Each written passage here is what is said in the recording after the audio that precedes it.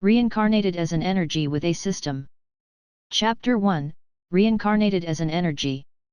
Something fell from the sky in the zebra's enclosure inside the zoo. It was nighttime, and most of the workers had left the zoo. Ning Ruogong was the only person aside from a senior that decided to work overnight, taking care of the animals in the zoo. It just so happened that he was close to the enclosure when he heard the small boom. "Hey, Ning! Can you go check what that was?" The senior spoke from a little far away. "Okay." Ning opened the lock to the cage and walked inside slowly, hoping the zebras were already asleep. Unfortunately, they weren't. He looked at the middle of the pack and saw a small crater from something falling from the sky. Did an airplane drop apart?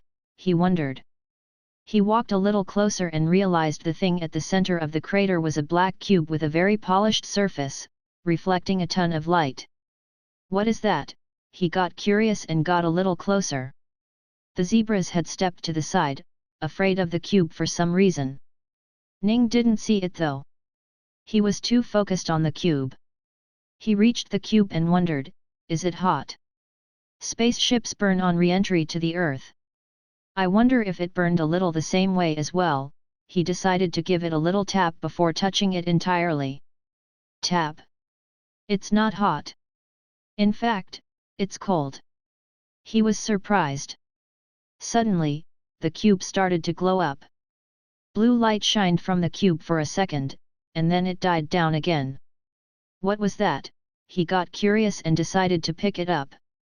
As he reached for it, suddenly, the cube practically melted to a black liquid and grabbed his hand. "Argh!" He started screaming with horror and started to frantically shake his hands to get rid of the liquid. "What happened, Ning?" The senior who was far away started shouting as he also heard Ning's scream. "Feebom!" Suddenly, Ning heard something in his mind. "Argh!" He still screamed, not knowing what was happening. "Stop screaming, Ning, or otherwise." Just as the senior was saying this, Ning heard a dozen or so footsteps as he looked to the side to see all the zebras rushing towards him. As soon as they reached him, the zebras turned around and kicked him with their back legs from each side. His screams had scared them and they had come to defend themselves by getting rid of the threat. No, he couldn't even finish his sentence before he died. The so-called system started to speak once more. Only, the user was no longer alive to listen to it speak. "Congratulations! You have been reincarnated as an energy. Where am I?" Ning Ruogong opened his eyes, or at least he thought he did, but the surrounding was still dark. He could hear nothing, nor could he smell or taste anything. He couldn't even feel anything. "Those zebras attacked me, right? Am I paralyzed?" Ning started to wonder. "Or am I dead? How?" He tried to remember as much as he could. He started replaying the events in his mind backward, starting from when the zebras attacked him. Suddenly, he remembered hearing a voice. Something about a. Did it say system? A voice sounded in his head. "Who said that?" he shouted in his mind. His mouth didn't speak for some reason. Maybe he really was paralyzed or even dead. He heard the voice once more. "Who are you?" he asked. The same answer repeated in his mind once more. He couldn't understand what was happening. "What is an energy system?" he asked. "So I really did die," he got sad. "Are you saying I am energy right now? What does that mean? Am I not a human now?" he asked. Ning got a little curious. "What task?" he asked. "Okay. Status." Suddenly, he felt he could see light for the first time. A bunch of information appeared in his brain. Status. Energy, 1. Task, collect 9 more energy. Reward, you gain auditory senses. Shop, locked. The system will unlock in 322. Ning saw the status and was surprised. "What does it mean by energy 1? He asked the system. "The energy counter represents how many energies you have. Energy is a currency for the energy system. You can do many things with energy. Oh, and how do I gain more energy? He asked. You cannot collect energy yourself. You will have to depend on luck to gather the energies for now. Oh, he looked at the status once more. The shop is locked. Maybe it will unlock later after I get more energy. The system did say the energy was a currency. Where else would currencies be used if not in a shop? What does it mean by the system will unlock? Isn't the system already unlocked? Chapter 2, Task Complete. The longer the time went on, the older he got, so the chances of getting adopted were also fleeting. Soon, he completely stopped having hopes for adoption and just lived his life as normally as one could in an orphanage. At the age of 18, he left the orphanage to live on his own. But that cost him a lot of money to live on his own, so he had decided to look for a job and by chance happened to find work in a zoo for looking after the animals in the nighttime. Since it was a night shift, the pay was better than the day shift. So, he took the job without hesitation. Alas, after only working at the zoo for 3 months. I can't believe I died. It just doesn't feel real. And somehow I became what's the word, sentient? Energy, that's just more unbelievable. Ning was watching the timer go down, but there were still 2 minutes left. Hey, system. Is that status all there is to the system? He asked. Oh, are these functions different from the locked shop? He asked. Oh, what kind of requirements? He asked. Ning snickered to himself and waited for the timer to end. 5 4 3 2 1. All right, Ning was curious to see what would happen now. But he waited for more than a minute now, but nothing happened. The energy count was still at 1. Hey system, what is going on? Why am I not getting any energy points? He asked. What do you mean by I can only gather heat? He asked. Can you tell me what these types of energies are? He asked. Oh, sound hey. I wonder how it works. Just as he thought that the system spoke once more, except this time it wasn't answering his questions but notifying him of something. Wait, I got an energy? Nice. He said. He checked his status and it said that he had 2 energy now and required 8 more energy to unlock auditory functions. He waited for more to arrive but it didn't. Hey system, why am I not getting any energy at all? Isn't energy everywhere in the world? How is it that I'm barely getting any? He was really confused about that. Oh, he thought. So, I guess I will just have to wait to accumulate more and more, hey. He waited for a few minutes before he finally got another energy. Now he had 3. He realized something. It had only been about 10 minutes, but somehow he had already gotten over his death or the fact that he had somehow turned into energy. He had also completely accepted that he now had this miraculous system that, according to itself, made him immortal. Hey system, why don't I feel any sadness for dying? In fact, I don't feel any emotion at all. I am only emulating the emotions in the head. I can't actually feel them. He said. Oh, he said emotionless. Soon, the energy counter reached 5 and it only escalated from there. As he gained more and more energy, the chances of him getting energy would increase as well. Before he knew it, he was at 8 energy. He waited for a while and got another notification. Congratulations! You have unlocked auditory sense. Burble. Burble. He suddenly started hearing sounds. He couldn't tell which directions the sound was coming from, but he was definitely hearing them. Is that water? He thought. The sound he was hearing sounded like something one would hear underwater. Hey system, where on earth are we exactly? He asked. You are not on Earth. You are reincarnated in the southern continent of the planet of Kumia. Hey! Wait for a second, I'm not on Earth anymore? Why didn't you say that earlier? He was shocked. Yeah, show me.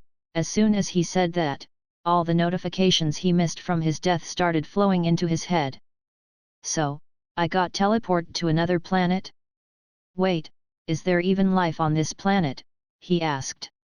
If he had to live in this world without anything here, he would rather just die again. Life is abundant in Kumia. The amount of human alone in Kumia is 303.245 times more than Earth. So many. Are there humans near to me right now? Chapter 3, Multiple Unlocks. Status. Energy, 10. Task, collect 15 more energy. Reward, you gain directional hearing. Shop, locked. Hey system, what is this directional hearing? He asked. Oh, that can be quite helpful. Right now every sound feels like it's coming from everywhere. 3 at once. Nice. The gathering of energy was getting faster and faster now that he had overcome the initial hurdle. Slowly, the energy started to accumulate and he completed the tasks easily. The all-surrounding sound suddenly got separated and he could now hear them as if he were using his own 2 ears to hear them. Yeah, I'm definitely underwater. And I don't think it's flowing very fast too, or at least the sound should have been louder if I were, he thought. Ah, the system did say I was in a glacier. Makes sense if I am moving slowly. He waited for more notifications to come up, but nothing happened. 10 minutes passed, but still, nothing happened. Hey, system. Why am I not getting any more energy? He asked. Wait, does that mean I will have to wait until the sun comes up tomorrow morning? He thought. The system said nothing, so he assumed he was right. Oh God, he dreaded having to waste 12 hours just listening to what sounded like someone gargling. Is there a way I can sleep? He asked the system. Oh, then can you wake me up when the sun comes up? He asked. Suddenly, he lost consciousness. He woke up to listen to part of what the notification had said. Why did you wake me up so soon, system? I thought I said to wake me after the sun comes up. He hadn't even been able to get a wink of sleep before the system woke him up. Hey! Did I sleep for so long? But I didn't even feel like I was asleep, he said. You cannot sleep. The system only shuts down your consciousness on your demand. Oh, he hadn't realized that. God, why is everything so cold? Cold, he said as he realized what he had just said. Cold. Hey! I can feel cold? What's going on? He asked. What is that? And how do I have it? He asked. What? Status. He quickly opened the status page. Status. Energy, 253. Task, collect 247 more energy. Reward, you gain movement sense. Shop, locked. 203. How did I get so much energy? Didn't you say I wouldn't get any more energy since the sun was down? Without him knowing, overnight, his numbers had grown tenfold. The sun is only the primary source. There are other residual energies in the glacier itself. Why can't I see what I have unlocked yet? He asked. You can. Would you like to? Yes, show me. Unlocks. Energy, unlock. 10. Auditory senses. 25. Directional hearing. 50. Rotational movement EOL.O. 100. Auditory spatial sense. 200. Thermoception. Rotational movement. Auditory spatial sense? What does that mean? Can you explain? He asked the system. Ning heard what the system said and started to feel around him. He could tell he was still in the glacier by the gurgle of water and the cold temperature around him. However, being inside the water, he couldn't tell exactly how large the glacier was. Hey system, does movement sense mean I will be able to tell if I'm moving? He asked. Alright, since the sun is up, I should be able to gather enough energy now, he thought, and waited for more energy to gather up. Suddenly, he got a notification. Here it is, he thought as he checked. What? Wait. What? What do you mean I lost energy? Why am I losing energy? He started shouting. Why would he lose energy when the purpose of the system was to absorb and grow more energy? So, I can also lose energy and not just gain it, he asked. Yes. Your purpose is to use the system to grow as energy despite constantly losing it. I see. But, wouldn't it be hard for me to gain energy if I keep losing it? He asked. No. At some point, you will start absorbing more energy from the environment than you will lose it. That's a relief to hear. He gained more energy as he said that. As the sun started to grow higher and higher, he both gained and lost a bunch of energy. Around 5 hours later, a little before noon, according to the system, he completed the task. Oh, I can feel it. I can tell I'm moving somewhere. Why can't I tell the direction though? He checked his status and realized why. This stingy system. Why is it making me do so many tasks to unlock the simplest of senses? He thought. The next unlock at 1000 energy was directional senses. Well, at least I should be able to tell which way I'm moving using the sounds for now, he thought. Chapter 4, Humans. It was a constant struggle of giving and take. Slowly, fear started creeping upon him. System. As energy, I don't have my own body, I assume. I thought so. Then, say, of the few drops of water I inhabit, what would happen if all but one drop remains? Do I lose all of the energy as the water vapor would float away from me? He asked. Oh, so I don't have to worry about losing all of my energy, he asked. Correct. The most you can lose at once is half of your energy. That relieved a lot of stress off of his head. Well, his figurative head. Even after the sun went down some hours later, he still hadn't gained 1000 energy. Status. Status. Energy, 928. Task, collect 72 more energy. Reward, you gain directional senses. Shop, locked. Well, I'm not far off. Might as well sleep until tomorrow, he thought, and asked the system to let him sleep until the sun came up tomorrow morning. As soon as the system complied, he felt his consciousness vanish and reappear just as the system was notifying him of waking up. I can pass eons in this way. He was happy he wouldn't have to sit through the times when nothing happened. He suddenly noticed that he could tell what direction he was moving in. He could hear a lot of water around him, and could somehow tell which way they were flowing from the directional information his senses gave him. Finally, I can tell which direction I'm moving, and not just the fact that I'm moving. He opened his status page to check what the next task was. Status. Energy, 1288. Task, collect 722 more energy. Reward, you gain gravitational sense. Shop, locked. He started to notice a difference in the temperature around him all of a sudden. The water is getting warmer than with the glacier. Hey, system. Are we out of the glacier? He asked. Yes. You are now in a river formed from the glacier. Yes, finally, he thought. By the way, what is gravitational sense? Do I sense gravity? Doesn't every object technically have gravity? I hope I don't get bombarded with information about the different gravity, he said. No.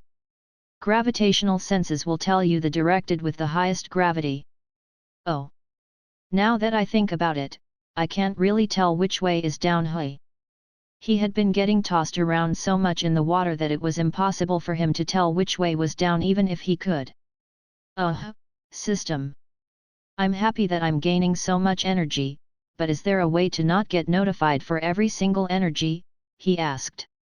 The continuous bombardment of notifications started to annoy him. Why am I getting annoyed? My emotions are supposed to be suppressed. He thought. But then realized he was probably just emulating it because he was used to getting annoyed over such things. Hey! What about setting the amount a very high number? Is that allowed? He wondered if he could use a loophole to bypass the system's restriction. Yes, he replied. Let's just make it so it's 30 for now. I will increase it to much higher number if I really want to hide it. He found peace after the notifications stopped coming. Once in a while, he got the notification that he gained 30 energy, but that was it. Before he knew it, in the warm waters, he reached 2000 energy. Congratulations! You have gained gravitational senses. Suddenly, he felt a lurch within him that pulled him downward. Ah, what's happening? I'm falling. Help! Zoom! He heard the sound of water hitting the water. He had accidentally unlocked his gravitational senses just as he was falling down a waterfall. God, that scared me. I forgot I am not a human for a moment there. He thought. Yasali eon lo wer penkla bur. Elsen eagsnees wargwen heister. Suddenly, he started hearing something. He heard the splashes of water and along with that, he started hearing voices. Are those people? Hey system, are those people near me? The system didn't elaborate. Can they see me? Can I see them? He started to get more and more agitated. He turned towards the sound. By the voice, he could tell they were just kids. Are they kids who came out here for a swim in the middle of the day? He thought.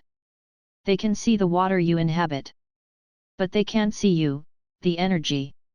He heard the sound of the children get further away, as the river kept on flowing away.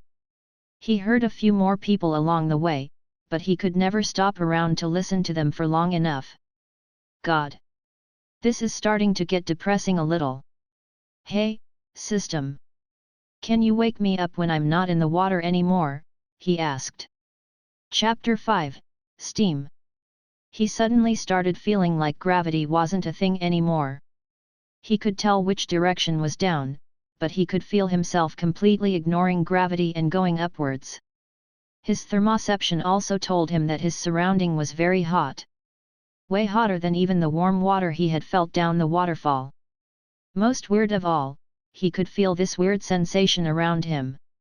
Like he was surrounded by something very soft. Why can't I feel this? He wondered. Status. He opened his status page to check how far he had gotten along in his quest to gather energy. Status. Energy, 5298. Task, collect 4702 more energy. Reward, you gain pressure sense. Shop, locked. Wait, what? He was startled. The last thing he remembered was him getting gravity sense not even a minute ago for him at 2000 points. Now he had reached above 5000 points. He quickly opened the list of unlocks and realized he had unlocked something called texture sense. Hey, system! What is this texture sense? He asked. So it's like normal human skin. I can already tell the temperature. Thanks to this now, I can tell what sort of object I'm touching. What else can a human skin do? He started to emulate his sense of touch from when he was still a human. Temperature, texture. Pain. Yes, that is one more. God, I hope I don't unlock pain. That would be so bad. As for another one, what about being able to tell how much force something is pushing on your skin? Wait, is that what pressure sense is? He quickly checked his status once more. Hey system, is pressure sense similar to a skin being able to tell when something is pushing on you? Just as he asked that, a huge howl of wind started tumbling him away. He could barely hear the confirmation from the system regarding his question. By the way system, where am I? What am I? He asked. Steam. Wait, no, go back. You said I'm in the sea? How long was I asleep for? He asked. Ning tried to understand what the system had just said, but he couldn't comprehend it at all. He stopped thinking about other things and focused on what the system had just said. 12.5 days? I've been asleep for nearly 13 days?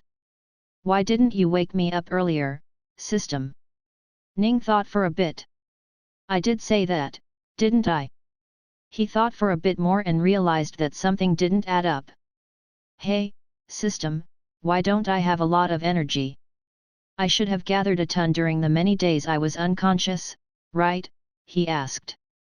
God, am I ever gonna enough energy to not worry about losing them, he thought. Then he realized that he hadn't asked the system for an opinion on this matter directly. Hey, system. What ways are there to gather more energy? He asked. I didn't think about that. How do I switch to another object? He asked. He dreaded the answer to the question he was going to ask, and how do I unlock this body switch? Are you kidding me? He couldn't help but scream internally. He had felt like was making some progress, but he was back to step 1. The air carried him high into the air where he started feeling cold again. He could tell from the sound that he was in a very, very vast sky. He steadily gained more energy even as the air around him was getting colder. When he asked why, the system told him that the friction between the air and the steam was generating heat energy. Also, it was sunny outside and he was getting the full brunt of the sun. As he reached higher and higher, he realized that he wasn't losing as much energy as when he was in the water. Even when condensed in the air, the steam was still together as water droplets. Slowly, he started feeling cold. In fact, he could tell he himself was getting colder. No, not me, but the steam. He needed to learn to differentiate himself from the object he inhabited. He couldn't see what was happening and only heard some noises. Although the cold didn't harm him, it started making him feel uncomfortable. Slowly, he started to feel gravity more and more. Suddenly, he stopped feeling gravity as he started rising up and then falling once more. That kept on happening for a few more times where he would start falling, but then suddenly start flying up once more. Hey, system? What is happening to me? He asked. Ning couldn't understand what the system meant.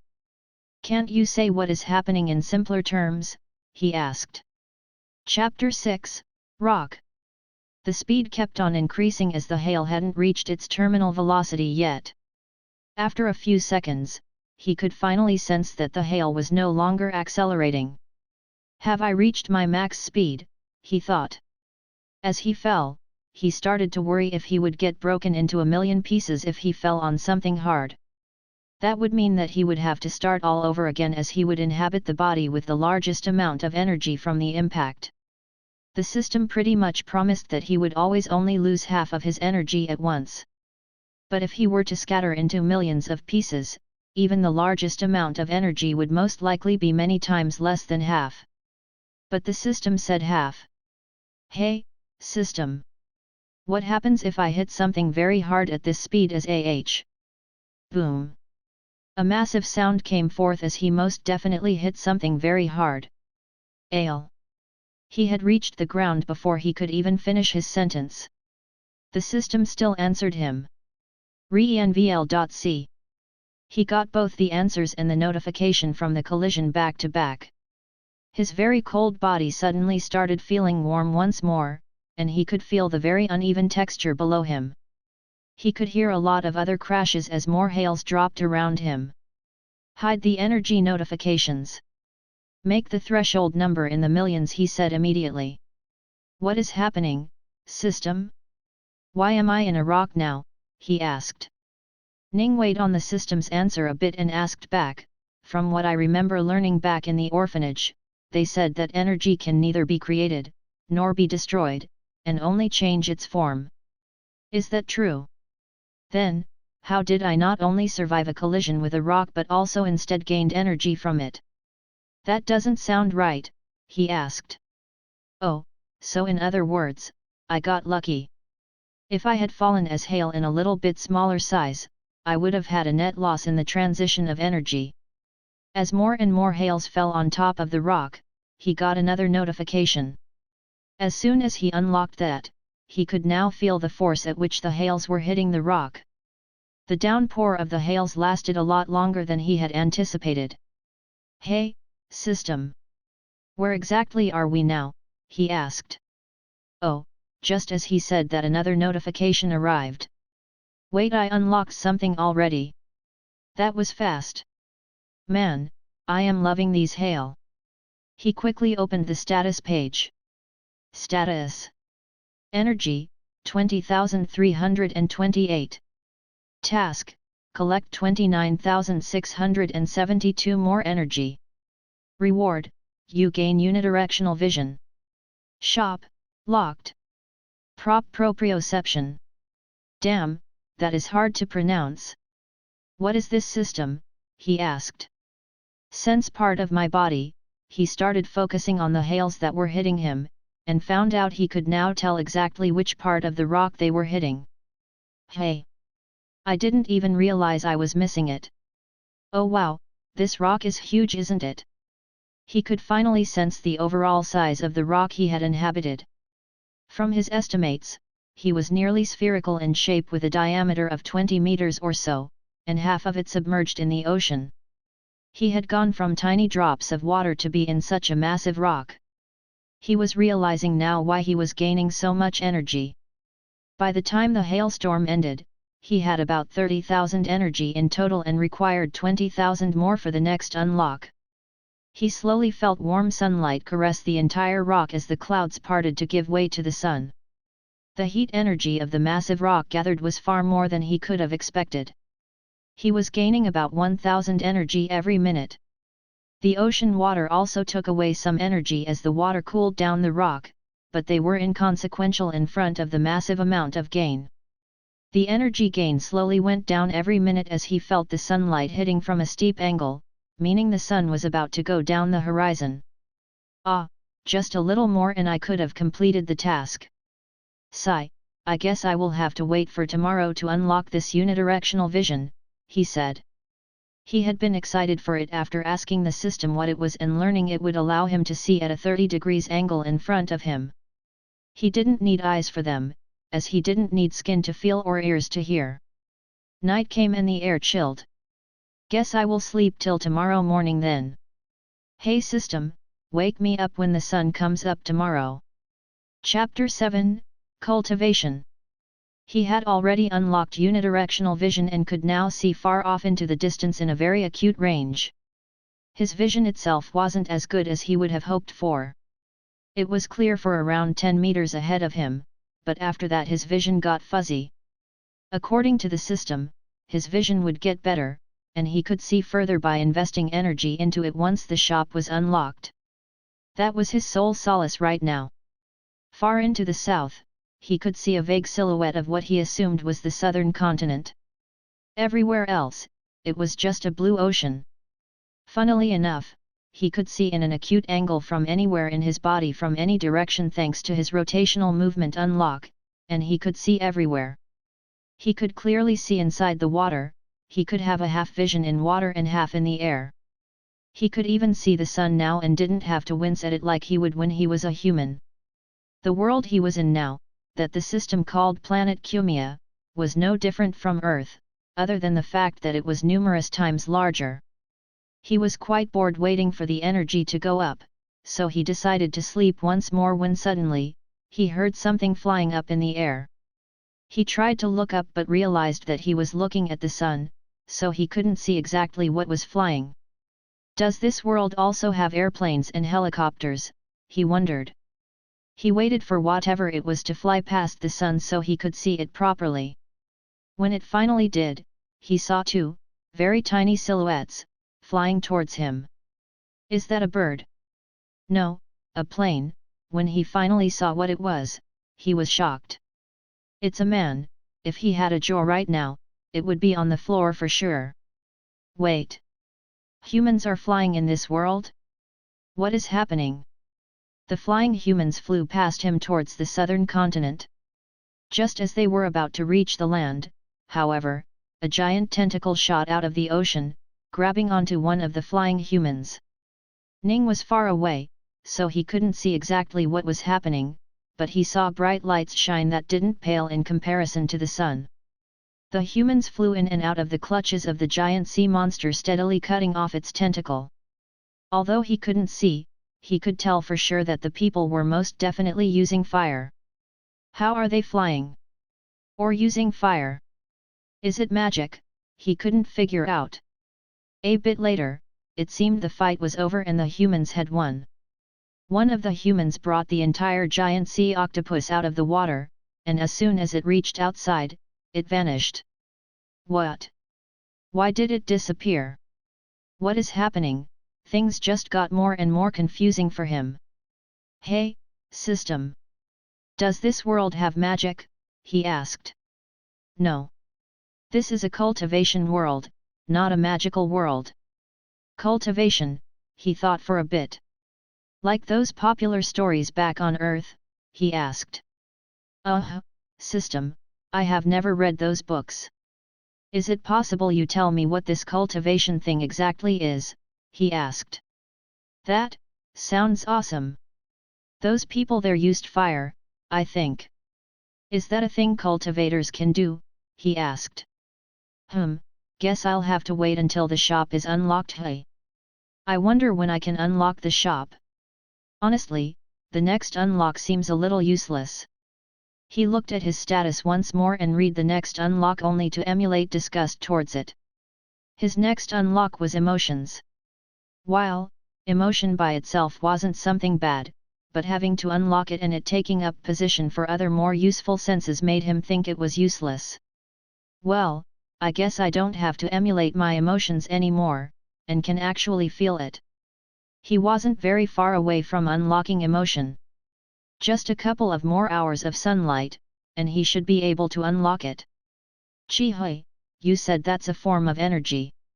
Was there chi back on Earth as well? He asked. No. Chi is a rare form of energy found in very few planets. Oh, it's rare? How many planets have chi in total? He asked. Hey. Infinite? I thought you said chi was rare. How can infinite planets have chi if it's rare? He puzzled. How many planets are there in the universe exactly? He decided to ask. So many. Wait, but you said an infinite amount of them had chi, right? Why are you contradicting yourself now? The system was giving more and more confusing answers. He finally understood. So the multiverse theory is true. Can I ever visit the other universes? He asked. Ha ha ha, he started laughing unenthusiastically. I guess I will stick to unlocking emotions for now. I wonder what sort of emotion I would have felt when I heard that. As such, he spent a few more hours in the sun until he heard the notification. Chapter 8, Body Switch. Every single day, he would wake up at sunrise, hoping this day would be the one where he unlocked his next skill. Status. He opened his status page to see how far he was from the next unlock. Status. Energy, 126,524. Task, collect 73,476 more energy. Reward, you gain body switch. Shop, locked. According to the system, his next unlock was a skill that allowed him to change bodies. Which meant, he could leave this god-forsaken ocean. He had come to realize soon enough that this wasn't even a good part of the ocean. The part he was on was elevated from the rest of the ocean, so he couldn't even see anything down below. Just 10 meters deep, and he would reach the sand. That was just sad. He felt sad. He also felt angry that he felt sad. Why do I have to get emotions, system? Can't you remove them? I was doing so well before.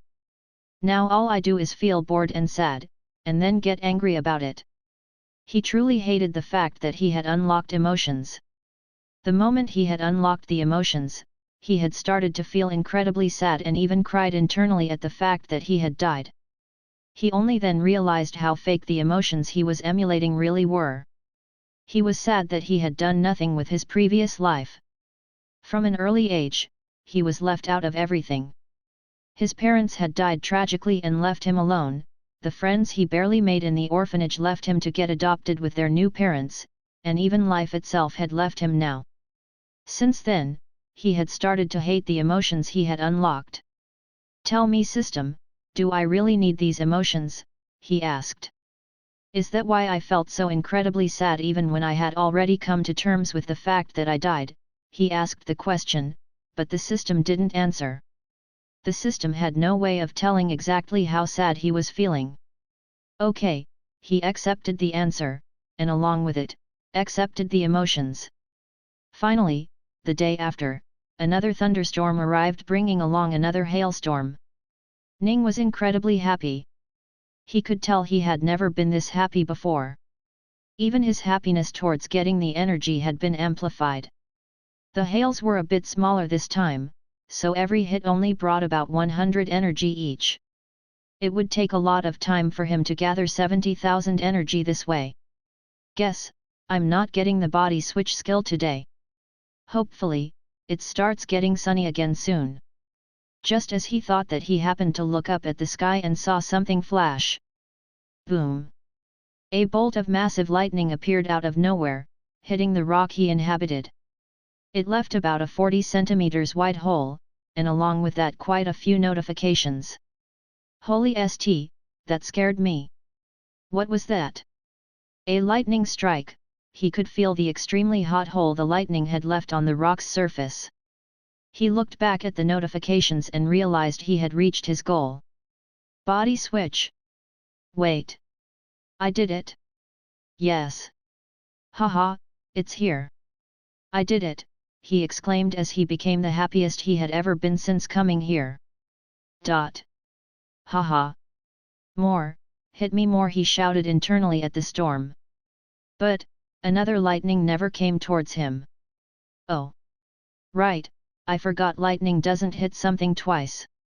I got unnecessarily happy. He got a little sad again. His emotions were very fickle right now and changed as fast as a chameleon changing its color. He waited until the thunderstorm was over. By now, he had gained about 20,000 energy from the hails alone. Status. He checked what his next goal was. Status.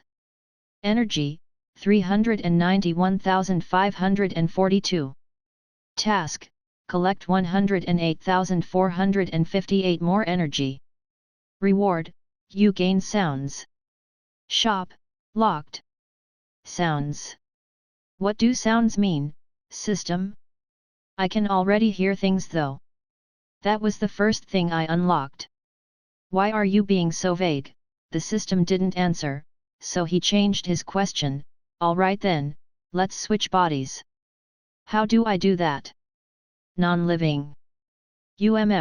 How about a roof? They get a lot of sunlight, right? Oh, no, wait, can you switch my bodies with one of those cultivators' clothes? I want to see them use their abilities and fly around and stuff. My current body. But the rock is in the middle of nowhere. The only thing in contact with it is the ocean water. And I thought you said water was a bad body, didn't you? He was starting to feel angry. Solid objects make for the best bodies. Liquids and gas can be easily separated, so you have a much higher chance of losing energy. Then, that means I can't switch bodies with anything right now? FK. I was getting excited about nothing. Chapter 9, Scabbard. The energy he was gathering had gone back to the same slow days. A seagull came flying towards the rock and perched on top of it. Boo! A massive sudden sound ran out from the rock, scaring the bird away. Ah ha ha ha, Ning laughed to himself. Ever since unlocking the sounds unlock, he could start making sounds at the expense of a few hundred energy for each second. That boo just there had cost him 300 energy. But he didn't mind that. The sounds unlock had also brought along another change in him. He could now absorb energy from sounds as well. More specifically, he could gather the energy of the vibrating molecules which usually carried along with the sounds. While the ocean itself was pretty quiet, the waves hitting the rock would make enough noise for him to gather a few hundred with each big wave. However, he was also in a very shallow location in the ocean, so the waves were never really that high. Status, he even thought in a tired voice. Status. Energy, 632,000. Task: collect 368,000 more energy. Reward: you gain parallel thinking. Shop, locked. The next upgrade was something called parallel thinking. According to the system, it allowed the user to concentrate on two different things at once. Later on, he could also buy more mental strength to change his attention from two different things to 3 or 4. However, each upgrade cost exponentially more. Just one hailstorm where the lightning hits me, and I would surely get it. I wonder how much energy the lightning bolt has? That reminds me.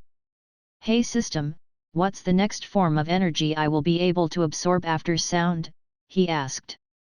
Oh, then that means it's not that far away, right? He asked. Whatever, he was happy that he would soon, well, relatively soon acquire the ability to become a human. I wonder if I will have to possess another human to acquire the body, or the system will give me a new one. The system didn't answer anything. A few days went by and he finally got the sunny day he wanted. The warm heat on his 20 meters wide body felt really great. As he was sunbathing, he suddenly heard something. Something was making a lot of swooshing sounds in the air. No way, he thought. He looked towards the sound and saw two people flying towards him from the ocean. Just as they were about to reach him, a giant fish jumped out of the water to bite at one of the people. However, it seemed the people were prepared as they immediately dodged it and started throwing all kinds of magic attacks towards it. This fight was much closer to him, so Ning could see everything clearly. Wow, he couldn't help but be entranced by the fight. The cultivators were tough, but the fish wasn't a slouch either. It suddenly jumped out once more and slapped one of the people with its tail. Ooh, Ning internally winced as he was pretty sure that attack just now broke the man's right arm. The man wobbled a little as he tried to stabilize himself in the air. The person happened to near Ning now, so he could clearly see the man's mangled arms. The man, however, didn't cry or even make a sound. It simply looked at the fish that was distracted by the other cultivator and took out his sword from its hilt in his waist. The sword started glowing a frightening crimson red, and he tossed it towards the fish so fast, it created multiple sonic booms just on his arms. Whoa, just one of his attacks, and the sound alone gave me 100k energy. How much energy would I get if that thing really hit me, he wondered. The sword accurately hit the fish monster's head, blowing off a chunk of its head. The other cultivator started huffing very loudly as he was tired of fighting the fish alone. Losenyuk bissen. Soi. Once again, they spoke languages that he didn't understand. They slowly flew towards him and sat down on his rock to rest. He could finally see them clearly. Both of these men looked like they were in their 40s.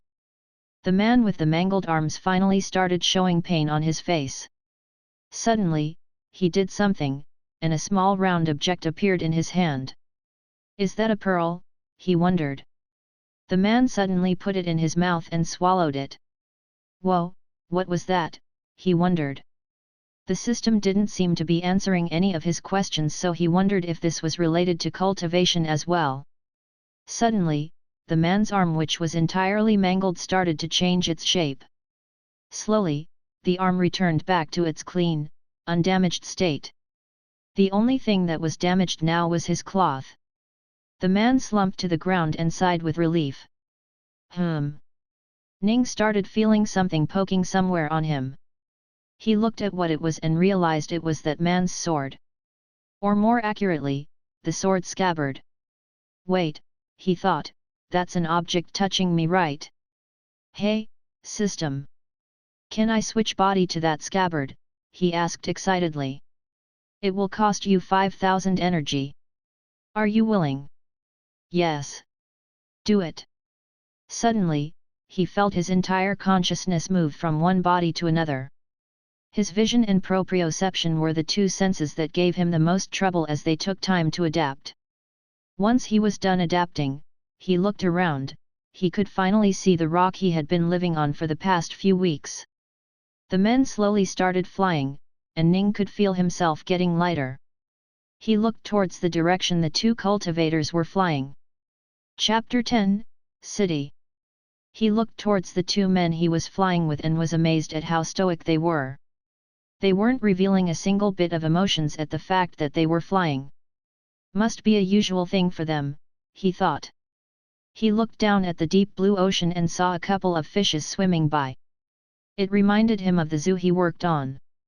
Part of the zoo had a small aquarium where small to medium fishes were kept. While his job was to look after the terrestrial animals, he would sometimes get to see the aquatic animals in their environment. He wanted to switch bodies to the sword but decided not to for now. If he were inside the scabbard, he would miss the amazing view that was in front of him. He looked to the front and saw a small beach near the shore followed by what was the largest forest he had ever seen. Even counting the rainforests he saw on the TV, they would pale in size to these. The cultivators were high enough that he could see the forest go on for what he felt was forever. As soon as they reached the beach to the southern continent, the two cultivators suddenly sped up. They were hundreds of times faster than when they were flying in the ocean. Why are they speeding up only now? Is this forest so dangerous that they have to leave as quickly as they can? Or is the ocean so treacherous that they have to be careful about every step they take? He could wonder however much he wanted, but he was not going to get the answer anytime soon. The two men started talking once more for a brief period of time. Ning tried to listen to those words once more, and he was absolutely sure he had never even heard of a language that sounded like that. "Hey, system. Can you translate what they are saying?" he asked. "Directly. If you can't, then assist me indirectly," he said. "Oh, that's good. All right, teach me." He happily expected to immediately start understanding the two men now. "What the hell? I thought you were going to teach me." He got angry suddenly. He was fed up with hearing that everything required the shop to be opened, while it never told him what he had to do to open the shop. So teach me the language counts as directly assisting. Sigh, all right. He went back to looking at the giant forest. From time to time, he could see weird-looking animals that were unique to this world alone. However, whenever these animals saw the two men flying in the sky, they would immediately run to hide within the trees. Are these men so strong that the animals are running away from them? He wondered. This took him to another train of thought.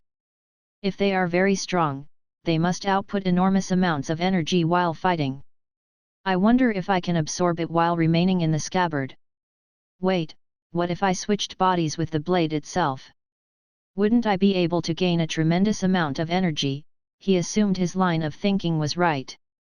"Hey, system. Switch my body with the blade in the scabbard," he ordered the system. "Hey.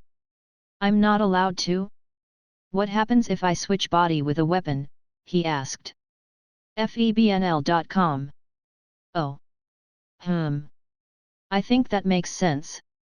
It took him some time to understand what the system meant, but once he understood, he was fine with staying in the scabbard. After an hour or so of flying at maximum speed, the two men arrived at a small city.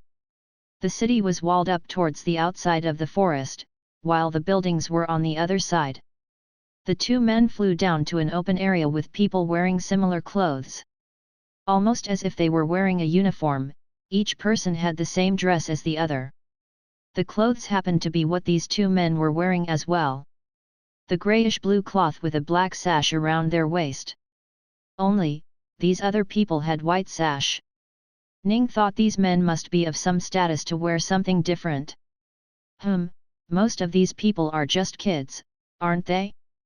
I thought they were adults because of their long hairs, but at most they are 25 at best.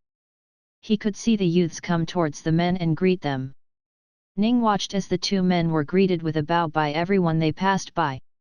He couldn't understand what the language the people spoke, but even then he could understand just how respectful they were. A young man came forward after the man called, and both of these men passed along their swords to the young man. The young man bowed and left as he took Ning along with him. Hey! Where are they taking me? He wondered. The young man walked for a few minutes before he came across a large building. He went inside the building and took out a metal necklace that he places on a wall. Suddenly, the wall opened and Ning could see numerous swords and armors and all types of weapons in there. The young man walked inside and placed the sword alongside a wall. Chapter 11, Thank you. Ning started to freak out for a moment. Am I going to be stuck in here forever? His panic had left him unable to think properly. After a minute or so after the panic slowly went away, he finally started using his head. No, people will definitely come here for the different weapons and armors, right? I will just have to wait until then. An hour passed, and nobody came. Another hour passed and nobody came. 3 hours passed, and Ning was done waiting. During this time, he realized in the darkroom, he neither gained energy nor lost it. Ning looked to the ground he was touching. Can I switch bodies with that? He wondered. Hey, system! Can I switch bodies with the ground to go outside? He asked. The system wasn't stingy with answers when the question had nothing to do with the upcoming unlocks or something he could get from the shop. So the ground is a no-go, hey? What do I do then? He thought for a brief second and came up with something. Hey, system! I'm going to sleep. Wake me up when that door opens, okay, he said and fell unconscious. Suddenly, he woke up once more to the sound of the half-notifications from the system.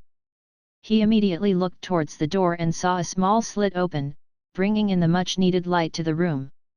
The door then fully opened and 2 middle-aged men walked in. These men had a grayish-blue robe on them along with a black sash on their waist. After they walked in, they made way for 3 teenagers to enter. They looked to be no older than 18 years old and wore the same clothes like the 2 men, except they had a white sash instead of a black one. The 2 men spoke something that Ning couldn't understand, and the 3 teenagers nodded and walked towards the weapons along the wall. Of the 3, 2 were young men and while the last one was a young lady.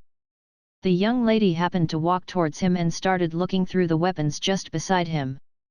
She picked a weapon, turned it around, felt its weight, and then put it down. She did the same thing with the other weapons as well. When she reached him, she picked him up as well, when suddenly the 2 men said something that made the lady immediately gasp and put him down. No, no. System, switch my body with whatever I am touching right now, he screamed internally. Suddenly, he felt his whole consciousness shift bodies as he found a hard time adapting to the changed structure of himself. Where am I? He wondered. He could never see the object he inhabited himself, so what he was currently in was a genuine question for him. He suddenly started to feel something smooth all over him and also, he could feel 2 big lumps. If he had a face right now, one could visibly see his face shift from white to red. No way, he started to look in all directions, and finally realized, he was in the girl's robes right now. Naughty thoughts started appearing in his head. Should I peek? No. But, maybe a little. It won't do any harm, right? His curiosity took the better of him, and he slowly shifted his vision to take a peek. Unfortunately, or maybe, fortunately, the inside of the lady's robes was dark, so he couldn't see anything. He was disappointed. Wait, no. Stop feeling like that. You are not a pervert, and also berated himself for feeling disappointed. His amplified emotions were quite hard to control right now. The girl walked around the room looking for weapons, while Ning had a hard time focusing on the surrounding with everything he was physically feeling. Finally, the lady stopped across a thin rapier-like sword. The sword itself had a blue handle, and the sheath it was kept in was also a darker shade of blue. The lady looked at it for a while, and nodded to herself, keeping it to herself. I can't do it anymore. Ning shouted to himself. System, switch body with the sheath. Once more, he felt his consciousness lurch forward and leave the robe only to enter the sheath. God, that was so distracting. He said to himself. The girl and the other 2 young men walked outside, followed by the middle-aged two men. Ah, finally! I'm outside. I was scared for no reason earlier. He thought to himself. He laughed a little, remembering how panicked he was minutes ago. Oh, by the way, system, how long did I sleep this time? He asked. What? I was unconscious for so long? Does that mean no one entered that room for half a year? What is that room exactly? He wondered. He suddenly felt a chill on his body. He looked back towards the outside and was stunned by what he saw. Snow was falling from the sky. The land was covered in snow, making everything white. The side of the buildings was frosted while their roof was also filled with snow. Black smoke rose out of the buildings. Snow. He was surprised. This was his first time seeing snow. He had always lived in an area where it never snowed even during the winter, and he had only ever seen it on the TV. Finally, seeing it in real life for the first time, he felt incredibly happy. He understood that the snow meant he would not get any heat energy from the sun, but he didn't care. Just seeing the snow was more than enough for him. Thank you, system. If you hadn't brought me here, I would have probably never seen such a beautiful sight in my entire life. Chapter 12, Freya. The scenery quickly shifted as they left tall buildings and moved on to places where there were nothing but small huts. Ning looked to the distance towards where he just came from and saw the gigantic wall that blocked them from the forest in the north. So the big buildings are near the wall, while the smaller ones are far away from it. Is it because stronger cultivators live there and would be readily available to fight in case an animal comes through? He wondered. Ning then turned his vision towards the tall trees scattered across this little. Is this a village? He wondered. At first, he had thought it was a big city after seeing the large buildings, but moving away from the buildings there were nothing but small huts and cottages. He couldn't tell if it was a city or a village anymore. Although what it was called didn't matter. He looked to the sky to tell the time, but couldn't since it was very cloudy and couldn't tell where the sun was. Hey, system! Do you know what time it is? He asked. Oh, then it must be getting dark soon. The girl took him to an open spot with giant posts stuck on the ground across the field. She took out her new sword and smiled as she reveled in its brilliance. Ning could see the blue light reflected from her sword shine in her eyes. She prepared herself and thrust the sword directly into the post. Ding! While the points he gained weren't a lot, by comparison, he was still surprised he managed to get so many points from a simple attack to the wood. The girl hit the wood a couple more times and even used an ability from the looks of it. Satisfied with herself, she kept the sword back into its sheath. Ning could feel the heat coming off of the blade after striking the post with so much energy. Shut that off, system, he said, knowing it would appear for a while. The girl decided to return back toward the village. Along the way, people would see her and greet her. While Ning didn't really understand what they were saying, he did hear one word being repeated over and over. It was Freya. Is that her name? He wondered. Seeing how she reacted to the word Freya, he was pretty confident it was indeed her name. Freya walked back to a small hut, which admittedly looked better than most of the huts around her village. Does she have a special status in the village or something? He couldn't help but wonder. The inside was simple. There was a bed along a wall with a small carpet on the floor. There was only one window with pink curtains on it. And aside from a small closet, Ning couldn't see any other furniture in there. Do they not have a TV? Is this world primitive by any chance? Can't be right. They have flown people fighting monsters. They should be able to build TV and radio. Ning couldn't imagine living in a world without TV. He remembered having so much fun watching the TV in the orphanage. If he couldn't have that once more, what was he going to do? Maybe I should get enough energy to return back to Earth. Hey! He started making ideas but quickly forgot about it as he saw the young lady start to undress her robe. Wait! No! I'm still here! He started freaking out a little but was immediately disappointed as he saw the lady just open her sash and sit on her bed with her two legs crossed and on top of each other. What is she doing? It looks so uncomfortable. He watched as her breathing started getting slower and slower to a point where it was barely noticeable. Is she asleep? Just as he wondered that her clothes and hair started moving a little as if they were blown by air. He looked towards the door, but it was shut, and so was the window. Where is the air coming from? He wondered. Suddenly, even light started shining from around her. It was in a very minute amount, but in the closed-off room, it was visible. Hey, system! What is she doing? He asked. He was wondering if this was some sort of technique used by a cultivator. Cultivating. Is she trying to become stronger than before? What are the lights around her? He asked. Chi. The energy only available in Kumia and a few other planets, right? Can I absorb Chi too? He asked. Oh, that means I can.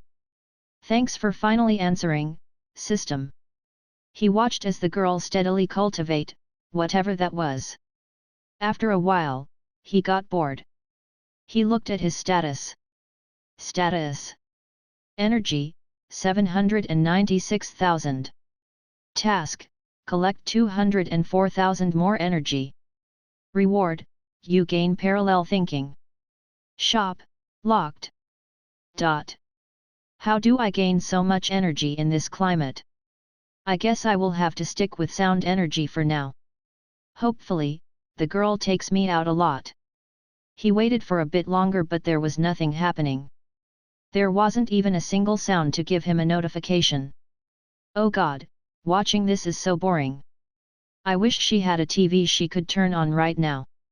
I want to watch some cartoons right now. Hey, system. I'm going to sleep. Wake me up when the sun comes up in the sky again. He said. Chapter 13, Double the Trouble. Ugh. I feel like my head hurts quite a bit more than usual. Is this what hangover feels like? I know, right? Arg, it's killing me. I know, Ning started going back and forth with himself. Did I just talk to myself? He was surprised. That is so weird, he answered himself. What the FK? Am I going mad? Why do I hear myself? No way. I hope I'm not going mad. That would suck. System, what is going on with me? Two voices simultaneously asked at once inside Ning's head. Somehow, he felt like he was two different consciousness, merged into one. This is parallel thinking. I thought I was only supposed to think twice as fast. Not have a weirdo shouting in my head. Hey, you are the weirdo. Stop talking so much. You are giving me a headache. I am the main mind, you are just a part of me. Hey, if anyone is the main one, it's me. Stop calling yourself the main one when you are just a copy. Hey, system. Tell this idiot who the main one here is. Yeah, tell this idiot his place. Oh, then I'm not the original. Wanna call a truce? I don't mind. Alright. BTW, system. Wasn't parallel thinking supposed to be super far away for me in terms of energy? I was thinking the exact same thing. Why did it suddenly unlock, system? The system didn't elaborate any further. Do you remember how much energy we needed to unlock parallel thinking? Should have been around 200,000, right? Yeah, I thought so too. How do you suppose we got so much energy over the course of the night? Exactly my question. Did the hut burn down in flames by any chance? Both of them immediately started looking outside. Unfortunately, they had to share the same vision, so they once more struggled as to who got to be in charge of it. Alright, let's settle it this way. We control the body every 6 hours and change seats after that. Agreed, one of them said. I was thinking exactly the same thing. The other answered. Alright, let's rock paper scissor it. Rock paper scissor. Haha, I won. Damn it.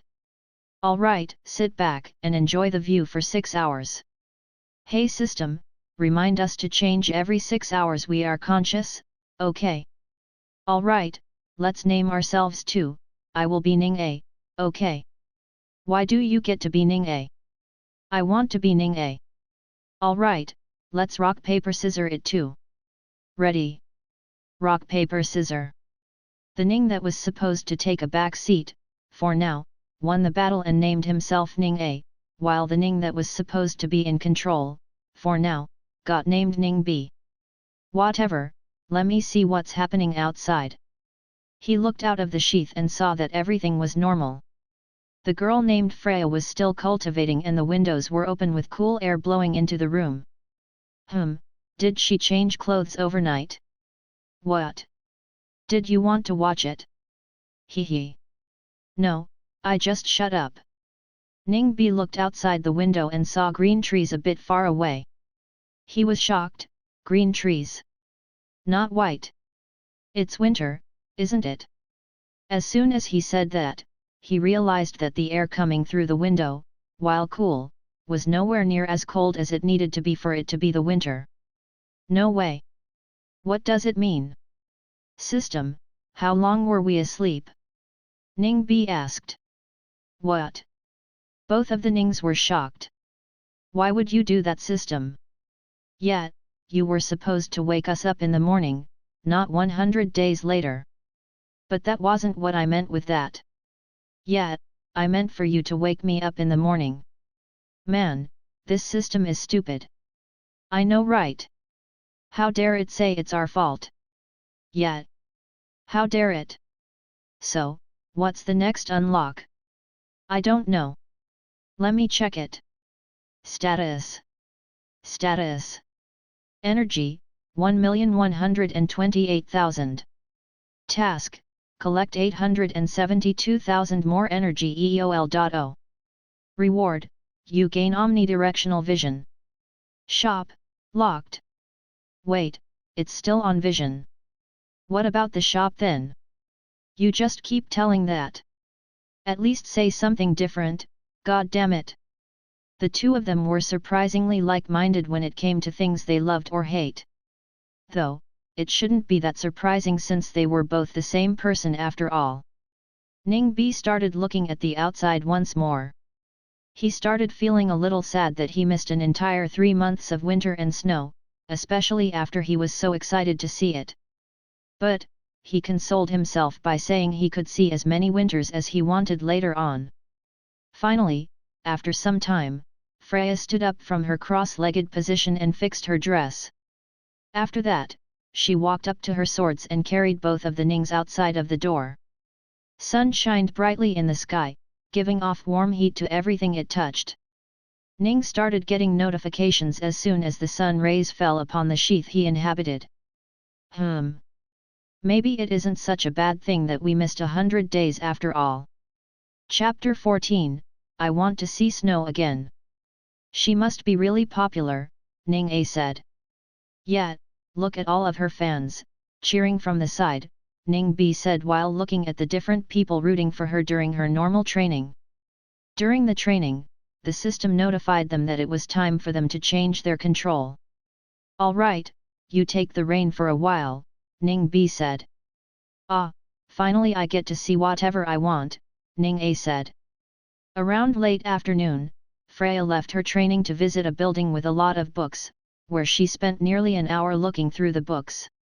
In the end, she managed to find a book that she liked and got out of the building. She returned back to her room and started reading it. Ning A was the one in charge right now, and he was curious as to what she was doing. You think she is reading a story? He asked the other Ning. Maybe. If I was in such a boring place with nothing to do, then I would too. Ning B replied.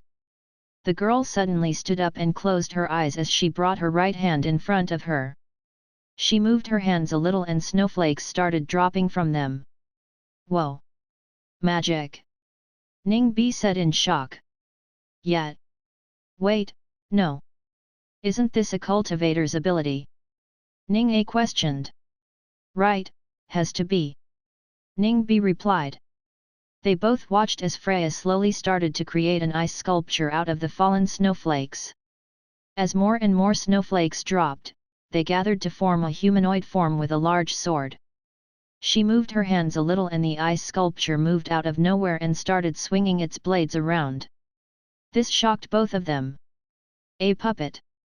They both shouted at once. Freya walked up to her sword, easily dodging the ice puppet that was swinging its sword around without rhyme or reason. She took the sword and took it out from its sheath and started walking back towards the ice puppet, leaving the sheath behind. She started fighting the ice puppet in what looked like an intense battle. She dodged the puppet's attacks in what looked like impossible to them. Wow, she is amazing, Ning A said. Ning B just kept quiet and watched the fight. After about half an hour of continuous battle, Freya lit up her sword, dealing massive damage to the ice sculpture and shattering it into countless pieces. The sound alone gave Ning a massive amount of energy. The training during the day had also provided a lot of energy, but never this big. She has gotten a lot stronger in the 3 months I was asleep, hasn't she? Ning A said. I think so too. By the way, that magic right there. You think we can just use her to gather energies? That should be all right, right? Ning B said. Maybe. What if we went asleep once more and woke up a year later? Maybe we will have another unlock by then. That would be a much better idea, right? Ning A said. True, true. Let's do that. But, I have a question about the system first. Hey, system. Can we ever go back to being a single person again? Ning B asked. That is a good question. Not being able to do what you want for 6 hours is too hard. Ning A said. The shop again. Ning A said. How much further is that? Ning B complained as well. The system gave an almost automated response to that question. Both of the Nings were used to it by now, so they didn't react to it much. Alright then, let's just go to sleep. It's kind of boring now. Ning B said. Yeah, system. Put us to sleep until until for 1 year. Ning A asked. No, what about 9 months?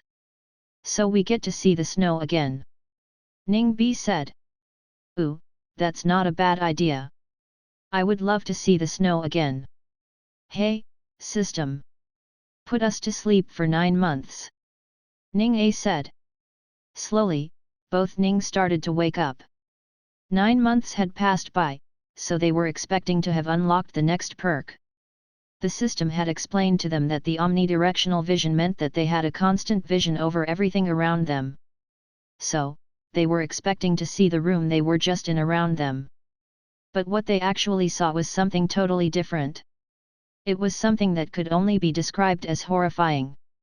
Numerous cries and screaming, bodies torn apart everywhere, red blood dyeing most of the snow in the ground. What is this? Ning A said in a trembling voice. What the hell is this? Ning B was also scared. They also saw a bloodied Freya, who was now a bit older than 9 months ago. She was wearing a black sash around her robe, so she must have become someone important during their time asleep.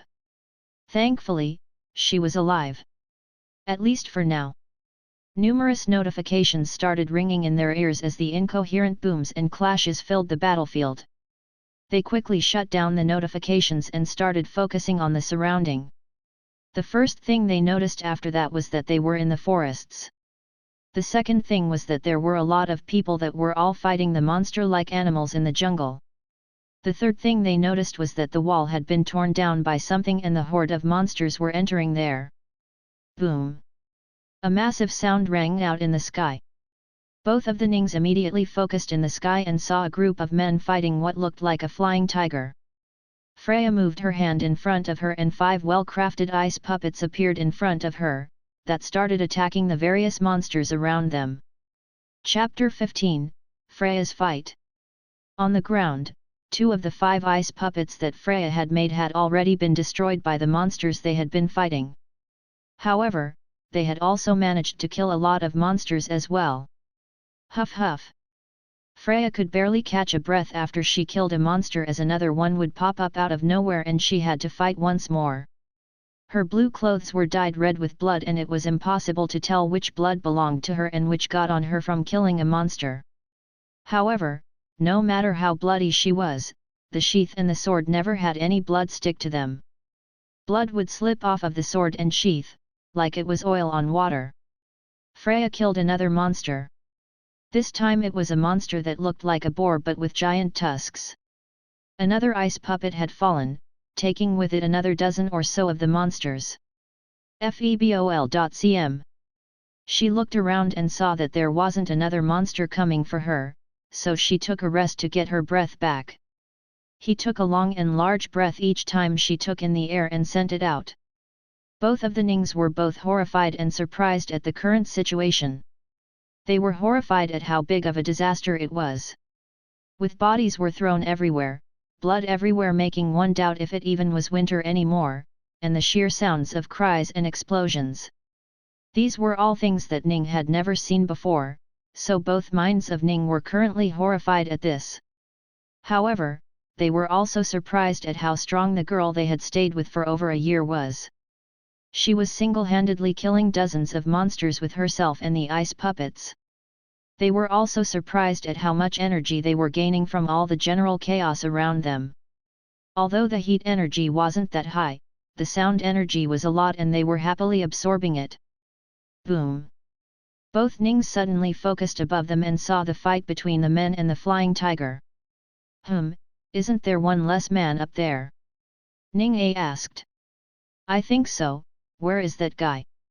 Ning B asked. They looked around the fight up above and didn't see another guy anywhere. From that, they could surmise what had happened to him.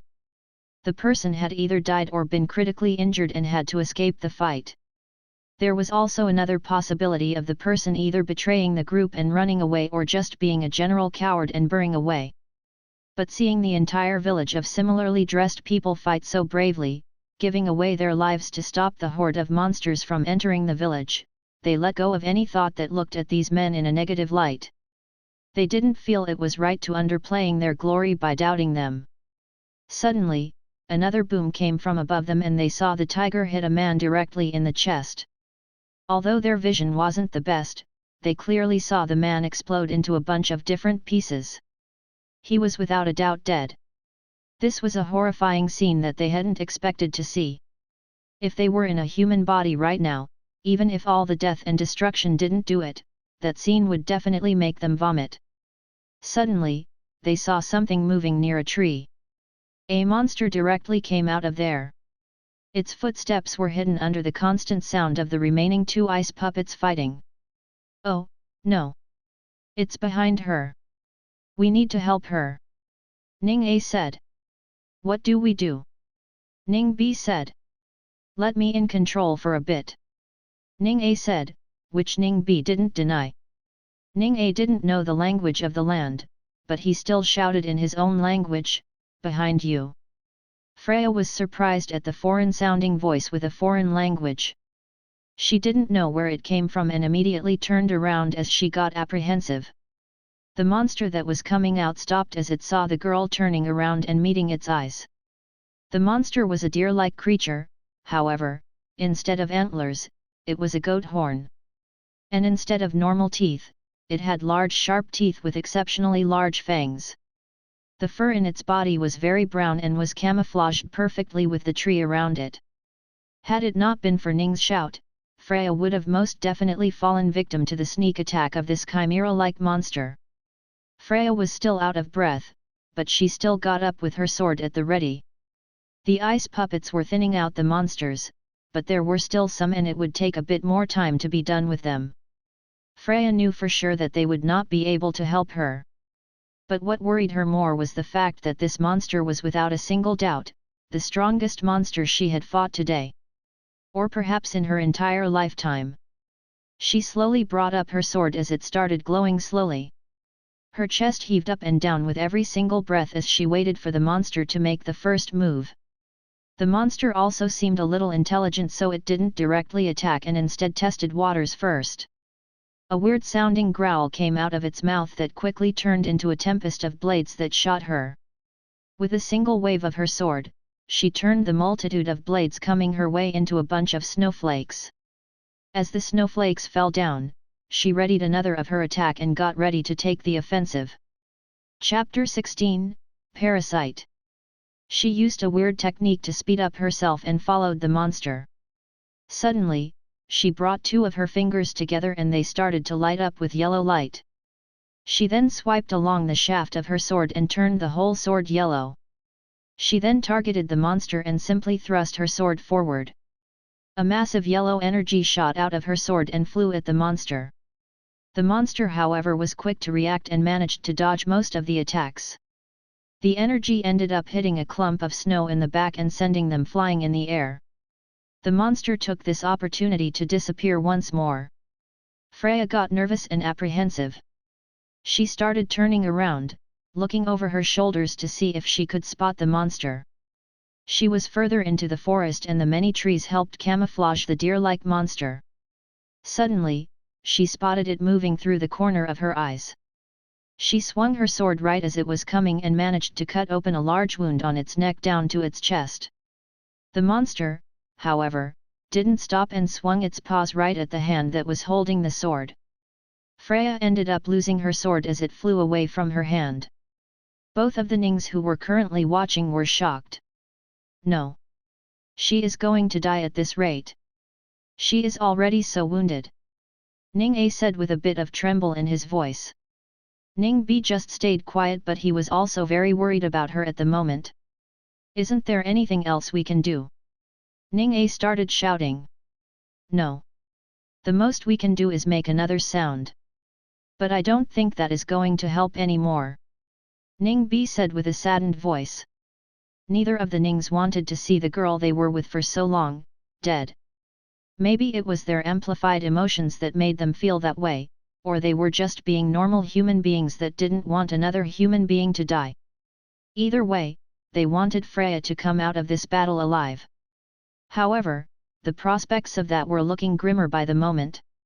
Fortunately, the monster was also wounded heavily now, so it was also taking really heavy breaths and its blood was dripping all over the snow, making the already red color darken by another shade. The monster went for a final lunge at Freya, who no longer had a weapon with her. In a moment of desperation, Freya took the sheath she had with her and used it as a sword. She used it to pierce right through the open wound on its neck right into the monster's wound. The monster made a loud painful noise. Its right lungs were heavily damaged and it was huffing like a dog that was very hot. The ice puppets also happened to be done with the other monsters and were coming this way. The monster, with its limited intelligence, saw that it was outnumbered and would die now, so it immediately turned around and ran away. It ran away with both of the Nings stuck to its chest. No, where are you going, you bastard? Just die! Ning A shouted. Thank God she is safe, Ning B said with a massive sigh of relief. The monster ran a kilometer or two away and finally stopped as all the blood and oxygen loss caught up to its head. It slowly started getting drowsy and lost its consciousness, leaving its body to slowly die in the cold snow. The Nings had turned off their notifications already, but they could still tell that they were receiving a lot of heat energy just by the hot blood around them. However, it was slowly getting colder and colder by the moment. Boom! Suddenly, a sonic boom appeared from above them as they saw the flying tiger running away at a very fast speed. A group of men appeared near but didn't follow anymore. They seemed to have lost one more person even after that one man that had exploded into bits. Did that tiger lose? Did those cultivators win? Ning A wondered. Has to be right. I don't see why else it would leave if it did not lose. Ning B answered. Why were these monsters even here to attack? Did that tiger organize all of this? Are all of these animals intelligent by some chance? Ning A wondered. Suddenly, the sound of footsteps started appearing from nearby. Both Nings immediately looked in the direction of the sound and saw that a pack of wolves had appeared. And they were greedily eyeing the dead monster in front of them. Wait, if they eat the monster and leave us here, we will never be able to leave. Ning A said. Oh no, can we switch bodies with anything here? Ning B said. I don't think so. It's only snow around here. Nothing else to switch our body with. Ning A said. The pack of wolves looked really hungry and came forward to eat at the monster. At first, they slowly nudged the monster to see if it was moving at all. After realizing that it was indeed dead by now, they started munching at it. Bite after bite, they slowly tore away at the flesh of the monster and within minutes nothing but bones was left. Both of the Nings started to panic as to what they would do now that they no longer had someone to carry the sheath around, or any other object to switch bodies with. After the hearty meal, one of the wolves started to howl in a loud voice. The rest of the wolves followed its lead and also howled loudly. The sound was loud enough to make both of the Nings dizzy. But, even through such a loud sound, they clearly heard the notification that popped up next. Chapter 17, Next Unlock. Both of the Nings were suddenly surprised at the sudden and unexpected notification. Another unlock. Ning A said. Were we close to one already? Ning B didn't hide his confusion either. Hey, system, what does this parasite ability mean? Explain. Ning A shouted. Siphon off energy. Like stealing energy from the living being. Ning A was surprised. No, before that. By host, do you mean we will be staying in the living animals? Ning B asked. Oh, is parasite the body switch equivalent for living being? Ning A thought. Yes. You will change the body and live in a living being. Did you hear it? We can leave now. Ning A shouted. Yes. The system, does the animal has to be touching us to do this switch? Ning B asked. Alright, system. Use parasite on one of the wolves. Ning A asked. No, use it on the leader, the one that shouted first. Ning A immediately made another change to the order. Oh yeah, that would be better. Ning A realized. The cost of the transfer was so high that the cost made both of the Nings surprised and hesitant at first. But as soon as they thought about their situations for more than a few seconds, they realized that they had no choice. They could either hope for someone to come and pick up this sheath or go with the wolves. The answer was obvious. Do it, Ning A said. Yeah, do it fast, Ning B chimed in as well. The familiar feeling of body change washed over them as their consciousness vanished from the sword sheath and appeared in the wolf.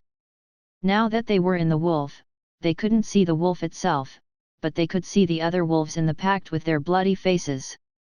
God, that looks nauseating. Ning B said. Yeah, tell me about it. Ning A shook his head in disgust. The pack of wolves started walking away, going deeper into the forest. Where are we going to end up this time? Ning A questioned. Shouldn't we be in the same area? I remember reading that wolves usually have hunting areas that they don't change unless they are threatened by some stronger monster. Ning B said. Well, looking at the monsters Freya had to fight, I would say they have pretty good reason to leave this area. Ning A looked around and finally sighed. So we just move, once again.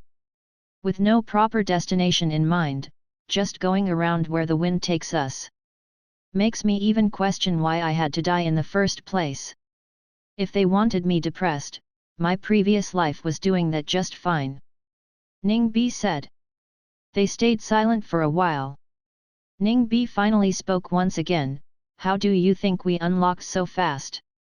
Maybe we were already near the unlock. Maybe the one that came before what's its name, maybe that 360 seeing unlock was unlocked ages ago, and we were just unconscious and didn't know about it. Ning A said.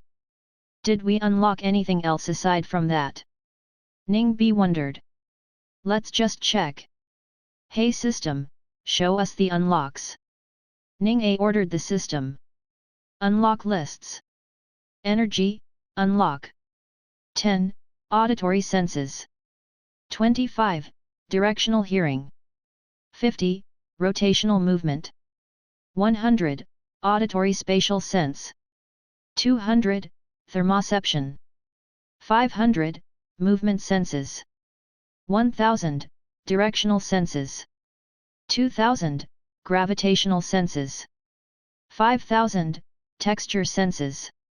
10,000. Pressure senses. 20,000. Proprioception. 50,000. Unidirectional vision. 100,000. Emotion. 200,000. Change body. 500,000. Sounds. 1 million. Parallel thinking. 2 million. Omnidirectional vision. 5 million. Parasite ability. Whoa, have we unlocked so many unlocks already? Feels like not long ago that this list only had a few words on it. Look at it now, so big. Ning B said in surprise and satisfaction. Doesn't seem like we unlocked anything aside from the omnidirectional vision when we were asleep. Ning A said. It's surprising that we somehow got nearly double of what we had gotten previously, in just one blink of an eye, Ning B said. I mean, that one blink lasted 9 months, but you're right. Ning A said. Parasite ability, didn't system say we would siphon off the host's energy?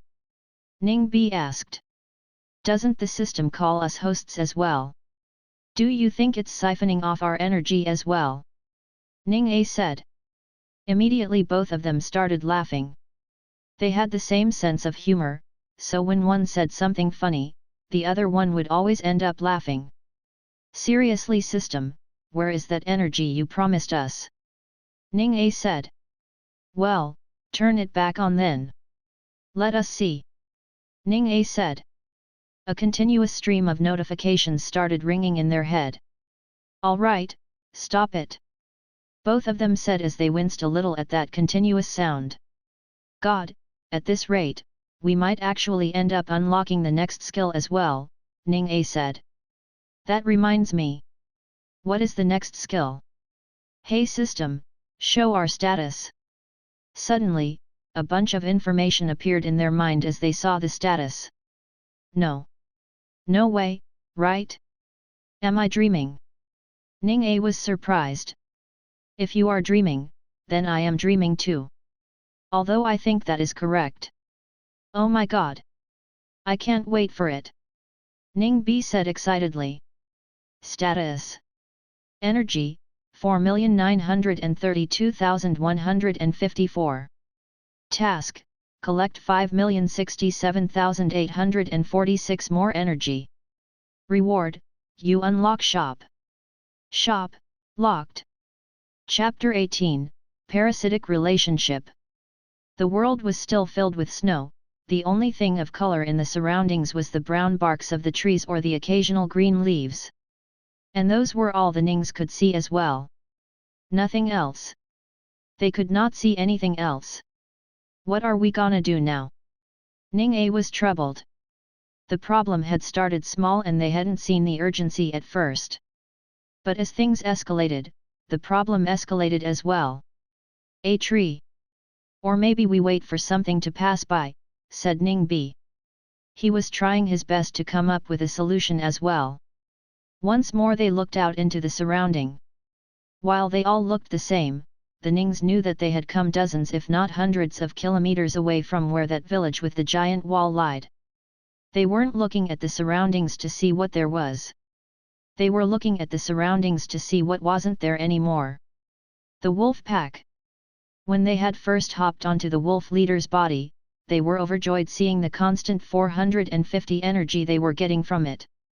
So, they had turned off the notification and lived freely, waiting for the shop to unlock within half a day. But when the shop didn't unlock, they were confused. They had the system reopen the notifications and found out that they were getting barely 5 energy. At first, they were really surprised and shocked as to what could have caused this. But when the system explained what was happening, they finally settled down, simply shaking their head at what was happening. According to the system, because they used the parasite ability, they were now in a parasitic relationship with the wolf. This meant, they were the only ones gaining anything from the relationship, and the wolf, which was the host, was slowly getting weaker and even possibly dying. And it did die. According to their calculations, the wolf had given them around 300,000 energy before dying. Since they no longer had a host, the Nings had to use the parasite ability once more to get another host. And as such, they were in the body of another wolf. However, they soon realized that these wolves only gave 300 energy. Maybe it was because they hadn't eaten in half a day and were lacking in energy, or maybe it was because the rest of the wolves weren't as good as the pack leader who gave them 400 energy.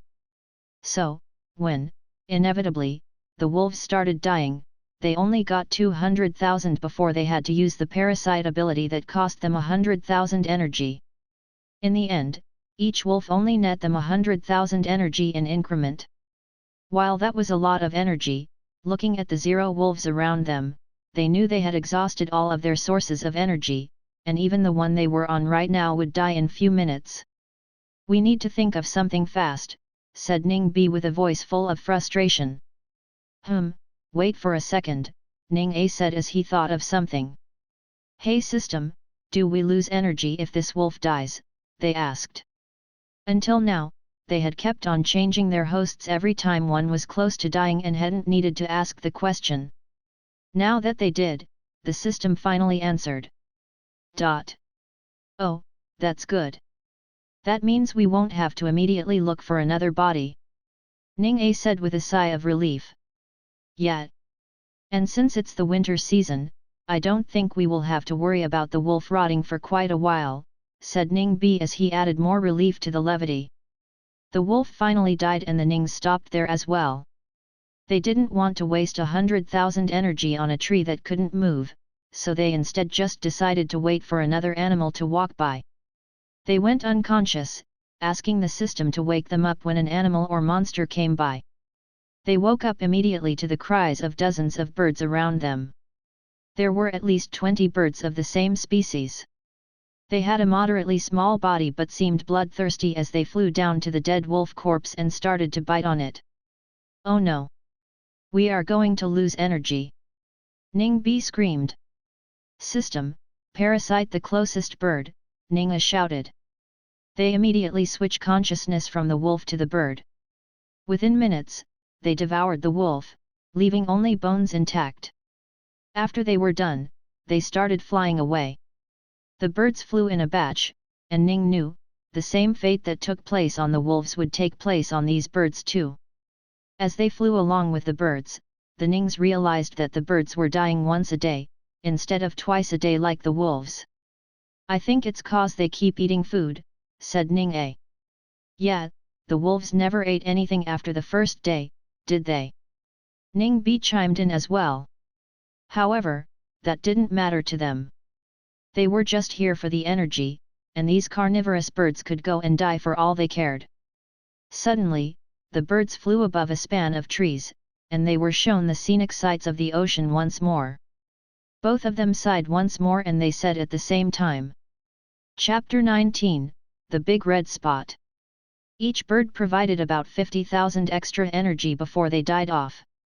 But, they also lasted for a day, so the Nings were actually gathering energy far slower than when they were in the wolves. The birds routinely flew over the shore of the ocean looking for dead carcasses of aquatic creatures. Only when they didn't find them would they fly off to find dead carcasses of creatures in the forest. They never got closer to any living animals, so the Nings never got the chance to switch bodies with something better.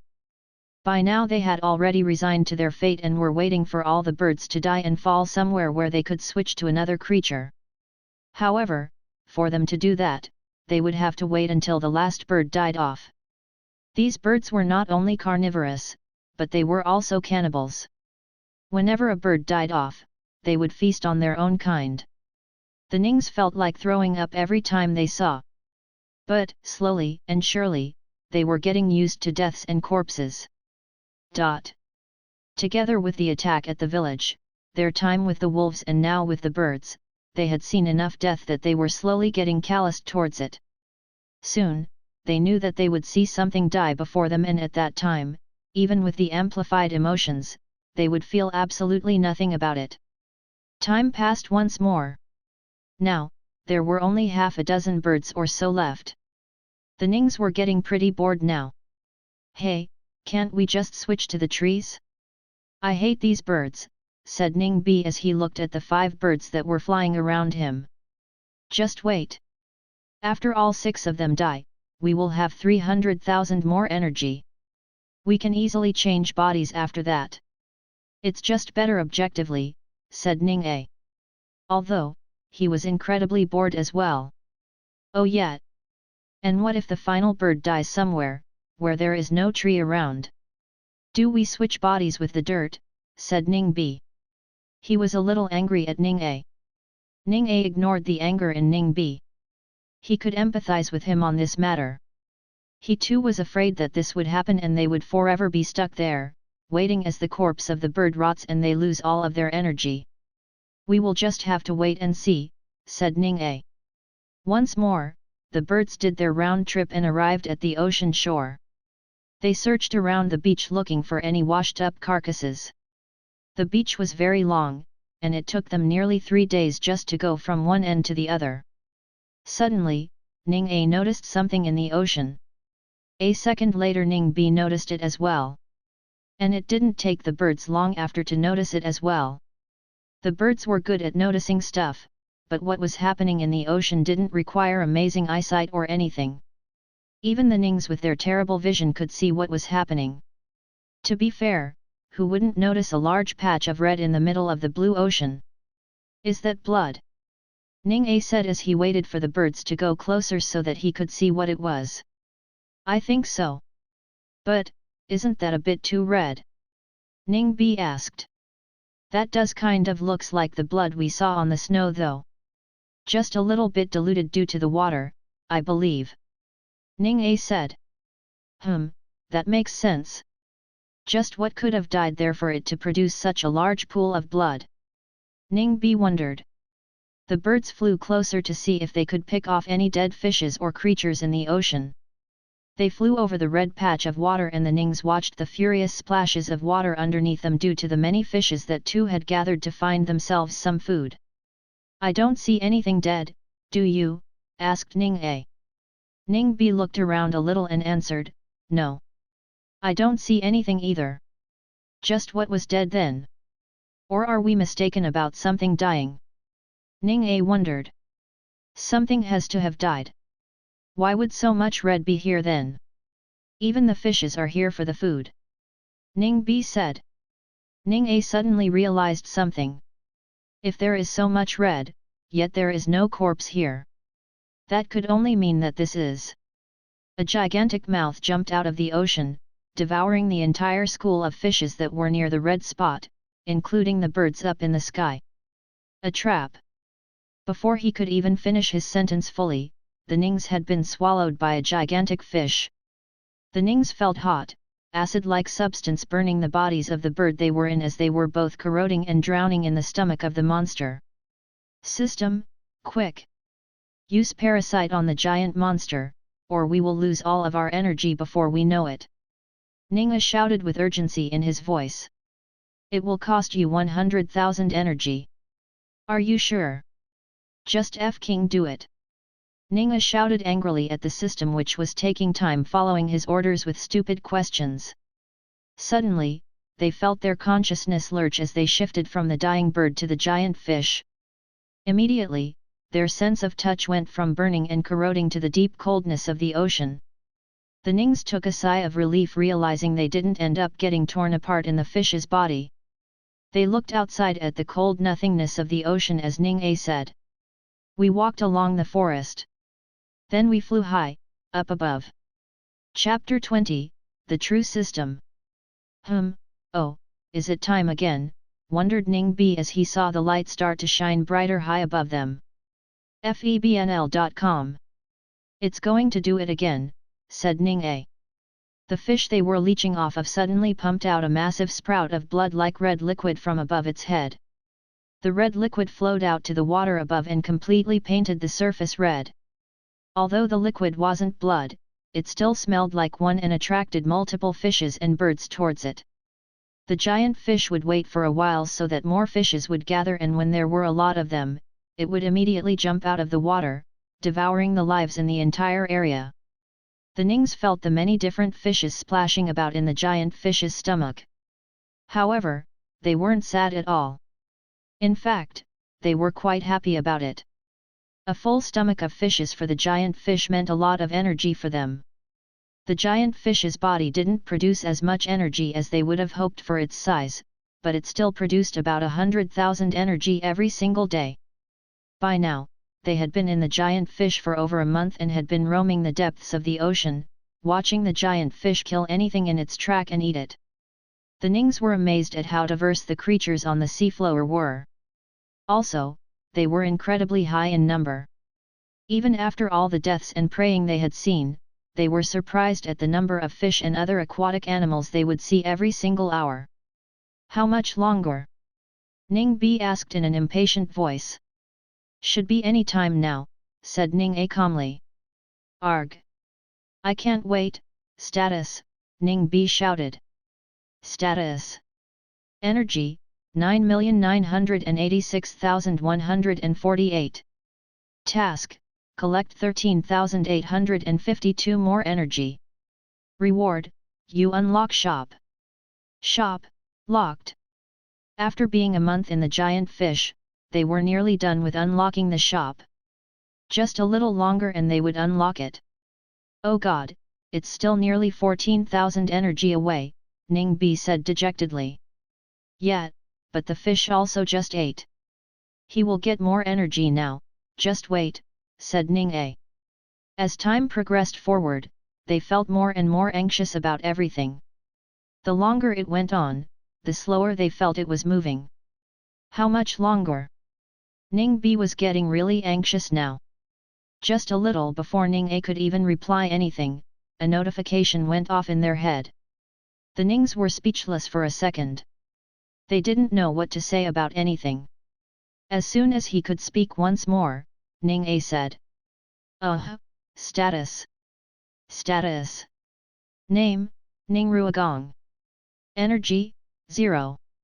Skills, none. What? The Nings were very surprised and confused. Different pieces of information were sent towards them at once and that was too much for them to handle. What is going on? They tried to understand what had just happened but were failing without a single answer. 0 energy? System change? Skills? Permanent unlocks? Checkpoint? Their speed of comprehension wasn't keeping up with how fast the questions were flying through their head. They calmed down a little and took the problems head on, one at a time. Ning A proceeded to question the systems about the various different things. System, why do I have no energy? He asked. So, if I have no energies, how can I still feel, touch, smell, and sense the various different things? He asked. When the Nings heard about this, they became incredibly happy. They had suffered back in the forest where after they used parasite on the wolf, they had spent a lot of energy, so their parasite skill was locked until their energy was back and past the unlock level for that ability. Now, even when they had 0 energy, they didn't have to worry about losing their senses and energy. This was an incredible gift from the system. So, why did the system change? Ning B asked. True system. Does that mean everything we knew about the system before was fake? Ning B asked while completely stupefied at the system's answer. The Nings stayed silent. The true system was finally showing itself to them. They couldn't understand what it meant, but they started feeling a bit excited after all. So what happened to the tasks? Why are they replaced with the skills thingy? Ning A asked. Hey! You can buy techniques and abilities from the shop. Ning A said in surprise. Wait! Is it like superpowers? Can we get superpowers using the shop? Ning B asked. Oh my god, Ning A said after hearing this. If he could become like those cultivators that flew and fought, he would be incredibly happy going forward. Alright, tell us right now then. What is there in the shop for us to buy then? Ning B asked. The system simply replied. Chapter 21, Shop. The Nings got a very unexpected answer from the system. Hey! What do you mean by nothing? Does the shop have nothing to sell to us? Ning A asked the system. The Nings got more confused. The system kept hyping up the shop for over a year now, and yet when they finally unlocked it, it said there was nothing in the shop to sell them. Ning B thought of something. Wait, didn't the system say that the energy was the currency for the shop? Maybe we just don't have enough energy to buy anything. Ning A felt that this was a logical conclusion that anyone could come to, so he asked, Hey, system. Is our current energy too low to buy anything? He asked. Oh, now we're getting somewhere, Ning A said, sighing in relief to himself. Thank God it's just that we have low energy. I might have had a heart attack if there was literally nothing in the shop. Ning B sighed in relief too. Even as a form of energy, these guys talked like they were in their own bodies. Alright, then. Tell us, what is there in the shop for us to buy once we gain enough energy? Ning A made sure to use the correct words so that the shop couldn't use a loophole to give them its stupid answers again. The system repeated the same answer. Again? Is there really nothing in the shop, or did I say something wrong? He wondered.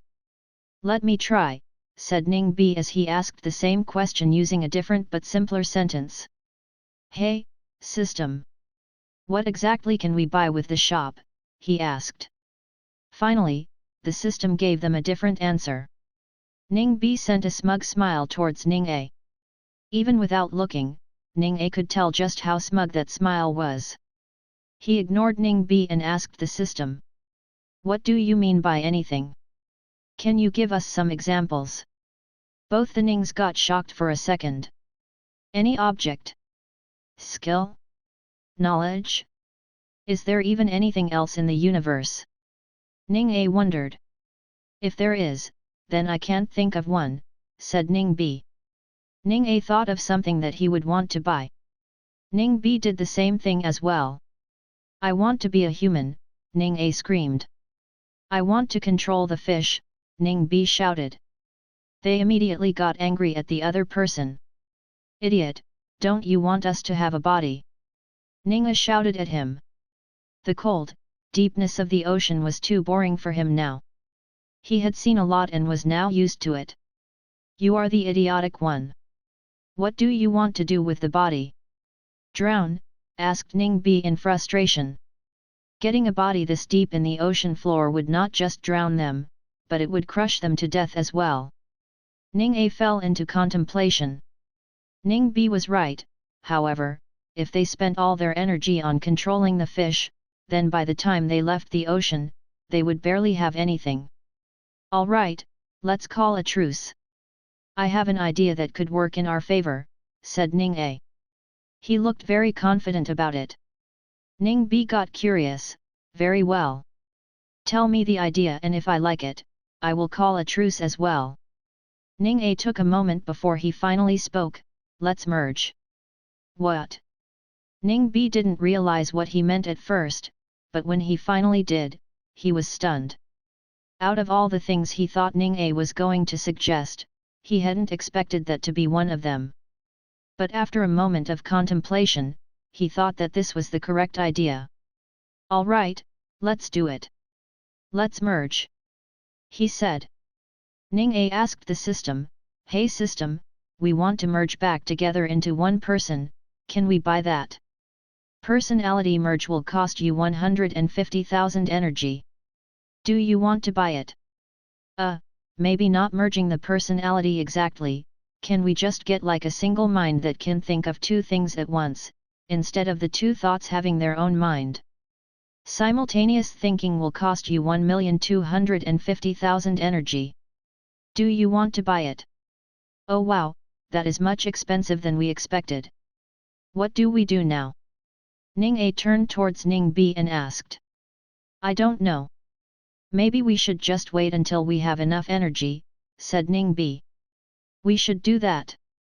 System, is it possible for us to buy the simultaneous thinking skill automatically when we reach the energy?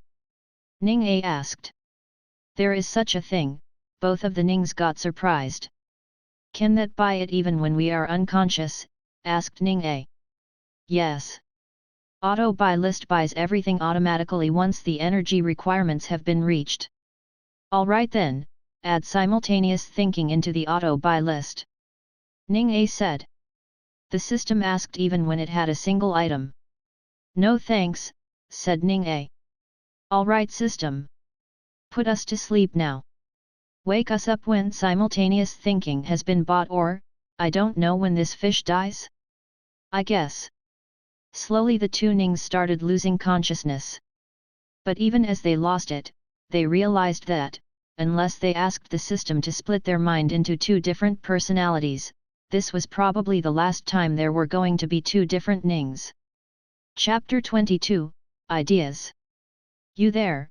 He asked, knowing there would be no one, yet when an answer didn't arrive, he felt kinda melancholic about it. Who am I? He thought. Am I Ning A or Ning B? He tried to think. It didn't take him very long to come up with the answer. He was neither, and he was both. The two halves were originally he himself, so when returned back, it would still just be him. Thanks to his brain multitasking, it didn't take him very long to realize that. So I got simultaneous thinking, he wondered. While he could tell he was thinking fast, he still wanted visual proof. Status. Status. Name, Ning Ruogong. Energy, 468. Skills, simultaneous thinking. It was there.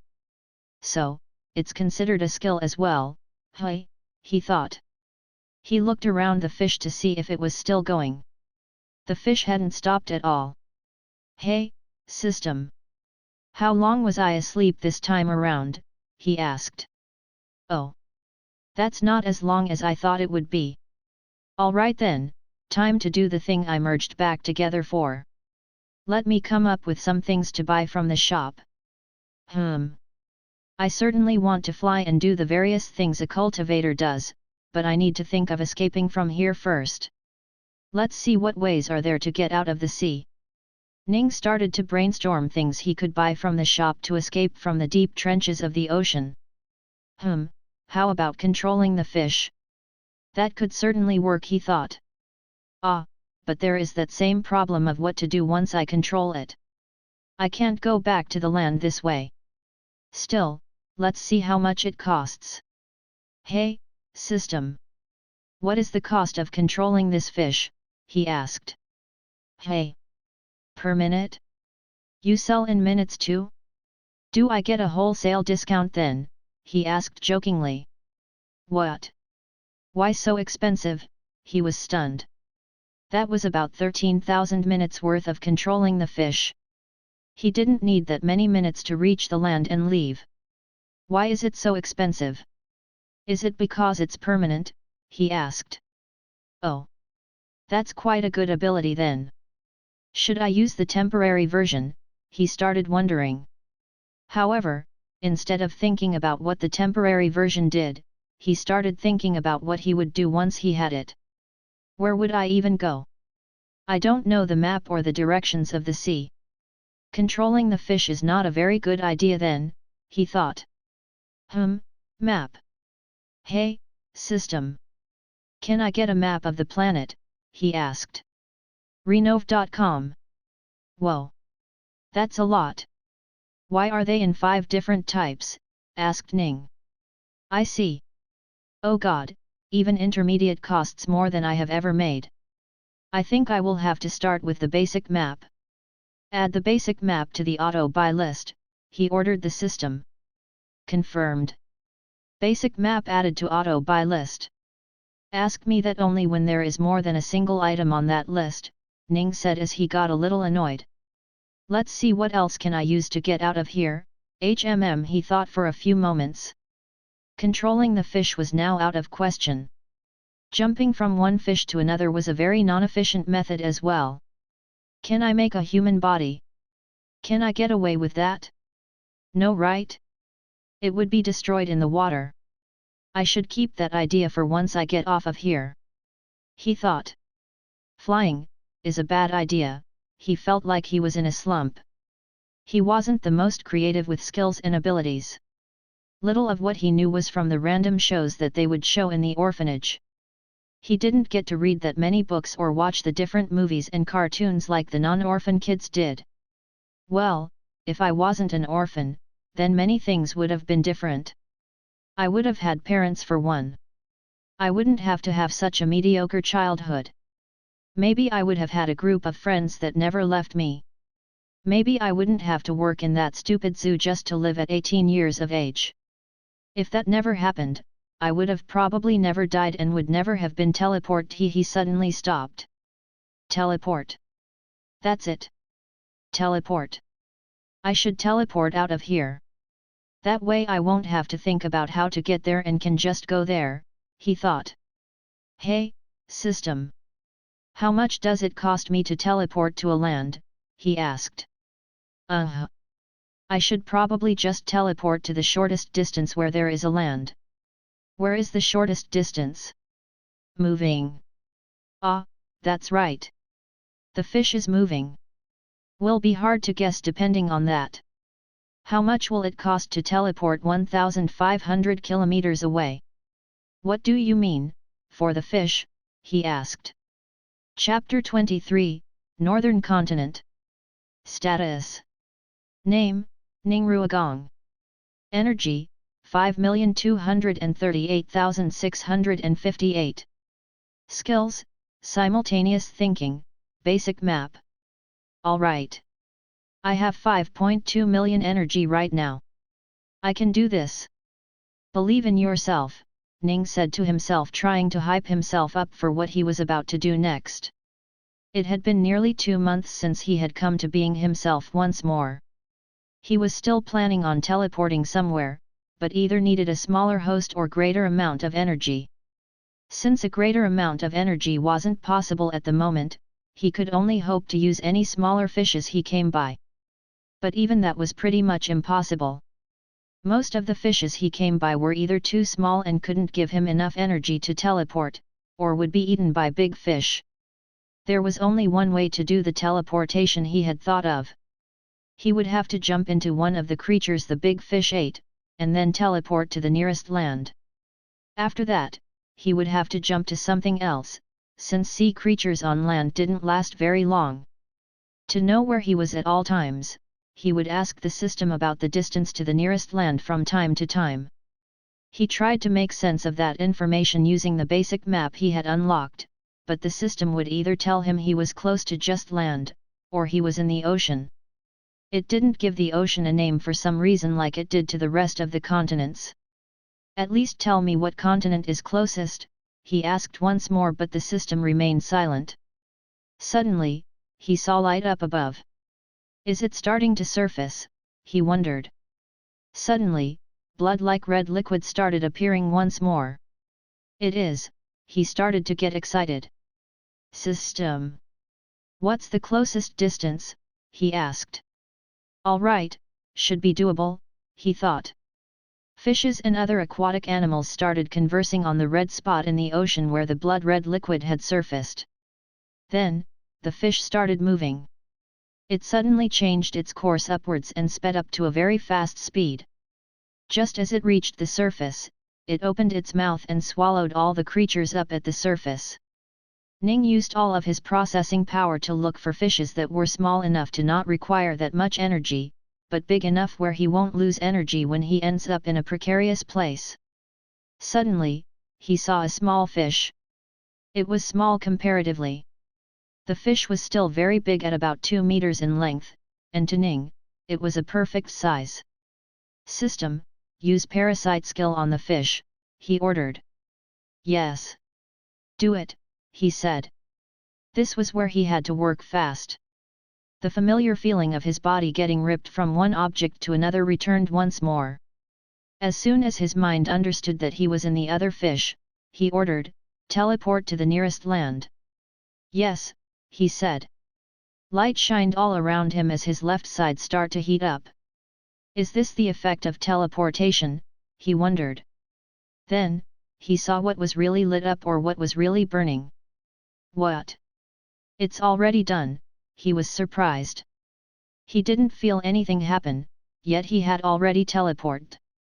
The sun was shining brightly, lighting up everything around him. It was midday and the sun was at the zenith, so it was heating up all the sand, making the left side of the fish very hot. The fish started to flap around as it no longer was in the water and was starting to die. Ning didn't care, however. The only thing that mattered to him was what was around him. He looked to the ocean that was behind him and the blue water within it. He was on a beach at least a dozen miles long for sure. He looked away from the ocean and saw the vibrant green forest. Am I at the southern continent again, he wondered. But then, he looked at the tree and was surprised. Is that a coconut tree? There were no trees on the beach of the southern continent, so it couldn't be that. Hey, system! What continent are we in? He asked. The system's information would have made his jaw drop if he ever had one. The northern continent, that big fish brought us that far away, he was truly shocked. He processed the information he was just given, and in half the time it would have normally taken, came up with the answer to his own question. Since there are only 3 continents in the planet Kumia, the giant fish must swim around the central continent and occasionally reach the other continents. Central continent, northern continent, and southern continent were the 3 continents of planet Kumia. The northern continent was a large landmass on the northern hemisphere, and the southern continent was a large landmass on the southern hemisphere. The central continent was half split between the 2 hemispheres, but since it didn't go around the equator, it was only on one half of the planet, while the other half was filled with the ocean that was nameless at the moment. The fish was still flapping about as it started to die. Ning started to worry that he would be stuck once more, but suddenly, he started hearing noises and footsteps. What sort of monster is that? It sounds like it has a lot of feet, he thought. As the sound of the footsteps finally stopped, Ning finally saw what they were. With a big smile on his imaginary face, he said, humans. Chapter 24, High Sea. The men were carrying something behind their back, but Ning couldn't see it from this position. Should I use the parasite skill on one of these humans? He started wondering. The thought of the humans dying just like those birds and wolves made him want to vomit. No, I should just jump into one of their other objects. But what? They are barely wearing any clothes at all, and the system said weapons are a bad idea to get into, so I can't switch to their halberds either. As the people came closer, he started seeing them more clearly. Whoa, he was shocked as he saw the very well-built body of both the men and women. Sa Dun Jini Shu, said one of the men with an unkempt beard and hair. Do they not take care of their facial hairs? He wondered as he looked at all of the men and their unkempt hairs. He looked towards the women and saw that they had silky smooth hairs, all properly tied down. Yeah, it's just the men being lazy, he thought. The man who spoke earlier came close to him and squatted to look at the fish. He seemed to have the largest body out of all the people here and seemed to be the leader of the sort. So, as soon as he squatted down near the fish, all the other people made a circle around him. And so gun howl dienst be. He started talking as he said something in a language Ning couldn't understand. System, can you translate what they're saying? He asked. Oh, that's right. I can do that. Show me what I can buy. He asked. What the hell, why is it so expensive? He asked in surprise. He had never even seen numbers that high in his past life. That's cheap, he was stunned at what the system had just said. Show me the status, how much energy do I have? He ordered. Status. Name, Ning Ruogong. Energy, 854,151. Skills, simultaneous thinking, basic map. I need the energy to transfer later on and I don't know how much I will need it. So it might be better to just take the cheaper ones for now. Give me the beginner Clavese language, said Ning as he ordered the system. But how did a fish come so far away from the sea? One of the women asked. Maybe God sent it here. Maybe we blessed by the Inakaka, a man said. Stop speaking, the leader said. Heisi, take this fish and go back to the village. We will return after we are done with work here, the leader said. A small boy, barely at the age of 12, walked out from behind the group of men and women. He was also bare-chested like all the men, and only had a small piece of cloth around his waist, hiding his privates. What? Are they gonna make this little kid take this giant fish back home? Are they insane? Ning was surprised as he heard the leader man order the little kid to take the 2 meters long fish, which probably weighed somewhere around 150 kilograms in his opinion. Yet the boy simply nodded and said, "Okay, chief." He walked up to the fish and took out his own spear. In a single thrust, he speared through the fish. And then he did something that dropped Ning's figurative jaw. The boy easily started to pick up the fish with his spear and put it on his back. What? What? How is this kid so strong? Is he a cultivator as well? Is he using chi too? He started asking questions to which he knew the answers would never come. However, the system surprised him this time. It actually did answer. They are cultivators. But they do not use chi. Hey! Cultivator, but doesn't use chi? What do you mean? Don't all cultivators use chi? He asked. Oh, can they fly and shoot fire and stuff too? Ning asked. No. They only cultivate their bodies, so they do not have any chi-related abilities. So how do they do it? How do they cultivate bodies? He tried his luck with the question. Ah, there it is. He thought. The little boy called Heisi started walking back to where he had come from. Ning was curious to see where this group of aboriginal-looking cultivators lived. The boy walked out of the beach and into the forest, which seemed to be mostly filled with coconut and palm trees. Finally, after a few minutes, the forest cleared and Ning saw a simplistic, yet beautiful village made up of mostly stones. There were little kids playing around the middle of the village, men training with each other, women drying something in the sun, etc. As soon as Heisi walked into the village, the group of kids that were running around in the middle suddenly saw him and ran in his direction. Chapter 25, Humans. No, the leader found it on the beach, and I was made to bring it here. There was a sort of emotion in Heisi's voice that Ning couldn't identify at first. See? I told you he couldn't kill such a fish. It was a leader who did that, the little girl said as she started leaving. Yet, he is so weak, another kid said. Soon the kid all said something about Heisi being weak and left. Weak? This guy? He picked up a fish over 100 kgs in weight like it was nothing and they are calling him weak. Ning was surprised at what the kids were saying. Heisi slumped his shoulders as he walked away from the center of the village. When he reached one of the stone homes, he took the fish inside and dropped it along the wall. Ning saw that there were many other such fishes encased in some white sand-like object in the room. Is that salt? He thought. He did remember reading something about salt being preservatives. Maybe that was what it was. The boy called Heisi started to pull on the spear to lodge it out of the fish. Oh no, system. Switch body with that spear right now, he ordered. Just do it, he said as he was a little frustrated. His consciousness shifted to the weapon that was then taken away by Heisi as he went out of the room. Hey, Heisi! Why did you return so fast? What happened to killing Fuefulaki? Did the leader send you back because you were so weak? An old man bluntly asked him. Even though the man was old, he seemed to be full of vigor and had a body as good if not better than all the men he had seen in the village. No. We found a fish on the beach and the leader made me bring it back. The rest of them went to kill the Fuefulaki, said Heisi.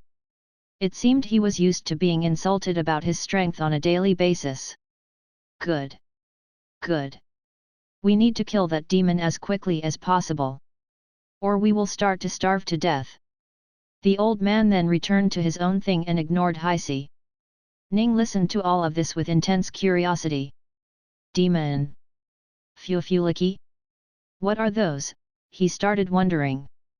Heisi then returned to a small home, made up of similar stones as all the other homes. Inside was a tall and buff, black-skinned woman currently doing something with a bunch of quartz-like stones. Heisi? Why did you return so soon, my son? She asked, and then immediately asked once more with a serious face, you did not run from your duties, did you? Heisi immediately started shaking his head, saying, no, no, no, mother, and started explaining once more what had happened. I see. All right then, go do your training. I will finish this and give this to you tomorrow, she said. Heisi put the spear along the side of the wall and went somewhere. Ning didn't know what to do now. He didn't want to move on to the humans, but it started to feel like he had no choice. Oh, what if? He looked at the woman in front of him working with the stones. I'm a genius, he thought. Hey system, use the parasite ability on that woman over there, and then switch body to the biggest stone in her hand, said Ning. The system didn't ask for any confirmations and immediately did what it was asked to do. Ning immediately felt his consciousness shift, then once more felt it shift again. Oh, God! I feel like throwing up, he thought. Suddenly, he felt something poke at him. What the hell? He looked towards the direction of what was poking him and was shocked to see that the mother was currently trying to poke a hole through the stone. And before he could even do anything, she succeeded. Oh my God! System, how much energy did I just lose? He asked as he felt a giant wire pass through him. That is so much. Why did you have to switch me to something that was being pierced? He started making complaints. You didn't have to answer that, Ning said as he felt hurt at so much energy being lost. Open status. Status. Name, Ning Ruogong. Energy, 802,513. Skills, simultaneous thinking, basic map, beginner's Clavese language. Oh, I still have more than I thought I would have. He was surprised to see the nearly million energy he had. Should I buy something else? He started to wonder. No, I should instead focus on leaving this place somehow, but I don't want to teleport. He started thinking of various ways to leave, but only one idea felt like it was the best one. I need a human body, he thought. Hey system, how much energy do you require to make a human body? He asked. The specifications. Like height and weight, he asked. More than just height and weight. The color of your skin, the color of your hair, the amount of hair you have, the age of your body, the mental processing capabilities of your body, and many more. That's a bit too much for me to think about. How about for the exact body I had back on Earth? He asked. Mediocre, how dare you? Also, why is it so expensive when it's mediocre? He questioned. Can I add all of those modifications you asked about before even after I get my new body? He asked. Yes. Any changes are possible with the system. Chapter 26, Body Cultivation. Heisi's mother, whose name was Bellini, had moved out of her house and was sitting outside in the dark, continuing to make her ornaments. She would first take a stone and rough it around the edges using nothing but her hands and then use a really thin fish bone, that was sharper than a needle to pierce through it. It took her a lot of time to shape the stones in a preferable shape, so she still wasn't finished with it. Ning looked away from her and into the village. Everything was the same. There was nothing but darkness. Is body cultivation really so good, that they don't even require light to see anymore? He wondered. He had asked the system about it, and all it had said was that it was thanks to body cultivation. Heisi finally returned home, easily finding his way in the dark. I want night vision too. Ning started to complain, seeing everyone fine in the darkness. He had asked the system, and it had set a ridiculous amount of price for it. Right now, he was collecting for a human body, so he decided to not waste any energy on anything else. Are you done for the day, son? Belini asked Haisi. Yes, mother. I am done. He replied. Ning was surprised at how formal their talk was.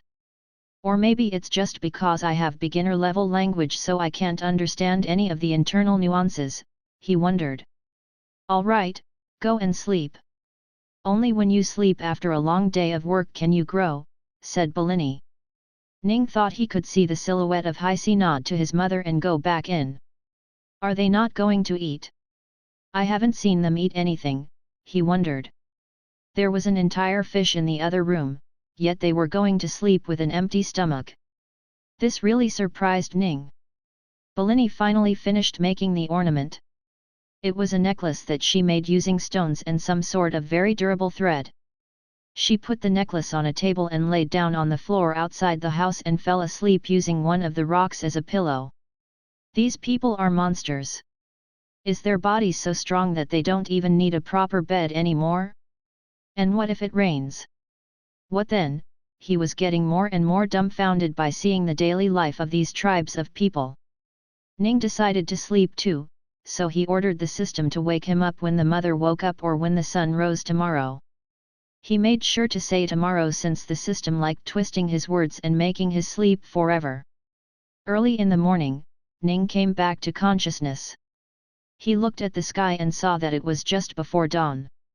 So, the mother is awake. He looked around to see that the mother was already on her feet doing some sort of funny maneuvers. It looked like exercise, but it also looked like she was dancing. As the sun started coming up more and more, he saw that nearly everyone in the village was doing that. Even Haisi was a little bit away from him, doing the same thing. What are they doing so early in the morning? Exercising or dancing? He was really confused. This is how one cultivates their body. By dancing, he was surprised. Slowly everyone that was doing these routines started to glow a little. Some white light started coming off of their skin. Are they succeeding? He was surprised. He looked around to see that everyone was glowing a little now. The higher the sun came up to the horizon, the more they glowed. Everyone except a single boy, Haisi. He was still dark with no glow at all. The sun came up higher and higher into the sky, and just as it came out of the horizon, the light coming off of everyone's body peaked. As the sun came up more and more, their bodies' lights started dying down, until the sun was fully out of hiding and in the sky. Everyone, including Haisi, turned to the sun and got on their knees. They placed their foreheads on the ground and screamed in unison. Thank you for your blessing, O bright Inakaka. Everyone started standing up and going back to their own things. Come here, Belini said as she called Haisi towards her. She took the necklace Ning was in and put it around Haisi. This is something I made for you. Congratulations on living for 13 years, my son. Haisi looked at the dark blue stones around his neck and said, Thank you, mother, for giving birth to me. Come here, Belini said as she gave Haisi a tight hug. Ow, ow, ow. Mother, you're hurting me. Haisi screamed. Inakaka's shadow's boy, go train some more. You are very weak. Belini said and left Haisi to go train. Haisi left towards the palm forest to train. Ning was curious to see what this training was and looked forward to it. But when he saw what it was, he was greatly disappointed. All Haisi did was climb up a tree and dropped on his back. Once he got up, he would once more climb up the tree and jump down on his back. Ning sighed when he saw this. He was expecting some sort of body training regime where the young man would do push-ups, sit-up, squats, and a lot of running, but all he did was climb up the tree and fall down. Haisi got up from the ground. He was about to stand up and climb back up the tree when he suddenly heard a voice in his ears. Chapter 27, Yin conversion. Is someone there? He said as he looked around the forest, trying to see if anyone was there. When he saw no one, he went around the back of the trees to see if one of the little kids was hiding there, teasing him because he was so weak. Once he didn't find anyone, he just said, "Weird," and went back to climbing the tree. "Are you listening, kid? Stop climbing the tree. I can help you get stronger," another voice came out of nowhere. "Who's there?" Heisi got more apprehensive and started looking around more. "Not there, down here," Ning spoke from the necklace, directing Heisi's attention towards himself. Heisi looked down but didn't immediately think of the necklace as the source of the voice. "Who are you? Where are you speaking from?" he asked. Ning thought for a moment and said, "I am a gift from your mother to you. I live in the necklace and can make you stronger, boy." "You live in my necklace? How?" Heisi couldn't believe it. Ning quickly thought for a bit and immediately responded, "Am your friend, your guardian, your god." Ning immediately started cringing at himself for saying such ridiculous things. Heisi, however, believed it immediately. "You are a god? Are you Inakaka?" asked Heisi, with a face full of innocent surprise. "Ini, Kaka? Yet. That is I," Ning started to lie. Heisi immediately got onto his knees, head on the ground, and started crying, "Oh great and bright Inakaka, please help your powerless child. Please help me get stronger." Ning was surprised at how quickly Heisi accepted the fact that he was a god. "Inakaka, wasn't that what they worshipped this morning? Is that what he thinks I am?" he wondered. "Get up, child, I cannot help you get stronger," Ning said, which made Heisi immediately lose all hope. "However, I can give you the ability to get stronger in exchange for you doing something of your own." Ning was currently in a very small stone, so the amount of energy he lost from speaking was very low. Thus he spoke to Heisi as if there was no end. "I have to do something?" Heisi asked confused. "Yes. Do what I say and I can give you the power to get stronger." Ning replied. "Yes, please tell me what I have to do." Heisi pleaded for some answers. For now, sit down and meditate until I tell you what to do," Ning said and went silent. Heisi did as Ning asked and sat down on the sand, next to a palm tree, and started meditating. He had just seen a ray of hope and fully did whatever was required to make that ray brighter. "Geez, that kid is quite gullible. I had expected I would have to lie a bit more, but just saying that I am Ina, Iniki, whatever it was, he immediately accepted it." "All right, system. Can you tell me what is wrong with this boy? Why is he considered weak among the villagers here?" Ning asked the system.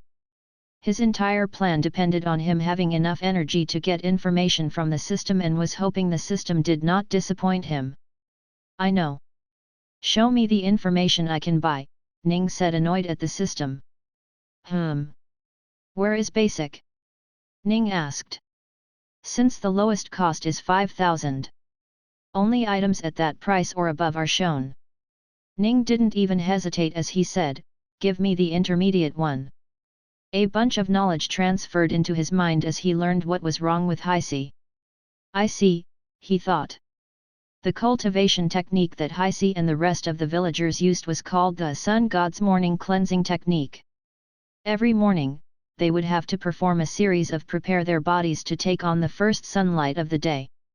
They would use the time between the sun first pops out until it's fully out to cleanse the villager's body, and it helped them get stronger. All of the villagers got a varying level of strength from doing this every day, but none of them were ever as weak as Heisi. That was because of Heisi's body itself. The Sun God's morning cleansing technique used the yang energy of the sun to cleanse everyone's body. Heisi's body, however, was mostly of yin constitution. Meaning, every night, his body would gather yin within him, and when he used the cleansing technique, most of it would be lost due to the yin and yang cancelling themselves. while the remaining yang energy was barely enough to make him as strong as he is. So, if I can somehow take out the yin energy from his body every night before the sun comes up, he can do it, right? He asked the system with no answer. Hey system, how can I get rid of the yin energy? He asked. The first one just doesn't make sense for me to do. I don't think wasting my own energy is the way to go here. The second one looks like it's the best one for the kid, however, I'm not doing it for the kid. System, show me how I can absorb the yin energy, he asked the system. Sound doesn't work as well since I don't want to wake people up overnight.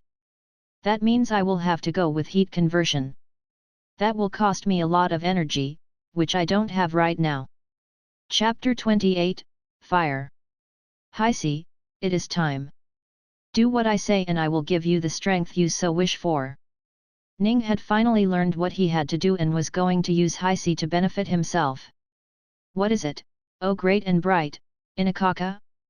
This child of yours will do whatever it is that you want me to do. Heisi immediately replied with absolutely no hesitation. In his mind, he had absolutely accepted Ning as his god. Yes. I know what problem you have. I know why you are so weak. To remove those weaknesses, I will require your assistance. As my loyal follower, will you do what I ask? Ning asked. Yes, Inakaka. Just give me the orders. Heisi was ready to do anything. Okay, then. Ning turned around to look around the forest. He didn't see any trees that could have wood that could be burned. Guess I will have to work with dried up leaves and coconut shells, he thought. Go and collect all of those dried leaves and those coconut shells and bring them to a secure location where nobody would come to, Ning ordered him. Heisi did exactly as ordered and started collecting all the dried up leaves and coconut shells. There were way too many of them and Heisi easily collected them. He took them all to a secure location near a beach on the other side of the island. He dropped everything on the beach and asked. Is that what you want, bright Inakaka? Ning looked at the materials down below and thought a bit. Maybe it will be better to get more so I can keep the flames going on for longer, he thought. This is nearly not enough. I will require much more than this. Gather a lot more. Ning ordered. Heisi went back to the forest to gather some more of the materials. Thankfully, there were just too many of them, and Heisi didn't have to make many long trips to increase the size of the materials. Once all of this was gathered, Ning finally said, "Good job, now the real fun part begins." Heisi waited for his god's orders for a while before he heard. "All right, now make some fire." Heisi got a little confused at that part. Ning looked at him and his confused face. A little nervous, he decided to ask, "What? Do you not know what fire is?" He hoped that the Aboriginals didn't know what fire was.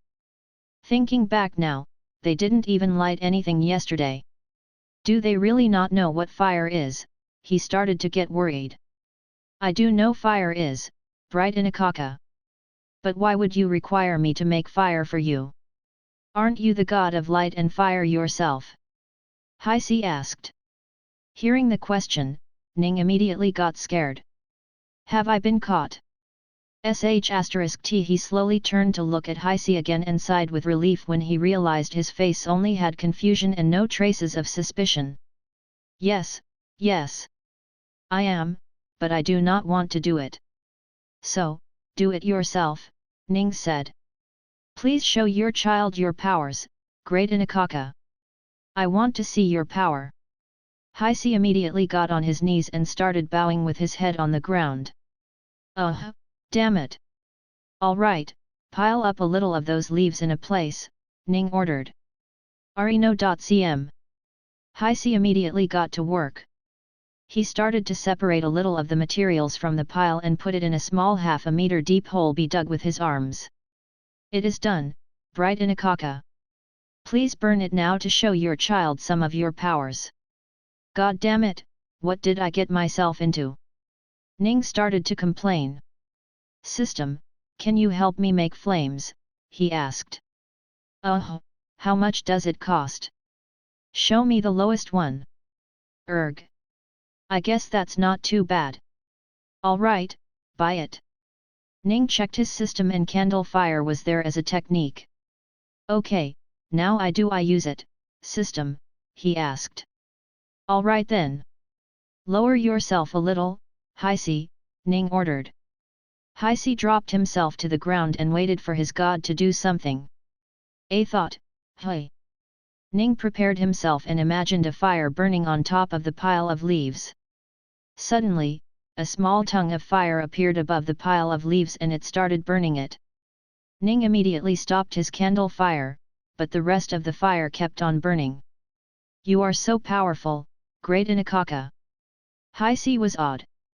This was the first time he had seen magical ability from what Ning could see. Poor child. He doesn't even know magic exists. Ning started to pity Heisi's ignorance. Alright now.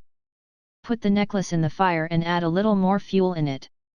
Ning ordered Heisi, as he got himself ready to be thrown into the fire. I should gain a lot of energy from this, right? He wondered. I cannot do that, bright Inakaka. This is a gift from my mother. I cannot sully her by throwing her gift into the fire like that. As someone who was given birth by her, that would be very disrespectful. Heisi seemed adamant on not throwing his necklace into the fire, and it didn't seem like Ning could persuade him to do so either. Chapter 29, Energy Cap. Okay, how about this then? Search for a giant stone somewhere, and bring it back to the fire. Ning decided to use an alternative method. Heisi complied and ran off along the beach to start finding giant rocks. Does this work, bright Inakaka? He asked, holding a stone about double the size of his palms. Ning looked at the childish palms holding the average-looking stones. Try and see if there are bigger ones. The bigger the better. Now that he was forced to search for new rock, he decided to use one that had the most surface area, so that it could gather the most heat. Heisi searched around for a few more minutes before he found a rock that satisfied Ning. What should I do now, bright Inakaka? Bring it back to the site where the fire is, Ning said. Heisi practically ran off and reached the fire within a minute. We are here, Inakaka. What should I do now? Ning thought for a moment and said, let me bless that rock and give it my powers. Touch that rock with your necklace. Heisi complied and brought the stone to his chest, slowly touching it to his necklace. Give me full authority to use the body switch whenever I want to, system, Ning ordered and waited for the system's affirmation. What? Why did you make me ask every time then? Ning got unusually annoyed. Whatever. How do I use it then? Is it like the candle fire? He asked. Alright then. Think of yourself as jumping into that stone. He started to visualize it and within a split second, he felt his consciousness shifting. I did it, he shouted internally. He wanted to make an external shout as well but decided against it. Alright, lower this rock into that pit of fire now. He waited for Heisi to respond after commanding him. Heisi did as asked and placed the rock into the fire. Ah! Yes! Finally! Finally, I can get energy whenever I want. Hey system, show me the energy values per second. Stop, Ning said as the energy intake continued to flow in. System, what is going on? Why am I taking in so less energy? He asked. What? That's bullsh*t. How long will it take me then? He started to count the numbers in his head. At 150 energy every second, he would get 9,000 energy every minute. Which wasn't very bad. If he could keep it up, he could gain 560,000 energy in an hour. Well, that's not really bad I guess. Heisi, look after the flame and add more of those dried leaves when it's starting to burn away, okay? Heisi got alert as soon as he heard it. I understand, oh bright Inakaka. He immediately got to work. Every time the fire would get low, he would add more dried leaves and coconut shells from the pile. Ning, however, didn't see any of it. System, wake me up when the fire stops burning here, okay? Ning went unconscious. When he got back to consciousness, he didn't know how long of a time had passed. The system didn't play a trick on me and kept me sleeping for months on end again, did it? He thought. Nah, no way. Status. Status. Name, Ning Ruogong. Energy, 3 million. Skills, simultaneous thinking, basic map, beginner's Clavese language, candle fire. Hey! That's more energy than what I would have imagined, but somehow, I'm still disappointed, Ning said as he looked at the status. At this rate, it will take me, 6 days to get the 22 million energy. Ning sighed at the thought of having to do this every day for 6 more days. System, how long was I out this time? He asked. That's a surprisingly normal amount you've said for the first time, system. But, wait a second. How did I get 2.5 million energy in 3.5 hours? Shouldn't it have been 5 hours? He asked. Hey! It didn't even require that long? What is going on? Ning asked as he was greatly confused. What? Why didn't you tell me this before? Asked Ning, rightfully frustrated. Has it always been here then? He asked. Well, **t. Guess I have nothing to do for another day then. He looked around and saw Heisi just standing there looking at the now extinguished fire. Kid, put your necklace on top of this rock. He needed to go back into the necklace. Heisi did as asked and took off his necklace and put it on top of the very hot rock. Apparently, he didn't care much for the heat. Ning switched bodies on his own, without any help from the system. He was getting used to it. Alright, you did well for today. You will have to do this for a week and I can make you strong after that. Ning felt bad having to make the kid wait for another week before helping him. Chapter 30, Training. What are you trying to do, kid? He couldn't help but ask. Oh, Inakaka, I'm trying to jump up and down the trees so that I can be stronger. Heisi's answer made no sense to Ning. So, he decided to ask. And what does that do? Does jumping up and down the tree make you stronger? Yes. Only when a Clavian is able to not feel any pain from falling down from the top of a tree are they considered to have become strong. So, I have been climbing up and down so I can not feel any pain at all. Ning was surprised at that answer. Oh, and is it working? Are you getting stronger? Yes, Heisi said with a smile. He seemed to be pretty happy with the result. Ning was even more surprised to hear that such an idiotic method was working. Wait, are you really getting stronger? Can you now hit harder or carry more weight? Ning decided to ask. Well, Inakaka, not really. I am getting stronger but I cannot do those things yet. Maybe it will come to me soon. Heisi said as he got gloomy again. Why do you say you are getting stronger? Heisi thought for a moment and answered, ever since I learned that you are strong only when you don't feel pain after falling from the top of the tree, I have been doing that every day. Although it used to hurt a lot at first, slowly I have been able to feel less and less pain. The more I fall, the less pain I feel. So I should be getting stronger, right? Ning was silent for a moment. Holy **t. This kid has fallen so much that he is already getting numb to the pain. How long have you been doing this for? He asked. Heisi counted the days and answered, about halfway between my last day of birth and today. Halfway? So 6 months? This kid has been doing this for 6 months, hey? Poor kid, not even the villagers tell him what to do. Alright, I will teach you a faster way to get stronger. Do what I say and you will get strong. Yes, Inakaka. Heisi would obey every single one of his god's words. For the entire day, Ning made Heisi do multiple different exercises. He made him squat a few hundred times, push up for another few hundred times. Same with sit ups. He also made him run straight through the forest from one end of the island to the other. The distance that Heisi ran was about 2 to 3 kilometers in length. After learning from Heisi that the island was circular in shape, he could finally envision exactly how big the island was.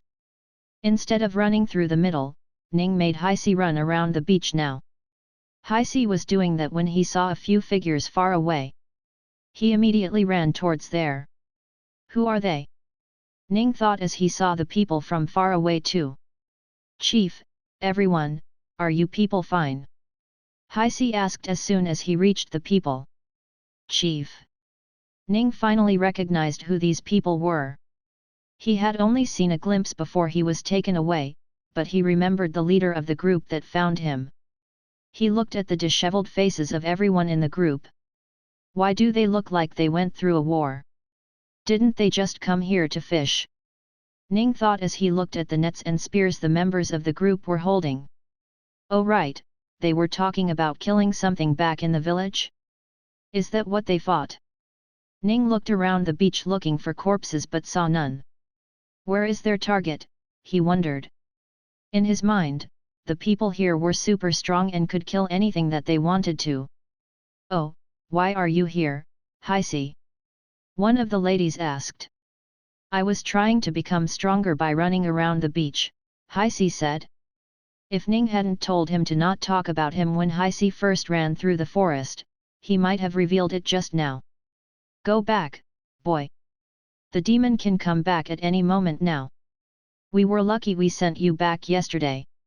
Otherwise, you, with your weak body, would have surely died today. The chief started speaking as soon as he saw Heisi. Heisi's eyes turned wild. You people fought Fufulaki? He asked. Yes. We met the demon and fought with it. However, we were wrong. The demon has grown and become much stronger than we had expected him to be. And his enchantments have gotten even stronger. At this rate, we might have to return empty-handed as well, the chief said. Boom! Suddenly, a sound rang out from the ocean. Run! The chief shouted at Heisi. Heisi didn't waste a moment. He knew he was weak and so, the moment the chief shouted, he ran. Ning only got to see a column of water shoot out from the ocean as something popped out from underneath. But because Heisi turned his back towards the ocean, he could no longer see anything. Within a few minutes, Heisi returned back home. The people in the village saw him running frantically, and asked him what was going on. All Heisi could say was what the chief had told him. When the people heard that the demon named Fufulaki was stronger than they had imagined, they started to get worried. Belini came to Heisi and hugged him. It's okay, son. You did well running away. If the demon is strong, then you would have only been a hamper at best or died at worst. Belini tried to comfort Heisi, but that just seemed like an insult to him. Chapter 31, just around the corner. Do body cultivators not really require food at all? He was still quite affected by this piece of thought. He couldn't imagine what it would be like to live without eating anything. Oh wait! Ha ha ha! Aren't I doing the same thing? He started laughing in his head. He looked around the village. And although he couldn't see anything at night, today had some moonlight and wasn't completely dark like yesterday. He saw all the villagers, some 40 people, sit outside the dozen or so houses. Although he couldn't see any children, so they must have been asleep by now. After all, they had to wake up before sunrise to do their daily cultivation. Suddenly, a bunch of footsteps sounds from far away. Many people straggled along the forest, entering the village. Lord Akinika, are you guys okay? We heard what Heisi said. Is it true that Fufulaki is much stronger than we thought? An old man started speaking the moment the group of people entered the forest. Inakaka had mercy on us that we lost none of you, said a middle-aged woman, who stood up and walked up to the leader and gave him a hug. Don't worry my light, we will never die to that demon. The leader reassured, who Ning assumed, was his wife. Let the people settle, we will talk later. Also, cook a fish for today. The people are tired and hungry from their fight with the demon. A woman stood up and immediately walked up to the storeroom where the fishes were kept and brought out one of the fish that was encased in salt. Someone lit a fire using a few stones and dried leaves and they hung the fish directly on top of the flame. Ning looked at Haisi, a little annoyed that he made him learn candle fire when making flames was so easy for the villagers. I'm gonna make him work way more tomorrow, he thought. After the fish was cooked, it was first served to the leader, then to the people who fought and then to the rest of the villagers. They enjoyed the meal and went to sleep. Similar to yesterday, everyone woke up early in the morning to do the same routine. They would perform some sort of dance preparing for the sun to rise, and after it was done rising above the horizon, they would stop. This time, Ning understood what was going on. System, if these people are succeeding in cultivating their bodies, does it mean that their body produces no yin? He asked. Sigh. How much does the basic yin and yang body's explanation cost? He asked. I can get that easily. Buy it. Ning suddenly knew that there was information in his head as if he knew them all along. Most people were born with a body that produced both yin and yang. These people's yin and yang cancelled each other out and they remained with a normal body. Some people, however, were born with bodies that produced one in excess over the other. In the case of some people, they produced more yin, which destroyed all the yang in their body, leaving them with a yin constitution. These people don't succeed in the cultivation method of the Clavians. Haisi was one of these. On the other hand, there were also people born with excess yang, which destroyed all of the yin in their body, leaving them with only yang. Wait, do these people succeed the most? Hey system, what body type helps the Clavians the most? He asked the system. Even for this, he proceeded to buy the advanced knowledge which cost him 20,000 energy. Hey! So yang constitutions are bad as well. He was shocked to learn that since their bodies were already accustomed to yang, they didn't get as much benefit from the cultivation method. The only people who got the most benefit were people with neither yang qi nor yin qi. Days started passing by. In just a few minutes, Ning's cooldown for gaining more energy would be off of the 24 hours cooldown. He happily waited for that with Haisi, who seemed a little distracted. What's wrong? Ning asked. No, nothing. I'm fine, Haisi replied in the most obvious manner. Tell me what you're thinking. Ning asked. Bright Inakaka, you told me you would give me strength in 6 days, yet it has already been 7 days. I am started to doubt your words now. Due to Ning's 24-hour penalty, he wasn't able to do the same task starting at the same time the next day.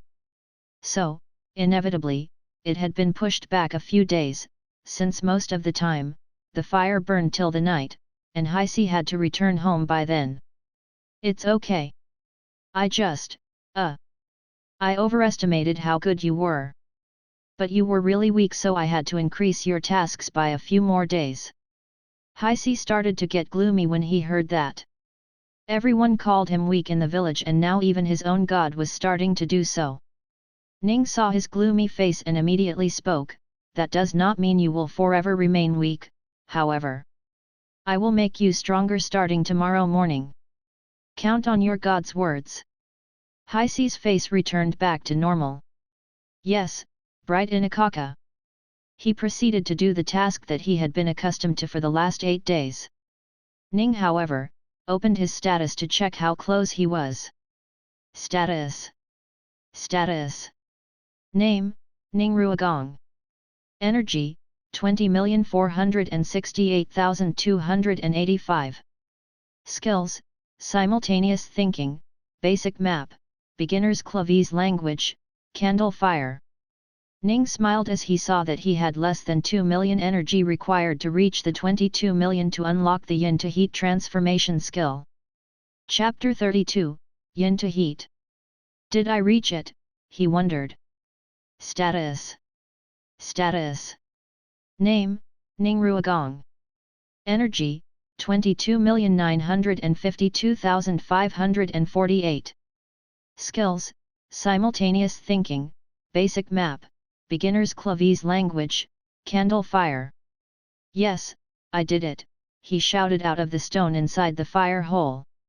Inakaka, Heisi came to his side, with his necklace already in his hand. I mean, we did it. Good job Heisi, now you will become strong starting today. Heisi's eyes turned wide when he heard this. You are not lying, are you, Inakaka? He asked. Of course not. Have I ever lied to you? Look at everything I have made you do. Doing up and down, running around, picking up rocks. Hasn't that made you strong? Ning sounded as if Heisi had just said something very offensive. That is true, Inakaka. I feel like I have become much stronger. Yes, I will believe you then. Heisi let go of any doubt he had.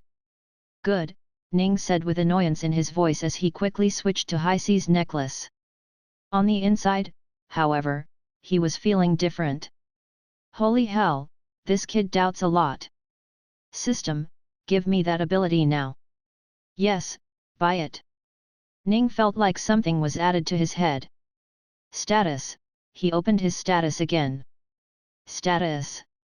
Name, Ning Ruogong. Energy, 952,548. Skills, simultaneous thinking, basic map, beginner's clavies language, candle fire, yin to heat conversion. Well, I don't have that much energy remaining. I will have to find a way to get stronger faster. He started thinking of ways to gain energy, besides the obvious burn in the fire method. Oh, that's right. I can increase the cap perhaps?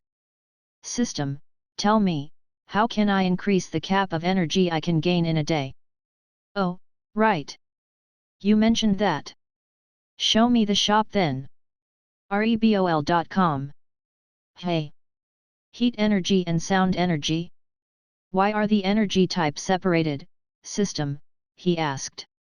Oh, and how much of each energy type of energy do I have? He asked. Hey.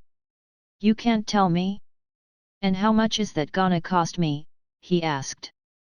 God damn it system, you suck. Now you're going to tell me that I need to buy that before I can increase the energy gain cap, aren't you? He asked. Oh thank God. Alright, now that I have this technique, I should start helping this kid. I wonder if I just have to use it like the candle fire. By the way system, are there any limitations to this technique? Actually, how does his skill work? He asked. Doesn't sound too bad. He decided to use it immediately. Kid, stop there. I will do something to your body that will make you stronger starting tomorrow morning. Excitement appeared on Heisi's face. He couldn't keep his emotions as he asked, Are I right now, Inakaka? Yes, sit down and let me start. Heisi immediately complied as he sat down on the sand and waited for whatever his god was going to do. Ning on the other hand imagined himself taking a deep breath and activated the technique. Heisi sounded. He had seemingly felt something moving in his body. Ning couldn't see anything, but he could feel a sort of very unnatural coldness on his body. It didn't seem like the coldness of a low temperature, but something else entirely. Is this yin? Ning wondered. Suddenly, the coldness started to turn into heat. This was the genuine and natural heat that he was used to. As he kept gathering the yin, the heat increased as well. Since the heat was all concentrated on the stone in the necklace he inhabited, Heisi started to feel the heat too. He started to feel uncomfortable. Even he, who could touch a stone that was burning for hours on end as if it was barely hot, was starting to have problems with the heat. Then, Ning felt that the energy he was gathering had stopped, so he stopped as well. Suddenly, all the heat energy he had gathered immediately turned back to normal yin again. Some even traveled back to Heisi, making him feel uncomfortable. When Ning finally realized what had happened, he started shouting. Stupid. Stupid. How could I forget that I was already capped for today? I can't absorb any more energy. Ah, God, I'm so stupid. Sigh, I will have to tell that kid some other lie now. Heisei, are you alright? He asked. Bright Inakaka. You. You finally showed this child of yours your true strength, didn't you? That fire burning in my chest just now, that was your true power, wasn't it? Heisei said with the utmost reverence. Ning was shocked for a while but then realized what had happened when he heard the word fire burning in the chest. Ah shit, did I hurt the kind, he thought. He waited for a moment for Heisei to finish praising him and then said, yes. That was my power. In fact, that was just a hint at what I could do. Chapter 33, Hereditary Constitution. It was just before the dawn right now and Heisei and his mother had already awoken. Ning was also awoken by the system at the same time. Since he couldn't absorb any energy, he felt really bored and had gone to sleep. Slowly, more and more of the villagers started to wake up, ready to cultivate as more and more light started arising from the horizon. Everyone started doing their daily routine waiting for the first light of the day to arrive. Ning got to working on his own thing. It will be up any minutes now, he thought as he looked at the horizon and realized that the sun would be up at any minute now. He started concentrating and used the technique. A sudden unnatural coldness started to converge on the stone that he inhabited. All yin from a 5-meter radius was now on him. This meant that everyone close to Heisei had their yin energy taken out of them. The sun slowly started rising from the east. Just then, all the yin energy that Ning had collected also started to turn to heat energy, staying around the stone in the necklace. Yang energy came from the sun and started washing over the bodies of the different people in the village. Heisei shuddered a little as he felt the most impact from the pure yang energy. The pain on the outside let him know that his god was looking after him, while the pain inside of him told him that his god was also helping him from the inside. He felt a sudden surge of strength as the yang energy finally finished cleansing his body. He abruptly opened his eyes as coldness tried to enter him after his god was done blessing his body. Ning had stopped using the technique as the mental fatigue from it was starting to catch up to him. Oh god, that is so hard to keep up. You do all that to collect the yin, turning it into heat, and in the end, it doesn't even matter. The heat around him had already gone back to being yin. Some of it disappeared in the atmosphere, while some tried to enter the closest body without the sunlight in it.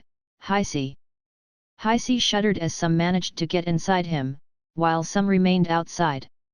He balanced himself and got down on his knees, like everybody else, to pray and thank the sun god, Inakaka. Heisei walked into the forest like every day, and started to reflexively pick up the dried leaves. What are you doing? Ning asked. Picking up the dried leaves for your fire, Inakaka. Oh, you won't need to do that anymore. I will let you know if I require it again. For today, you are free to do whatever you want. Although, tell me, did that work? Did I help you or not? Ning was genuinely curious. I think so, Inakaka. I feel like you have helped me tremendously, Heisei said as he made a fist, feeling the power within. Good, good, Ning said, we keep doing this for a while and you will be incredibly strong. You will surpass your mother in no time. Ning tried to hype up Heisei. Although, that might not happen. Given that his mother is always within 5 meters of him during the morning cultivation, she might end up becoming the strongest at this rate. He will never get to be the man of the house. Speaking of which. Hey, Heisei. I haven't seen your father around. Where is he? Ning decided to ask. My father? I heard he died in a fishing accident when I was young, said Heisei. Oh, how did he die in a fishing accident? Ning asked. Aren't most people here super tough? What sort of fishing accident kills them, he wondered. Apparently, my father always had a weak body, even weaker than mine, and one day he ended up having to fight a giant fish near the ocean and was taken down by the fish. I was around 2 years old when this happened. Ning got curious. And your grandfather? He asked. Mother's father is still alive, in the village. But my father's father was dead before I was even born. They say he too was weak. In fact, in my entire lineage, despite being very weak, I am the strongest. Haisi seemed both proud and sad while saying that. Everyone in the male side of the family weak. Is this a hereditary case of yin constitution? He wondered. Don't worry, you won't be weak anymore. Ning just made Haisi do normal, for the Clavians at least, exercises. He didn't bother absorbing any energy as he wanted to do that tomorrow morning. The day quickly went by and night came. Since they came back, the leaders' group hadn't left again. Although, they seemed to be making plans to attack the demon in the water once more. Night went by as well and morning arrived before anyone knew. Haisi woke up from his sleep. So did Ning. The villagers started to slowly gather outside their homes, ready to perform the morning routines. Even the children were awake. As the sun started to let them know it was coming, the Clavians proceeded to do their morning cultivation. Slowly their bodies started to glow. Now is a good time, Ning thought as he activated his yin to heat conversion technique. Slowly, yin started gathering around him, turning into heat. The mental stress from the technique today was far worse than anything he had felt during the last 2 times. Is it because I am actually absorbing the heat? He wondered. Chapter 34, Doubling Energy Cap. Every time he used his yin to heat conversion technique, he would spend a few minutes to reach the energy cap for the day. Starting with the time he reached the cap, he would then have a 24 hours period where he couldn't absorb anything else. After 10 days of continuous conversion and absorption, he had reached a moment in time where the 24 hours weren't over even though the sun was already up. The group of people started to kneel down on their knees and pray to their god in the sky. Haisi did too. Haisi walked away from the group and walked towards the forest. He had tried the falling from the tree without pain test a few times already and had realized that he had in fact become very strong. Thank you for helping me today as well, Inakaka. Haisi was genuinely happy with how strong he had become. In just 10 days, he was starting to catch up to some of the adults. You don't have to worry, child. I did what I promised. You helped me earlier, so it is my turn to help you. But I have received more help than I gave, Inakaka. Please tell me what I can do for you and I will do it. Haisi even fell onto his knees and banged his head on the ground. Ning started to think of what he would require next. The moment I get a body, I would stand out in this group. I should find myself a separate place to live until I can get strong enough to leave this place. Alright, here is what you need to do. Ning started to give him orders regarding his next set of tasks. Haisi immediately got on it. Ning on the other hand decided to think of ways to gain more energy so he could speed up the process. Do I have enough for increasing the cap? He wondered. Status. Name, Ning Ruogong. Energy, 25,952,548. Skills, simultaneous thinking, basic map, beginner's Clavese language, candle fire, yin to heat conversion. It has in fact been 10 days. So 25 million is accurate. But still, it quite amazing seeing so much energy at once. Ning felt a little excited when thinking that he had done basically nothing and increased his energy so much. Yin to heat conversion technique is the best decision I have ever made. System, how much is the energy gain cap price again? He asked. Right. I only absorbed heat for the last 10 days, so the energy amount must be enough, right? System, buy the double cap with 25 million heat energy. Oh, it seems I have enough energy. Yes, buy it. Nice. Do the price for future energy gain change now system, he asked. Ah, only the one I used to buy increased in amount. That should be enough. I should look into buying the next cap with 25 million sound energy. Although that might take a lot to gather. Ning wondered if he should buy the yin to sound conversion technique as well, but that seemed like a bad idea. Nah, it costs too much, and I already have the heat one. So now that I have another 2.5 million energy I can gather, should I do it now? Or wait for tomorrow morning? He couldn't decide. Ah, whatever. I will do it now. It's not like I will have to gather when Heisi is cultivating. As long as I gather the yin out of his body, that should be enough, he thought. Ning decided to start right there. Immediately, yin energy started to gather around the stone he inhabited. Inakaka. Heisi was startled as he was on his way to do what Ning had asked. Getting no response, he decided to wait for a while. Ning on the other hand was focused at the moment. Slowly the coldness around him turned to heat as he started gaining energy. However, the energy he gained was very low compared to what he got in the morning with Heisi. Is it because I already absorbed most of his yin this morning that I am not getting any? Not even the surrounding has that much yin anymore. I shouldn't have done it after sunrise. The sun's yang energy has probably dissipated most of the yin energy that gathered here overnight. He had done something without thinking and ended up failing at what he had decided to do. I should stop being so impulsive. Sigh. He checked his energy and realized that he didn't even manage to get a million energy from the yin to heat conversion right there. Heisi felt that whatever his god was doing had stopped and asked, "Were you helping me again, Inakaka?" He asked. Helping him? What? Ning was surprised for a second but realized soon enough what he meant. Alright, I just decided to see if I can help you when you weren't cultivating and it seems you can't become strong. Ning decided to lie once more. I'm sorry for disappointing you, Inakaka, Heisi said with a sad face. Don't worry about it, go on your way. You still have a job to do, remember. Ning consoled him. Chapter 35, Vision. Ning, however, was still unsure how long it would take for him to use it. However, since he was starting to get 5 million energy every day now, so it was going to get faster for sure. Will I get ostracized from the village when they see my white skin? He was worried. He didn't really want to change what he looked like, but it seemed he would have to. Hey, system. Can I remove something later on if I wanted to? He asked.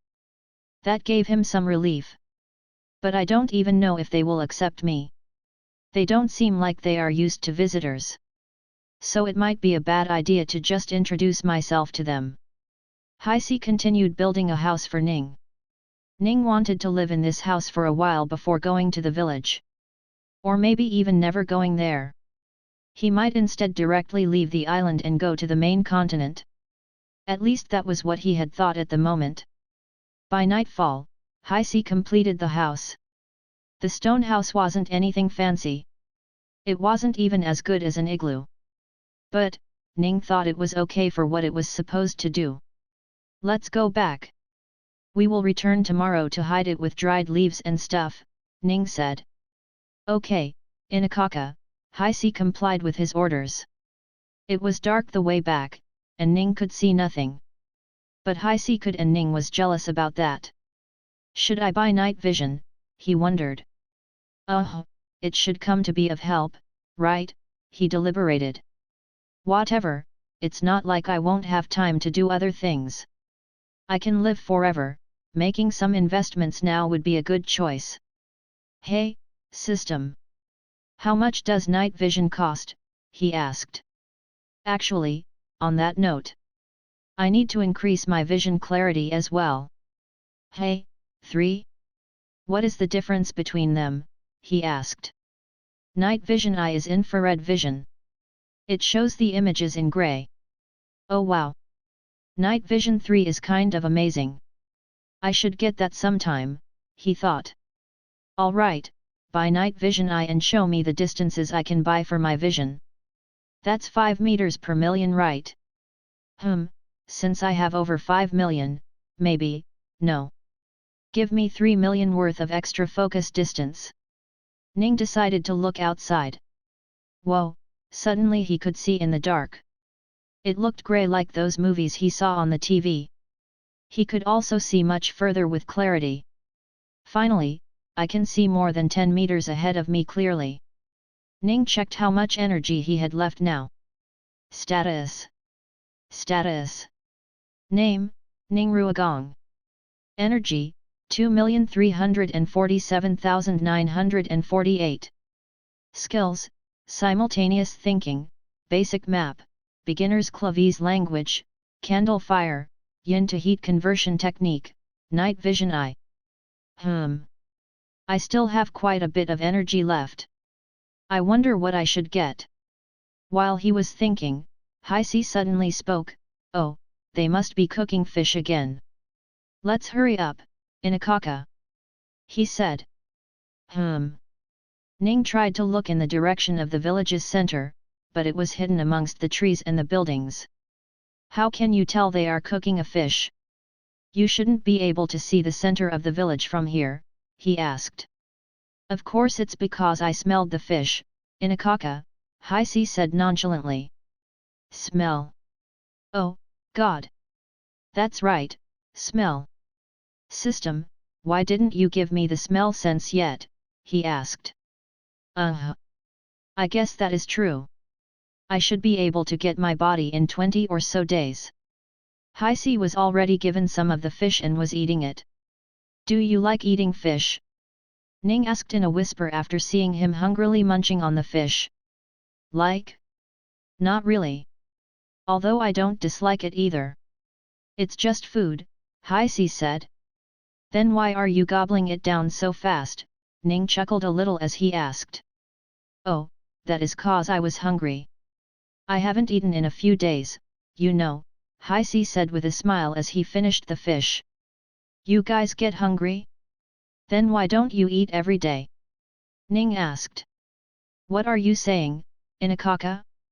Of course, we get hungry. But, we don't have anything to eat, he said. What about the fish in the storage room? Ning asked. Oh, those are our stocks for when the cold days come. You don't show up for many days during the cold days and we don't get to cultivate. So we need to sustain ourselves with food in shorter intervals, Heisi said. Oh, so they don't have much to eat because they prepare for winter hui. No wonder they have the fish encased in salt in the storeroom. But... Ning wondered. Hey, Heisi. Why don't you guys just get more fish then? You are near the ocean. You can get one whenever you want, right? He asked. We cannot, Inakaka. Due to that damned demon, Fufulaki, all the fishes in the area have run away. We rarely get any fish due to him, Heisi replied as he gritted his teeth. Chapter 36, Food and Water. He looked at Heisi, who too had started to sleep outside after getting stronger, sleeping with a smile on his face. He must have really liked the fish, Ning thought as he looked at the young boy. He looked at the other villagers, and they were mostly asleep with smiles as well. Can I really do anything to help? He wondered. In his mind, the only method was to directly kill what they called the demon and be done with it. Fishes would return and they would get some more food.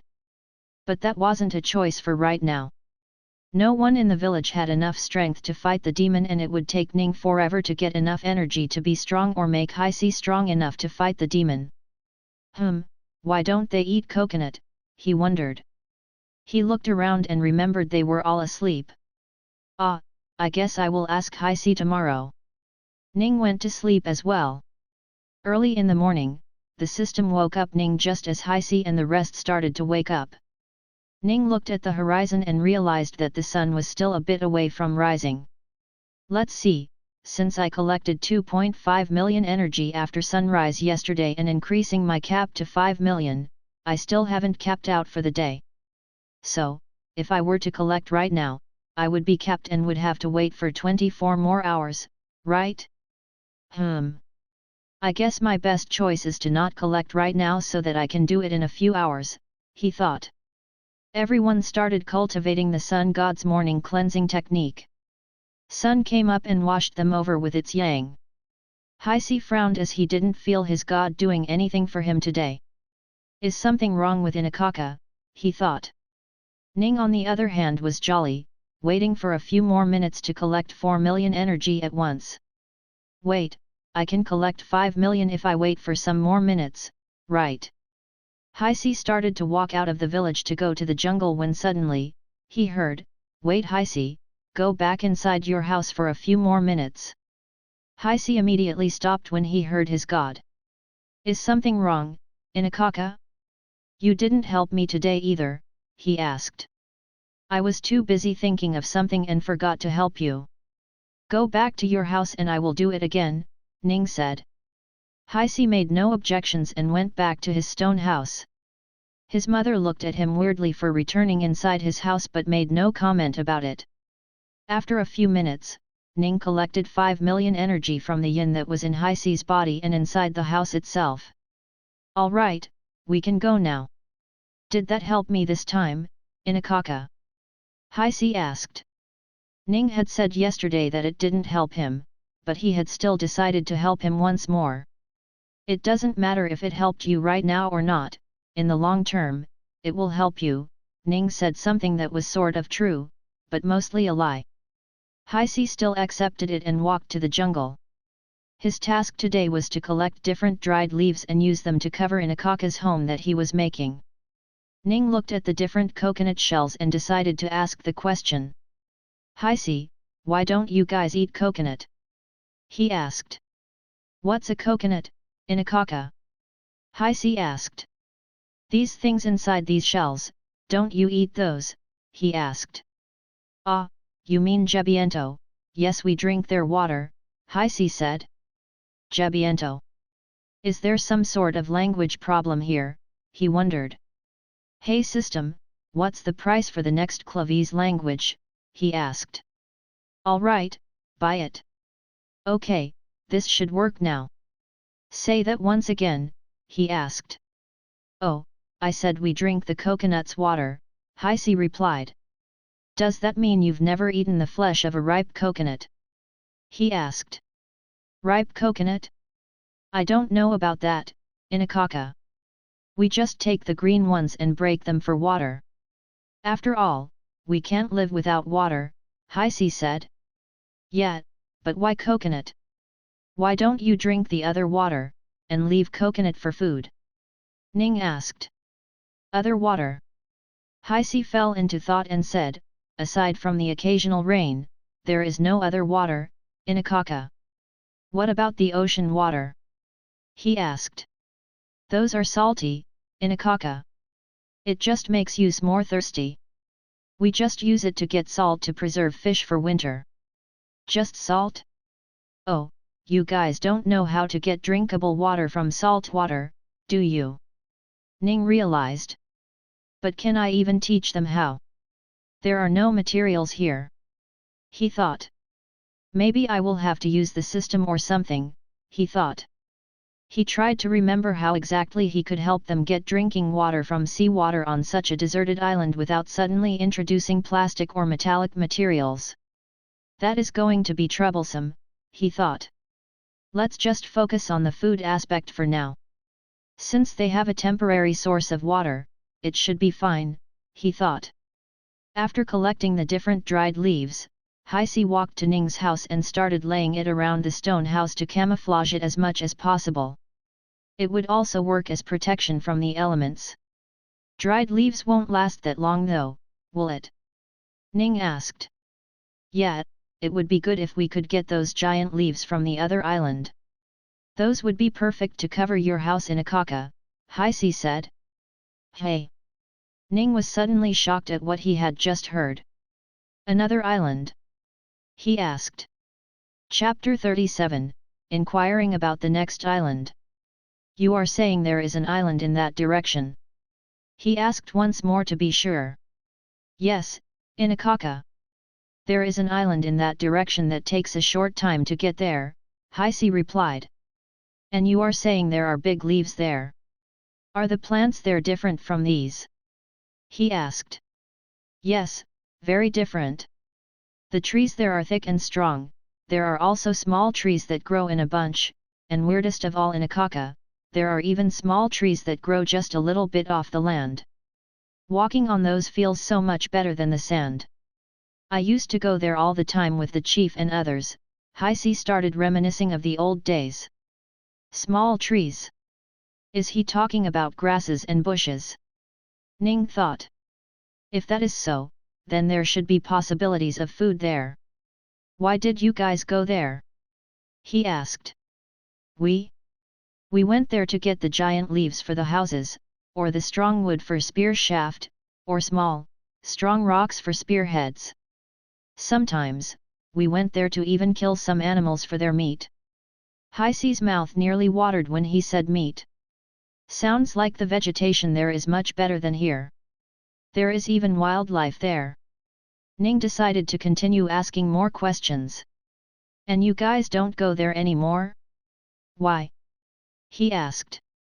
In Akaka, as I said, the demon, Fufulaki won't let us go even near the ocean. So, for the last 2 years, we have been unable to go anywhere. Haisi started to feel sad.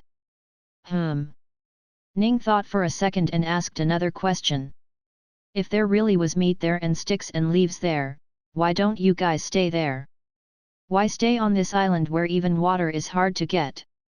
But, in Akaka, the trees there are so big that it is impossible to see you until it's very late. So, we can't cultivate at all. And if we can't cultivate, we will die to even the fishes. Haisi's words had truth in them. I see. That makes sense. I wonder how the other island is like. I should go visit it, he thought.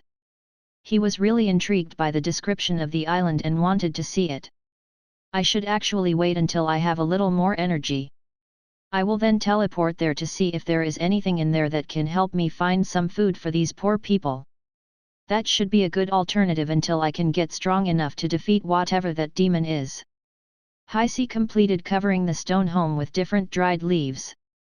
It didn't look very good, but it was workable and Ning accepted it. During the next dozen or so days, Ning helped Haisi cultivate, and gain energy for himself. Haisi's progress during these times had been incredible. Even Ning himself was surprised just how much devouring the yin and letting a yang-free and yin-free body cultivate the sun god's morning cleansing technique helped a weak person.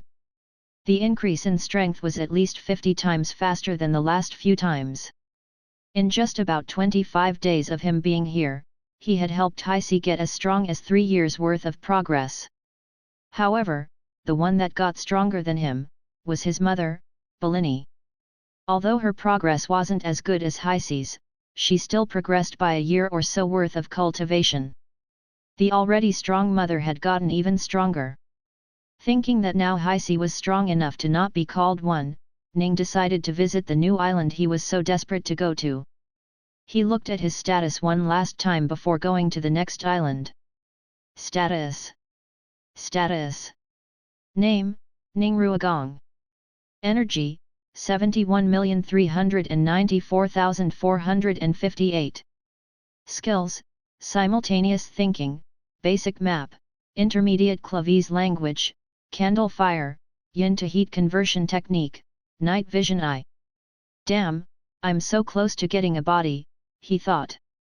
But, even if I do get a body, I will still have to earn more points to make that body any usable at this state.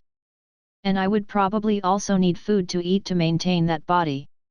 He thought of all the requirements for maintaining a healthy body. Hey, system. If I get a new body, and I need to switch it later, does that body die or can I use it again? He asked. *T. That's pretty bad. Still, if I want to visit the world like a regular person, I will need a body.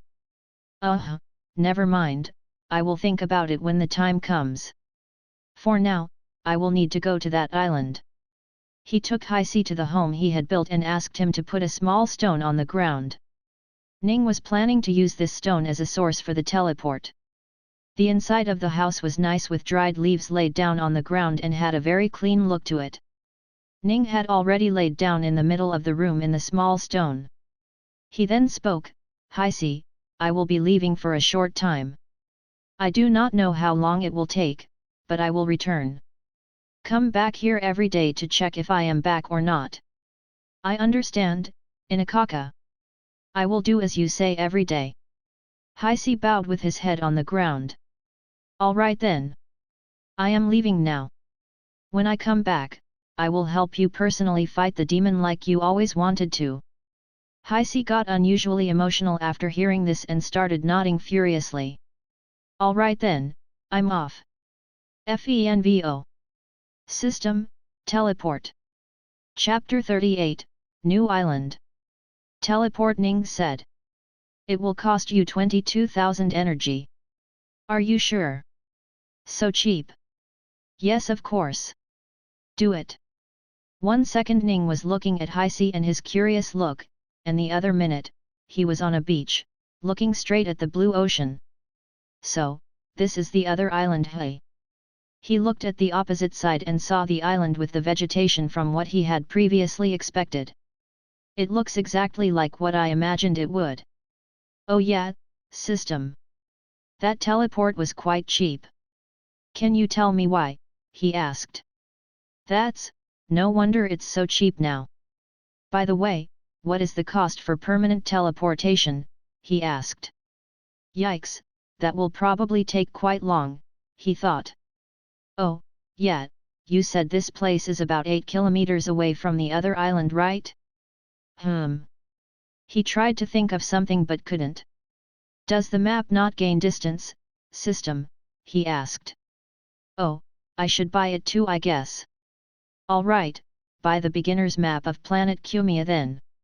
It will cost you 1,500,000 energy." "Are you sure?" "Hey, for some reason I had remembered it being more expensive. Is my sense of what's a lot and what's little changed so much?" he wondered. "Yes, buy it." Suddenly, a horde of information appeared in his brain. "Oh! Oh, oh!" he screamed in his mind as he saw the numbers on the map now. The map in his mind was a bit clearer and bigger. Now he could easily see the individual islands strewn about in the giant ocean. He looked at the circular shape of the northern continent, covering the majority of the northern hemisphere. He then looked at the many islands and started calculating their distances. It took him but a moment to realize that deducing his location through this map was impossible.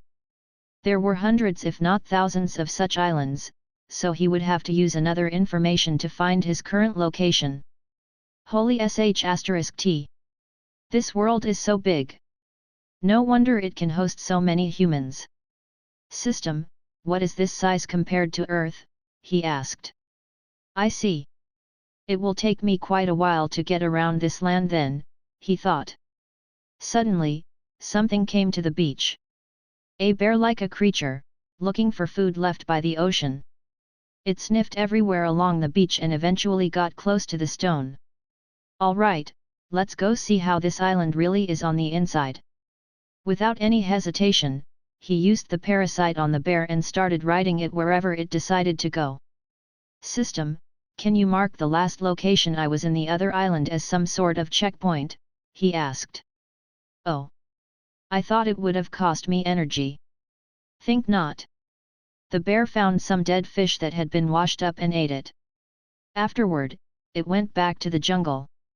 Ning looked at all the different plants and wildlife inside the jungle and felt a little nostalgic as it reminded him of the animals back in the zoo. The inside of the zoo was usually made to resemble the habitat of the animal that was kept inside, so most of the animal cages had trees in them. It would be quite hard to do anything if there were tigers or lions in here. What if they are strong like those in the southern continent, he wondered. Thankfully, there weren't many animals that seemed to be predatory in nature, so he should be fine for now. When Ning reached what he thought should be the middle of the island, he used parasite on a large tree and started using it as his host. The tree was tall, much taller than the other trees, so he could see out into the ocean far away. He even managed to see a vague image of what looked like the island Heisi and his people lived in. He then looked at the opposite side and saw nothing but trees, large dense trees that left no sunlight inside. No wonder they didn't want to stay here. It would be a horrible place for them, he thought. Now that I'm here, what should I do for them?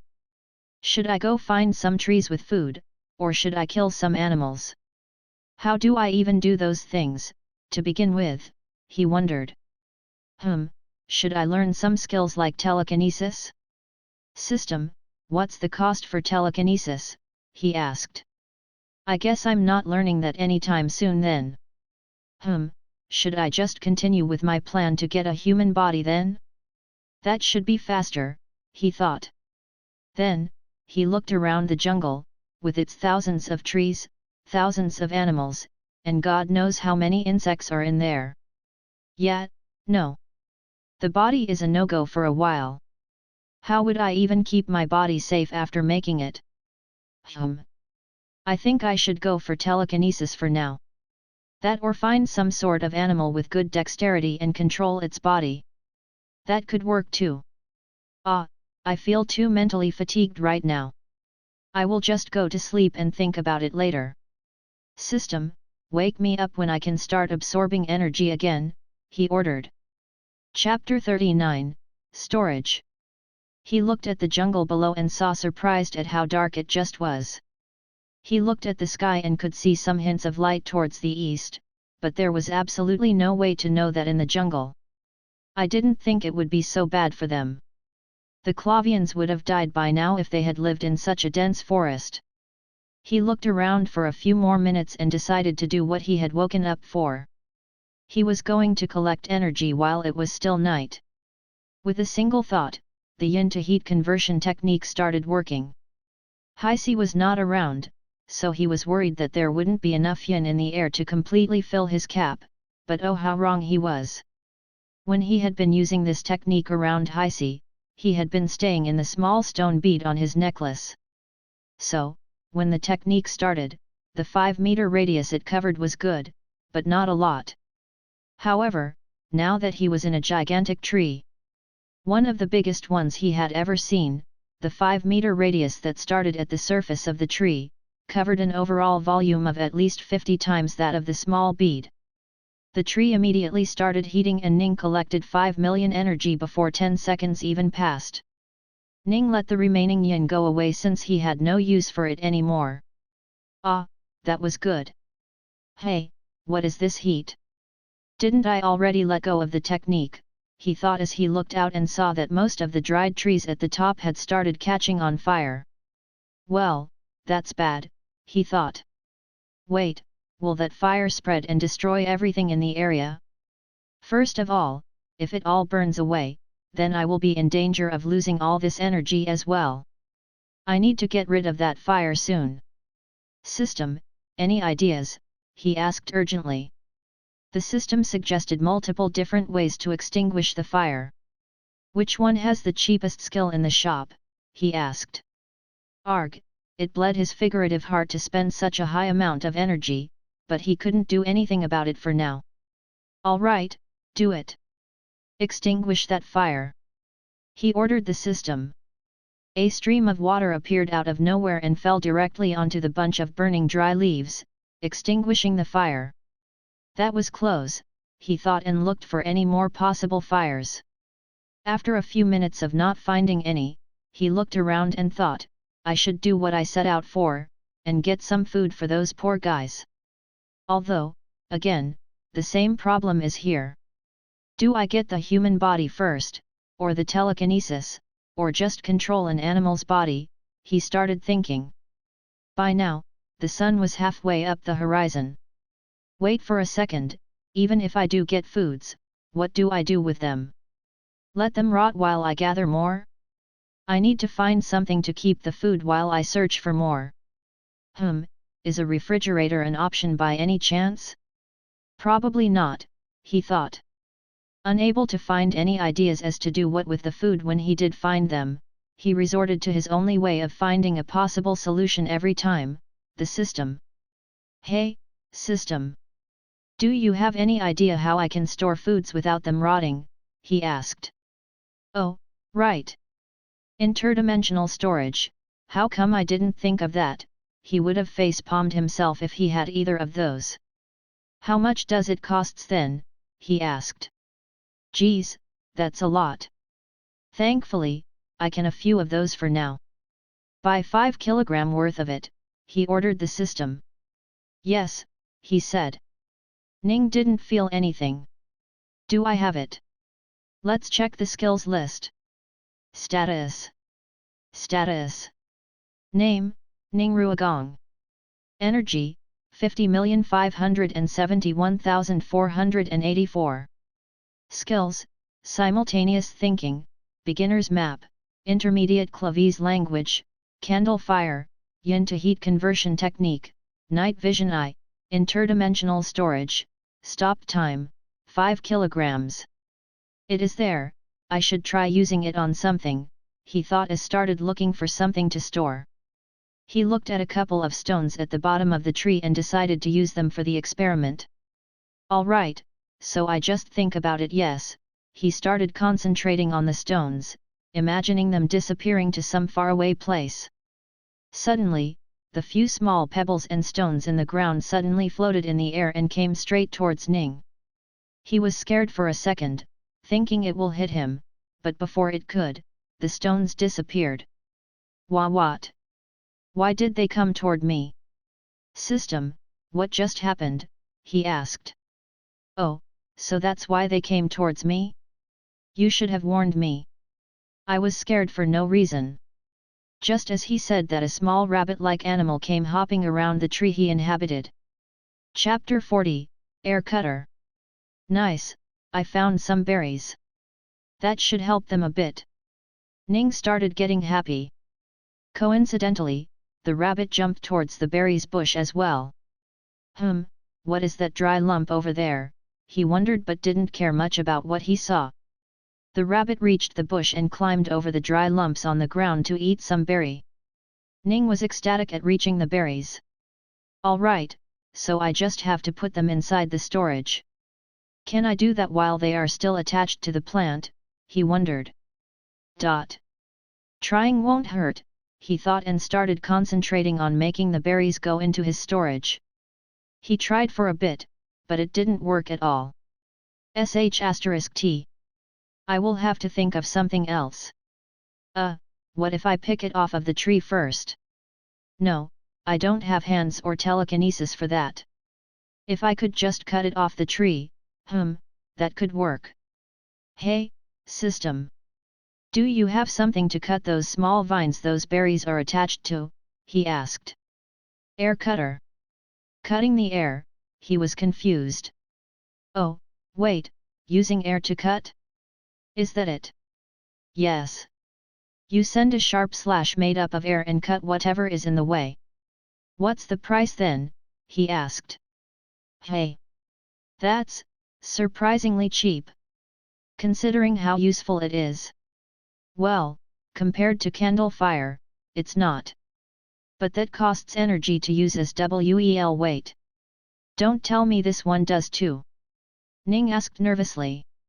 Oh, it's not as bad as fire then. Alright, buy it, he ordered the system. Congratulations! You have successfully obtained air cutter. Ooh, nice. Alright, let's chop that vine then, he thought. Distance won't cost energy for now, and since that vine is so tiny, I doubt I would even need more than 1 centimeter of length. This should be a piece of cake, he thought. He concentrated on the little vine that held one of the bunch of berries. With a single thought, a small, barely visible slash originated from him, traveling to the vine. And in a single slash, it cut it. The bunch of berries started falling, and before it even fell to the ground it started changing trajectory. It flew straight towards the rabbit and then disappeared. Yes! Ning shouted excitedly. Just as the berries had fallen, he had sent the berries to interdimensional storage. Thank God it works now that the berries aren't connected to the vine. He then proceeded to collect more berries. He would send the air cutter flying towards the vine and use his storage ability to store them before they even fell. He was really excited. He collected them for a while before something happened. Why do I feel so bloated? Almost like I ate too much, he thought. System, what is going on? He asked. Oh, we're full already? So we collected all 5 kgs of berries. That was quite fast. Guess that's it then. He decided to wait for the rabbit to finish eating and then leave. He waited for a few minutes. Slowly, the few minutes turned to a lot of minutes, which seemed to extend as well. What is going on? He looked outside and saw that the rabbit wasn't moving at all. It wasn't even eating. What's wrong with it? He thought as he looked at it. The rabbit had half a chewed berry, with some froth at the mouth. And it was absolutely not breathing. Hey! What's wrong? He was shocked. Is it dead? He thought. It was then that something caught his eyes. It was one of the dry lumps that were on the ground. It looked surprisingly like a rabbit. He then turned to another lump. This one looked like a bird. Another one looked like a squirrel. Another one looked like something else. All in all, every single one of the dry lumps was in the shape of some sort of animal. They were all corpses left out after dying. Does that mean? A frightening thought appeared in his mind. Are these berries poisonous? He thought. System, are these berries poisonous? He asked. The system confirmed his suspicions. Oh my God! I would have killed that entire village of people if I hadn't seen these dead animals. He could feel just how scared he was right now. That was a close call. I will need to get rid of all of those berries I collected. How do I do that though? He fell into a small problem. System, how do I throw out the items in my storage? He asked. Do I? Let's see. He concentrated on trying to see if he could see into his storage. Suddenly, a bunch of information started popping into his mind. Whoa! I do. It was as if he knew everything about his storage. He knew that there were 244 berries and 16 different vines. He could also see the 6 stones he collected just this morning. He tried thinking of throwing every single item out in the wild, and suddenly the entirety of his storage poured out. All the berries and stones were out in the field. Chapter 41, Berry Knowledge. Ning looked at the bunch of red berries in front of him and cringed as he thought of the possibilities if he had in fact taken it back to the people. All right, let's stop thinking about that and see what I should do now, he thought. Now that he was inside a dead rabbit, he would have to do something to get out of here. What should I do? Do I wait for another animal to come by? He wondered for a few seconds. Then he thought of something. Wait, what am I saying? Idiot, I can just teleport. It doesn't even cost that much. Should I carry this rabbit's corpse though? He wondered. He looked around and saw the bunch of stones near. Maybe traveling in a stone would be more efficient and conserve more energy, he thought. How do I touch it though? It's so far away, he thought. Hey, system. Can I change the range of body switch? He asked. Damn, why so expensive? He asked. But the system did not answer. Ning fell into a dilemma. Status, he said. Status. Name, Ning Ruogong. Energy, 45,257,561. Skills, simultaneous thinking, beginner's map, intermediate Clavese language, candle fire, yin to heat conversion technique, night vision eye, interdimensional storage, stop time, 5 kilograms, air cutter. I can afford it, I guess, he thought. Alright, buy a meter of range. Alright, let's switch. He focused on one of the small stones laid around on the ground and felt his entire consciousness flow into it. Time to teleport around the island, he thought. He started to choose the small distances and teleport around for now. He would stop once he found an animal close by. Since he had inhabited something with a small mass and the distance he was going to travel wasn't that far away, the teleports ended up costing as low as 10,000 per jump. After teleporting for a few minutes, he came across another bush with a bunch of berries in it. However, this time the berries looked dark blue, almost black. Are these poisonous as well? System. You got any knowledge on berries? He asked. Should I get the beginner? But intermediate is at a reasonable price as well. I think I can afford that. Alright, buy the intermediate one system, he ordered. Suddenly, a load of information popped into his head. He looked at the blue blackberries in front of him. Oh, so these are edible hay. Looks like they are from a family of blueberries available only on this planet. The information he got was quite extensive. Alright, then. Let's gather these. He once more teleports to be right near the berries bush and started using air cutter to cut those stalks. The blue blackberries were less bunched up than the previous red ones, so he had to use more air cutter. After each berry fell to the ground, he started to store then. Within a few minutes, he got bloated.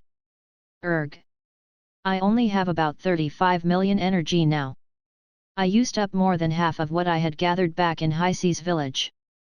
What should I do now? He wondered. Should I go back and deliver these berries? He wondered. Hise should come by every day to check the house, so if I teleport there, he should come to find me. Even if he doesn't, I can go teleport and find him. But then I will have to come back again and that would cost twice the energy. He started thinking of some ideas. Hey, the system, can I teleport these berries without me inhabiting them? He asked. Alright then, remember the house I told you to mark? I need to send all of my berries there. Can you do it? He asked. Whoa, that is more expensive than I was expecting. Although since they are 5 kgs, so I guess that makes sense. But wait, don't I have to take them out before you teleport them? He asked. Oh, that's quite handy. Yes, do it then. Yes, let's go find some more berries. Ning started teleporting around the forest looking at the different sceneries from time to time. Some places had more dense trees, while some were just open fields that could be called a meadow, if not for the huge bushes. There were other fruits and vegetables aside from the berries as well. However, these were clearly fruits, so he didn't have to worry about checking them. God! I wish I could taste mangoes again. I will have to make sure the jungle is secure and get my human body. Although, getting telekinesis first might be the better idea. Also, I will need to get a strong body and cultivate it to make it even stronger. I wonder what those Icelanders would think if I fly back there. He started giggling like a child. He came across a few different animals during his teleportations. Some bears, some wolves, some deer. But none looked like they would be a good choice to jump into right now, so he stuck to teleporting as a stone. Over the course of the entire day, he ended up gathering over 25 kgs of fruits for the villagers and spent anywhere from 90,000 to 100,000 energy to transfer it, depending on the difference in distance to the target. Finally, when night fell, he felt mentally exhausted by the day's work and decided to fall asleep. System, you know the drill.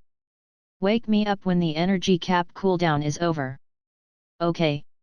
Chapter 42, One Bird with Two Shot. He spent the rest of his days teleporting around, searching for more food to send back to those villagers. Everything he had sent until now was just fruits. There was nothing else on this island to send. He had spent a few million energies increasing the weight limit of his interdimensional storage so that he could send back more things at once and not waste energy on multiple trips. He had been to every single part of the jungle by now and truly knew just how scary it was. The animals he met at the start were nothing compared to the monsters that stayed deep inside the forest. However, they were only scary for him. For the villagers who could lift rocks like it was nothing and had muscles harder than steel, these monsters were probably as cute as pets. Ning was bored of teleporting around now. Since he knew there was nothing here, he wanted to go back. He looked up as he heard something. A crow-like bird with black feathers and white talons landed on the ground next to him. It was there for the berries that he had just sent back. Since there were still some, the bird started eating it. Whoa, that's a huge bird, he thought. The bird was larger than an ostrich that was kept in the zoo. It looked like a crow too. Damn, this bird would be enough to feed the entire village. It's probably heavier than that fish, he thought. It was then a thought occurred to his mind. Should I kill this bird, he thought. Instinctively, he wanted to jump into the bird and start absorbing its energy until it died from it, but he remembered that he was capped out on absorbing energy, so he couldn't do that. Then, will air cutter be enough, he wondered. Let's try it. He targeted the bird and decided to release a rather large air cutter. He released 50,000 energy worth of air cutter. He spent 40,000 to make it 2 meters long to encompass the bird's size and spent the remaining 10,000 energy to increase its damage. Swish! The slash flew out of the air and landed on the bird. Caw! The bird shouted out loud. The slash managed barely dig in deep enough to show blood, but not enough to harm it in any significant way. *T, Ning thought. Seeing the bird trying to run away, he immediately used another air cutter towards the bird. Only this time, he used 100,000 energy. With a 6 times more powerful attack, the slash in the air flew directly to the bird and chopped the bird in half, which still managing to fly a bit further before disappearing. Whew, Ning sighed as he saw the bird fall into 2 parts. Damn! It nearly got away, he thought. He looked at the innards of the beast spilling a bit and cringed. Oh God! It looks worse than inside that fish's stomach or those many birds devouring their prey. Now it was time to do something about the corpse. He had managed to kill it, but now he needed to send it back to the other island. But the bird was too big and too heavy to put into his storage. So, he started to get worried. Hey, system! Can I teleport that carcass back to the other place without storing it in my storage? He asked. Oh, nice. Although, it looks quite heavy. How much will it cost? He asked. Whoa, it's that heavy, he thought. Although, if I do send it now, I can spend the rest of the day freely. Hehe, I can just send them some monsters once a day, and it will be enough, he thought. Alright, send it. He watched the corpse, expecting it to disappear from in front of his eyes, however, nothing of that sort happened. Instead, he just got a notification from the system. Sheesh! You could have told me earlier. Alright, teleport me to the top of that object, he said. The stone he inhabited vanished from the spot, appearing on top of the 2 halves of the bird's corpse. Thankfully, the 2 halves were stacked on top of each other, so he didn't have to worry about individually sending both of the halves. Okay, can you send it now? He asked. Finally. Alright. Do it, he said. Only then did the bird's corpse disappear from in front of his sight. Now that that is done, what else should I do? He started to wonder. Should I go kill more monsters and send it back to the villagers? He thought. That was the idea he had come up with within the moment, but now he had to think if that was a good idea or not. He thought for a second and said, their problem is not that they have no food and require my help. Their real problem is the demon they call Fufuaki. If I can somehow get rid of that demon, I won't have to kill all of these monsters at all. They could do it themselves. They are probably far stronger than I am. Okay then, for now, I will just gather some food once in a while and send it back. While I will conserve energy and buy something useful for myself. Maybe it might even be a good idea to try and increase the cap using sound energy somehow, he thought. Chapter 43, Field. Ning was currently inhabiting a giant rock in the middle of open space. He had found this place on random teleportation and realized that this was quite a good location for farming something. He was tired of sending back food to the villagers and had decided to just leave a farm for them. While doing that, he would also unlock everything else necessary for his own progress. A little more than a month had passed since he had decided to change his approach to the matter after sending the bird's corpse to the villagers and had gathered a large amount of energy. The first thing he had done when he gathered 250 million energy was up the cap of the daily energy gain. It was now at 10 million per day. The next one was surprisingly at 10 billion instead of 2.5 billion. He had then spent some more days gathering a lot of energy. When he finally did, the thing he had done was buy the telekinesis skill when he reached 240 million energy. That was a few hours ago. He was currently using telekinesis to take large wooden spikes he had made use of air cutter from the trees all around him and placing them around the perimeter of this place. He didn't want monsters to destroy the fields, so he was making fences with the wooden spikes by sending them high into the air and letting them drop. In this way, he was halfway done with the spikes. It was at this point that his head started getting dizzy, so he stopped. God, that took a lot of mental strength, Ning thought. Telekinesis was a weird ability. Its usage was a hybrid between the other techniques and was based around the weight of the object the host inhabited. If the inhabited object had a higher mass than the target of telekinesis, then Ning would require mental energy to move it. If the inhabited object had a lower mass than the target of telekinesis, then Ning would require energy to move it. Both mental energy and normal energy were expended depending on the mass of the target of telekinesis, regardless of the body he inhabited. So, right now, he was inside a giant rock, so that he would only have to use mental energy and not waste any of his actual energy. Ning rested for a while and jumped into a small pebble to teleport to a nearby tree. He used air cutter to cut the trees into logs and cut them once more into spikes. He then used telekinesis to hurl the wooden spikes back into the field and himself teleport back to it. After jumping back into the giant rock, he decided to take a bit of rest. He started thinking about what he could do next after this was done. I can leave any time I want, can't I? He thought. But I don't want to leave these villagers just like that, hungry and all. I will have to help them defeat that demon or whatever it is. Sigh, I will have to get a body soon, but I will need one that won't die very easily. Otherwise, there would be no point in making one. Maybe I should make one that can cultivate. He started to feel some sort of excitement.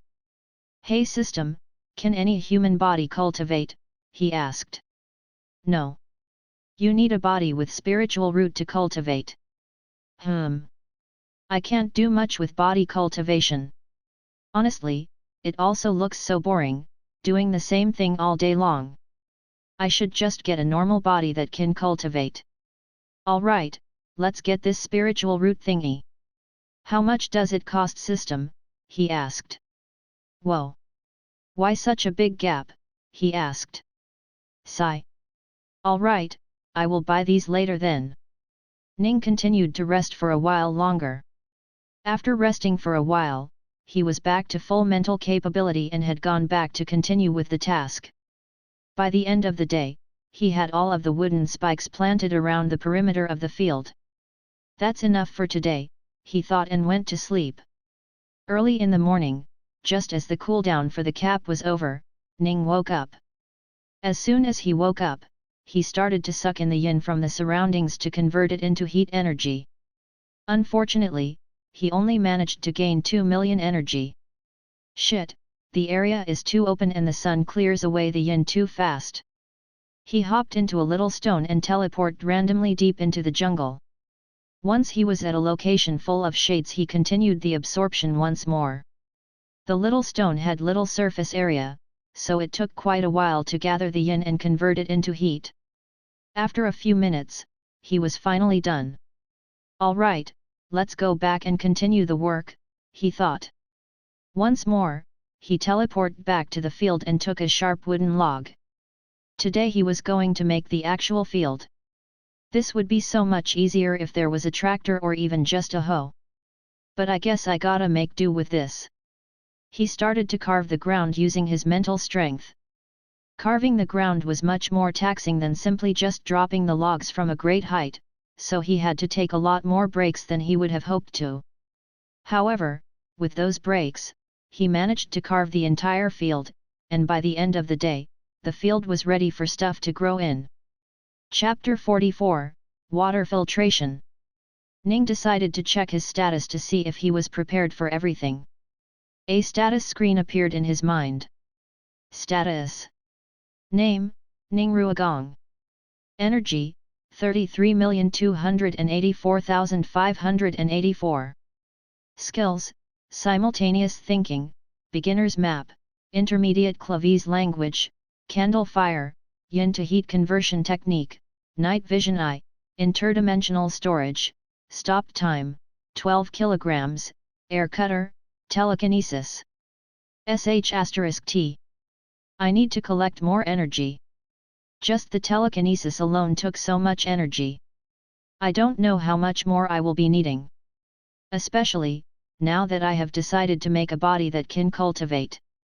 He looked around the field and saw that it was ready for the water. So his next task was to find water for the field. He started thinking about the beginner's agriculture knowledge he had bought to look for some ideas. I need crops that can grow without water, but I don't know how useful it can be for those people. Can they even grow them? Let's just find a source for water, he started thinking again. If only I could use seawater for irrigation, but those just destroy the plants with the excessive amounts of salt in them instead.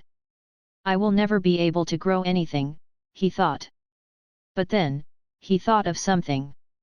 Unless I can turn that seawater into normal water. I could probably do that with normal evaporation and distillation, but that will take too long. I need to use what I can. System, I need a filtration ability. Is there anything in the shop for that? He asked.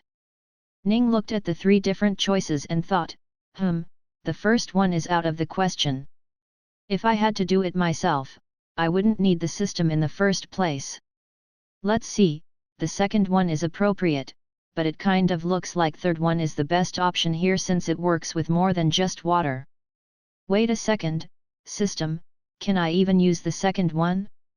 Most liquids contain water, so is there a chance that the second one is unusable because most water isn't water, but a different liquid? He asked. Okay, that is quite good. What's the price for the liquid filtration then? He asked. Why is that more expensive than everything I've bought till now? He asked. The liquid filtration system was more expensive than even the next cap extension he could buy using heat energy. What is the price for water filtration then? He asked. That's quite good, but I will have to collect more energy again. I wish I could up the cap again so that I can collect more energy every single day, he thought. His next cost for heat energy unlock was 10 billion heat energy, while the sound energy could still buy things at 10 million, which was very cheap. I wish I could see what amount of sound energy I had.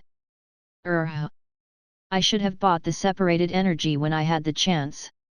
What was the price of it again? He asked. It's quite cheap too by the current standard.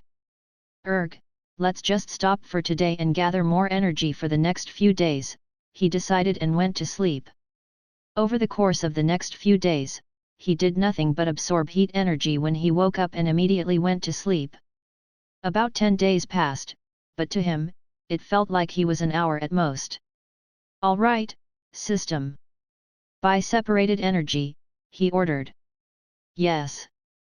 Nice. How do I check it now? He wondered. He tried to think about using the skill, but it didn't work. System, how does this work? He asked. Separated energy is attached to status. Please check status. Oh, all right. Status. Status. Name, Ning Ruogong. Energy, 132,954,482. Separated energy. Heat energy, 132,868,027. Sound energy, 86,455. Skills, simultaneous thinking, beginner's map, intermediate Clavese language, candle fire, yin to heat conversion technique, night vision eye, interdimensional storage, stop time, 12 kilograms, air cutter, telekinesis. Oh God! I have so little sound energy. I should do something about it. Hey, system, is there a way to preserve this? He asked. Nice, he screamed in happiness. Then, use the heat energy to buy water filtration. Stop asking stupid questions every time and just buy it when I tell you to do, he got annoyed. Alright, explain. How does this work? Is it mental energy or normal energy? He asked. You use energy to filter any liquid above 80% in water content and remove the rest of the content from the water. You can select what contents to remove and what to keep. 20,000 energy per liter, he was shocked at the ridiculous price. He turned to look around the field and slowly looked through the area. From his estimation, this large field would require at least 1,000 liters of water if not more. Moreover, he couldn't just drown the field in the water. That would be detrimental. He would thus need to make water channels as well if he really wanted the farm to be successful. Furthermore, he hadn't even thought of the second problem. Chapter 45, So much energy. Oh, wait a second. System, I can store the liquid in my storage, right? He asked. What about filtrating it in my storage? He asked once more. So I should just bring back water here and filter it all at once, he thought. Where do I store the water though? He looked around, but nowhere looked special. Guess I gotta dig then, he thought. He needed something else to dig as a wooden spike wouldn't be enough. Let's just buy a pair of metal tools, he thought, and asked the system about it. He bought a hoe for 20 million energy and a shovel for 25 million. He decided to spend a few more days collecting energy. In the meanwhile, he dug around more pathways across the fields for water. During his free time, however, something else was in his mind all the time. Should I just get my body or wait for enough energy to buy the spiritual roots? He wondered. It might be a good idea to learn about cultivation properly first. System, show all knowledge on cultivation. What the? I can't even buy the basic one? Why, he was shocked at seeing the ridiculous price of the cultivation knowledge. 560 million, that will take a 56 days, damn 2 months of just doing this? I will get bored. Only if there was a way to increase my daily caps. I wish I could get more sound energy just like I do my heat wait a second. Hey, system, wasn't there something about turning yin to sound as well? He asked very expectantly. Yes. Yin to sound conversion for 20 million energy. Idiot. Why didn't I think of that earlier? He started berating himself. Alright, let's quickly collect the sound energy tomorrow and double my daily cap twice in 5 days. That should help me a lot, he thought. Buy it, he said. Alright, time to grind again. He spent the next few days digging a hole somewhere else in the field to store the water and then teleport to the sea to carry back the water. He would also kill whatever monster or animal that came to the field and send its body back to the village. They would surely appreciate it. During this time he also unlocked the next cap for energy gathering twice.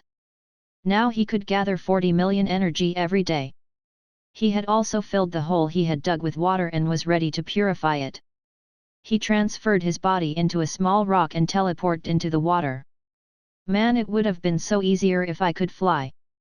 I should look into that ability sometime soon, he thought. Alright, I just think about it right, he wondered and started thinking about filtering the water so that only the water remained and the salt was separated from it. A sort of buzz started appearing from his body. Suddenly, white particles in the water started separating from it as he spent nearly 24 million of energy just to separate the salt from the water. Holy sh*t. I should have calculated beforehand. He felt like his heart bled seeing so much energy going away just to filter the water. He looked around and saw that the salt was starting to settle to the bottom of the water. I should take it out of here, right? He thought, and took all the salt into his storage. After the water was purified, he teleported back up. Alright, how do I make the water flow now? He wondered. Let's just go find Heisei. He can do it, he thought. System, teleport me back to the village at the marked location, he said. Suddenly, his entire body disappeared as he arrived at a different location. What is this? Feels so soft. He thought and looked at the place he had just arrived. There were a lot of leaves and dried coconut shells that made a soft sitting place in the hut he had made previously. What's going on? Why is there something like this here? He thought for a moment. Oh, Heisei must be diligently working. Good boy, good boy. Suddenly, he heard footsteps. Oh, he must be here. Just a good boy following my words even after so many days have gone by. He waited for Heisei to open the door to the house and entered. But the one who came in was an old woman. She was probably one of the grandmas in the village that he never met. Why is she here? He wondered. Oh, nothing is here today. He must be busy, she said, and was about to leave when she saw the small stone in the middle of the room. She hesitated for a bit and spoke. Is that you, Inakaka? She asked. What? How does she know? He was shocked. Inakaka? She asked once more. How does she know about me? Is this Heisei? He was surprised. Wait, no, can't be. He probably just told the others about me. He thought. Please speak if it is you, O bright Lord Inakaka, the elderly woman spoke once more. Ning wanted to keep on staying quiet but decided otherwise. I was planning to do something like this a bit later on. I guess, now is not a bad choice either. Chapter 46, Announcement. Who are you? Ning asked the woman. Oh, my apologies, Lord Inakaka. This lowly one is a humble servant of yours called Hasanai, the old woman said. And how did you know I was your lord and that I would be here? Ning asked. Oh, we've known it for a long time, Lord Inakaka. Ever since you sent that food for us lowly people, we have been tending to your shrine every day to get your blessings. We are ever so grateful to you for sending us meat and fruits, the old woman said. Shrine. Ning was surprised. He then looked around the place he was in and realized that they had mistaken the home he built for his human body as a holy shrine. This is annoying, he thought. All right. Take me to the village. I want to meet Heisei, he said. Yes, my lord. The old woman took him in her hands and started running faster than most monsters he had seen on the other island. Holy, what are body cultivators supposed to be this fast? He was surprised. Within a few minutes, the old woman reached the village. Chief, everyone, look who returned to us. The old woman shouted as soon as she returned to the village. Why are you shouting, old Hasanai? Someone asked. Hey, do you still think you are a young woman to be running like that at an age like this? An old man asked. Shut up, Delica, Hasanai scolded the old man who had just spoken.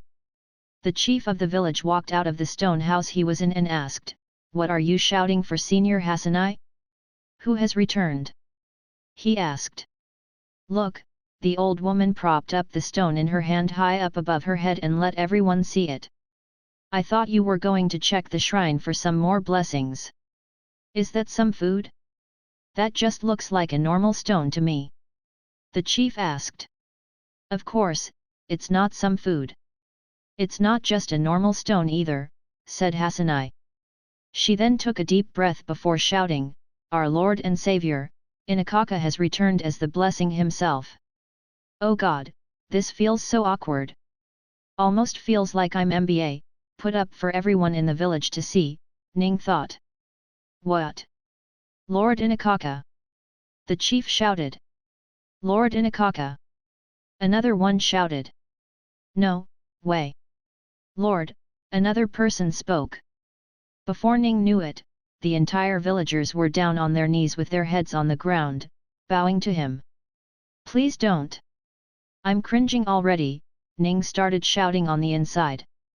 A few moments passed but the Clavian people didn't seem to be taking their heads off the ground at all. Guys, you can stand up now, Ning finally spoke. Inakaka! Everyone suddenly shouted. That night, the whole tribe's people had a party. 2 massive monster corpses were put on the fire as food, while both the young and the adults danced to the music of the elderlies. Heisi had already returned back home and Ning had decided to change his body into his necklace for now. You finally returned to us Inakaka, Heisi said. I was always going to. Didn't I tell you to look at that place from time to time for me? He asked. Yes, Inakaka, but, after you sent the food, I thought you might have chosen to just send us food and abandon the fight with Fufulaki instead, Heisi said. Of course not. Speaking of sending food, however, how did they come to know about me? He asked. Oh, that Inakaka. At first, when you sent us the food, I took them back to the village and gave them to everyone, saying they were washed up on the beach. But after a couple of days of that happening, they started to get suspicious. After that, you sent a bird corpse. It was then that I learned that I couldn't hide anything else and decided to spill everything. Since then, someone has been going to the place I built to get our blessings every day. I hope you are not angry at your child for making a mistake, Lord Inakaka, Heisi said. Sigh, no I'm not, Ning said. He didn't think such a development would occur, and as such, he now had to think of something. Actually, he thought, this seems like the perfect time. Heisi, bring me to the center of the group, he asked Heisi. Yes, Lord Inakaka, Heisi said and walked to the middle of the music and dancing. Seeing Heisi come up to them, they didn't do anything at first, but when they remembered that Inakaka was inside Heisi's necklace, the entire village immediately went silent. The only noise out there was the crackling of fire and the distant sound of the ocean. Everyone, I have something to say to you guys, Ning spoke with a loud voice. What is it Lord Inakaka? Can we help you? The chief asked immediately. No, it's something else. I came down here to look around the world, and see what it was like. I was always distant and could barely see any of you, so I decided to take a closer look. As such, I incarnated into this ethereal form that required other bodies to stay in, Ning said. However, I have decided now that I want to have my own body to move around. I want to see what a human feels like and see if you are really as weak as I think you are. Since this is going to be my new body, it's going to be extremely weak. I hope you guys can help me stay strong and protect me from everything else. Chapter 47, First Step Towards Cultivation. Heisi alone was no longer enough to reach the cap, so he had Heisi walk around the dark places in the village afterward to gather some more energy. The villagers were very understanding when he said that he wanted a new body and allowed him to do whatever he wanted. Getting the freedom, Ning fully devoted his days to get enough energy for the basic cultivation knowledge before making a body. He also helped the villagers once in a while by going to the other place to get some meat for them, or even stay around for a bit to make sure his field wasn't destroyed. Other than that, he mostly just thought about how well he had to make his body. He wanted to make one that would at least be above average in terms of talent. A dozen or so days passed and Ning finally had over 560 million energy. System, buy the basic cultivation knowledge, he said. Basic cultivation knowledge costs 560 million energy. Are you sure? Yes, he said. At that moment, a massive amount of information entered his mind as he started to know all the different things about cultivation. The information wasn't very detailed. In fact, it was barely anything. However, the topic of cultivation had so much information behind it that the basic knowledge he got was hundreds of thousands of times more vast than anything he had learned before through the shop. I see. He thought as he looked through the knowledge he had just acquired. Cultivation to him was just like magic. You used chi and you could do whatever you wanted. But, it seemed there was more to it than just that. He learned how vast the thing cultivation itself was. Cultivation was simply one growing oneself better than one were yesterday. It meant refinement and walking the path towards perfection. Cultivating a seed meant growing it until it has been refined and has grown into the perfect form it could be, a tree. Cultivating oneself meant enlightening oneself to the ways of the universe to grow as an intelligent being. Even animals who had barely any intelligence could gather enough chi to gain intelligence wherein they would begin their true journey through cultivation as well. There were many things one could get enlightened in. Most people were however limited due to their lack of will or due to their circumstances.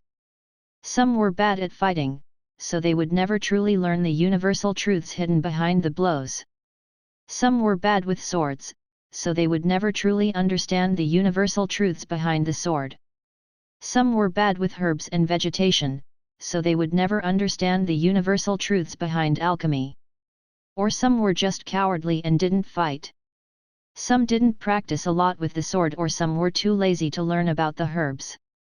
Everything was limited to one's own talent and training. Except me, Ning thought. I can get talent whenever I want. I can get experience whenever I want. Heck, I don't even have to train in anything to be good at it. As long as I have the shop, I can be the greatest. But where is the fun in that? What is the point of living if I can't struggle through life, he thought. I don't want to live forever if there is nothing to live for. If everything is handed to me, how is it even living? Learning about cultivation suddenly changed his mindset towards life. He fell into contemplation for a while. System, what will be the cost of my original body combined with the cheapest spiritual routes that can take me to the peak of cultivation, he asked. The more elements in a spiritual route, the worse it is, isn't it? However, since it's not the broken ones, so I assume broken ones can't reach immortality. I guess this is what I will require. Hey, he thought and then said, System, put it on the auto-buy list, he said. Alright, now I will just have to wait a few more weeks before I get my body, he thought. Ning went back to his usual task of gathering energy every morning and helping the village with food from time to time. He made the villagers make a hole in the center of the village where he made them fill it up with water from the sea and then purified it to no longer have salt in it. The villagers were astounded to finally drink something that wasn't salty or sweet and just, nothing.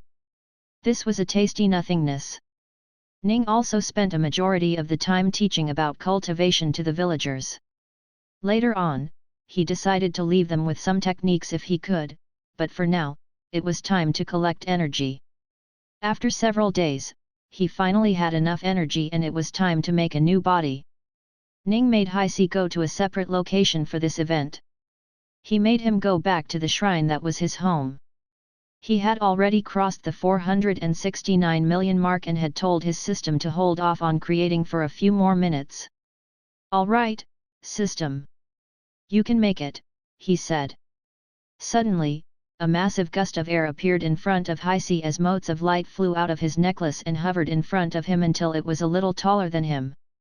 Slowly the light took the shape of a human and then started to get more defined. Skin, muscle, bone, hair, more and more details got added to the body. And finally, it was complete. Chapter 48, Earthly Jade Cultivation Method. I will have to be careful with this body. If this breaks, I will have to spend another 500 million energy to make a new one, he thought. Suddenly, a notification arrived in front of him. Is that so? How do I absorb chi? Just like heat and sound, he asked. Use a cultivation technique to gather chi. Half of the chi will be stored in the body, and others will be absorbed. Is there a way to tweak the amounts I absorb? He asked. I see. That is fine with me, he thought. Heisi was genuinely flabbergasted seeing a new body forming in front of him. That too one that belonged to his god. Lord Inakaka, you have successfully made your body? He asked. Yes, it would appear so, Ning said. Look at your skin, Inakaka. It's just as shiny as your real self, Heisi said. Shiny? Ning was surprised. He didn't think his body was shining. He immediately brought his hands in front of him to check, but it wasn't shining at all. He turned it both back and forth, but there was still no shining. What does this kid mean? Ning was confused for a second. But when he turned to Heisi from his own hand, he finally realized. Oh, he means my skin is white. Has this kid really not seen any other white people yet? There should be many cultivators flying about, why are there none here? Ning wondered. In the many weeks he had spent in this area of the planet Kumia, there weren't really any sightings of cultivators flying in the sky. He had narrowed down his location in the northern continent by a fair amount, but that amount too was too much for him to accurately tell the location. Ning quickly gave himself clothes matching the natives. All right, let's go back to the village, and tell everyone that I now have a body, Ning said to Heisi. Yes, Inakaka, he replied. Ning walked back to the village and saw a face of awe and surprise in everybody. At first, they didn't realize who he was. But once they saw Heisi behind him, they realized who he was. Lord Inakaka. One person said. Yes. Ning replied. Whoa, it is you, Lord Inakaka. Look everyone, the Lord has got a new body, the person shouted. Everyone started gathering around Ning to take a closer look at his and were really surprised at how different he was from the rest of them. Ning started to get really scared when they got unusually close. Since they were so strong, a slight mishandle and they could break his body in half. Everybody stop, he shouted. The people who were making noise stopped talking suddenly. Yes, it is me. However, since this is not my real body, I am very weak and it will take me some time to return back to full strength. So please don't do anything that would hurt this fragile body for now, he said. Everyone agreed. Once everyone spent a little more time looking at their lord's new body, they went back to their daily tasks, which was just staying around doing nothing. These guys seriously don't have any other purpose than cultivating and living. They don't have any hobbies or play any sports. They just sit around the village doing nothing. Do they not get bored? He thought. All right, I will need to give them something to occupy themselves. The farm at the other place is good, but, I can think of something better, he thought. I should get the sun god's morning cleansing technique so that I can get stronger as well, he thought. Also, now that I have a body, I should start to cultivate as well. Techniques and weapons and other kinds of stuff can come later. I need a cultivation method for now, he thought. Let's see, should I get a bad one so that I can struggle or do I get a good one, he started wondering. System, what cultivation method can I buy for less than 100 million, he asked. The system listed nearly thousands of cultivation techniques for him to choose from. That too were ones that were just under 100 million. If he were to filter otherwise, the list might have gone on for a long time. He looked through the list for a few minutes. Thanks to simultaneously being able to think of two things at once, going through the list didn't take that long of a time. In the end, he chose one that looked to be good. I will be down to a few millions of energy only, but that should be enough for me now. Yes, buy it. I wonder why it didn't give the 5 different levels of knowledge option. Is a cultivation technique not the same as just knowledge, he wondered. Status. Name, Ning Ruogong. Energy, 16,954,482. Separated energy. Heat energy, 6,894,523. Sound energy, 10,059,959. Chi energy, 0. Skills, simultaneous thinking, beginner's map, intermediate Clavese language, candle fire, yin to heat conversion technique, night vision eye, interdimensional storage, stop time, 12 kilograms, air cutter, telekinesis, water filtration, yin to sound conversion technique, earthly jade cultivation method. Ning looked at the list of skills and thought, so it is a skill, no wonder it didn't show up with multiple options to choose from. Also, I have a chi energy section now. I should start filling it up. Now that I have a cultivation method, it's time to cultivate. Chapter 49, Chi Condensation. As you wish, Inakaka. Heisei complied without question. There were no bugs or animals on the island, so Ning was pretty safe for now. He walked into the shrine that was his home and sat down inside on the soft floor. Before I start anything, answer a few questions, system. First of all, do I use up energy from whatever I am doing right now with my body? He asked. No. Your body is a separate entity from you. So no matter what it does or happens to it, you will never be affected. I see. What about absorbing energy? Do I absorb my body's energy? He asked.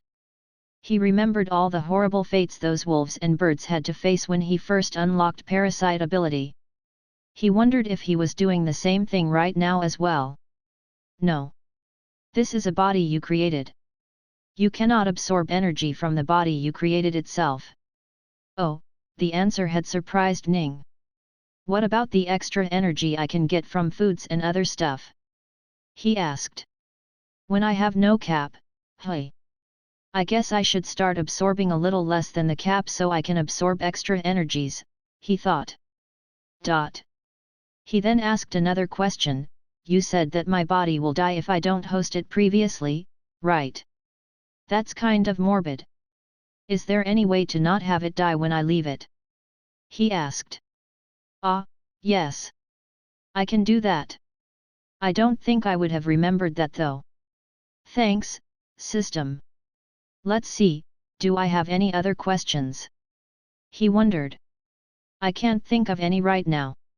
Whatever, I will ask it later if I think of it. For now, let's start cultivating. So, I start by trying to feel my first chi, don't I? He thought, remembering the information given to him through the basic cultivation knowledge. I need to follow my cultivation method and try to sense the chi around me. He closed his eyes and pushed his human body's perception to the limited as he started to follow what the cultivation method told him to do. Having a spiritual root, one could immediately start using the cultivation methods without worries, and that was exactly what he planned to do the moment he sensed any chi. Without sensing chi, however, it wouldn't work at all. Ning ignored as much sense as he could to try and sense chi.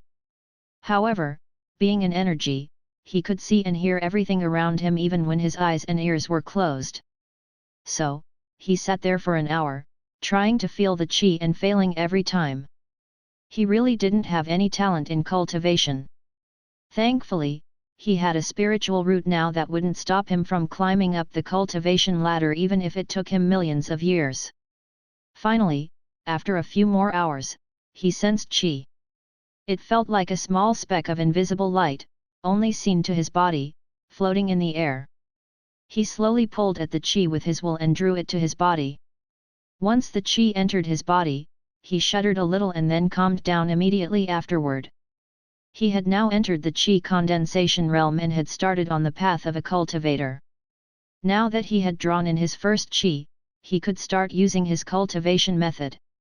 He took the chi and started moving it around his body, using the body to get it used to the chi, while at the same time slowly pulling in more and more chi from the environment. He was capped out for the day, so he pulled in as much chi as he could by nightfall without worrying about stealing part of the chi. Which wasn't really a lot, to begin with. He opened his eyes and finally stopped cultivating. He started moving his fingers and felt something different. It was almost like he had more strength in him now than when he had started cultivating. Am I cultivating at a proper speed? He wondered. He closed his eyes and tried to feel inside him once more, and he did find qi. He just didn't know how far he was into cultivation with this amount of qi. He didn't even know if this little amount was good or bad. I should upgrade my cultivation knowledge as soon as possible, he thought. Now that it was night, he walked back to the village, but something weird happened. For one, he could feel a sort of nimbleness on his feet that wasn't there when he had arrived here. Also, through his body, he could swear that he could almost see the forest and tell apart the trees at night. He looked into the sky and it was a cloudy night. And yet, he could see some silhouette of the trees. Are these the result of my cultivation? He wondered. I wonder how well the body cultivation would work for me, he thought. Slowly, he made his way back to the village where the villagers had already set up a fire with some meat cooking on top of it. When they saw him arrive, they immediately called him to the center nearby the fire and gave him a giant piece of the meat. He looked at the food and saliva started filling his mouth. How long has it been since I've eaten anything? He wondered.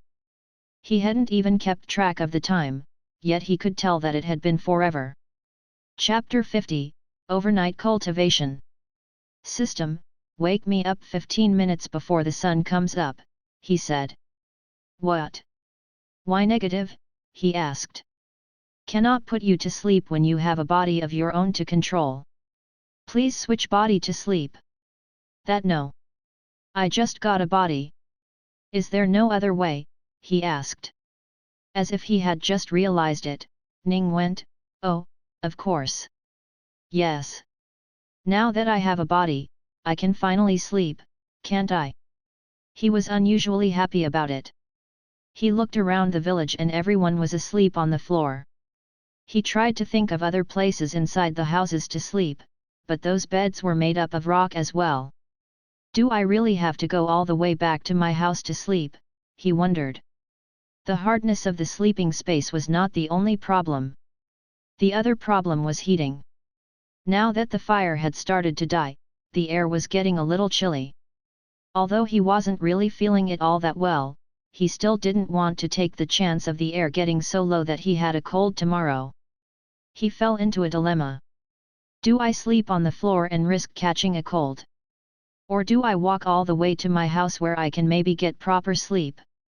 He started thinking of the pros and cons of both of those options when he realized that he had a third option. Or I can just not sleep and go cultivate. He thought of himself as really smart when he thought of that. He walked into Haisi's house and sat down on the bed. Both Haisi and Belini were sleeping outside, so he was free to do whatever he wanted here. He closed his eyes and started slowly breathing in and out. Once again, he calmed himself and started feeling the qi in the surrounding.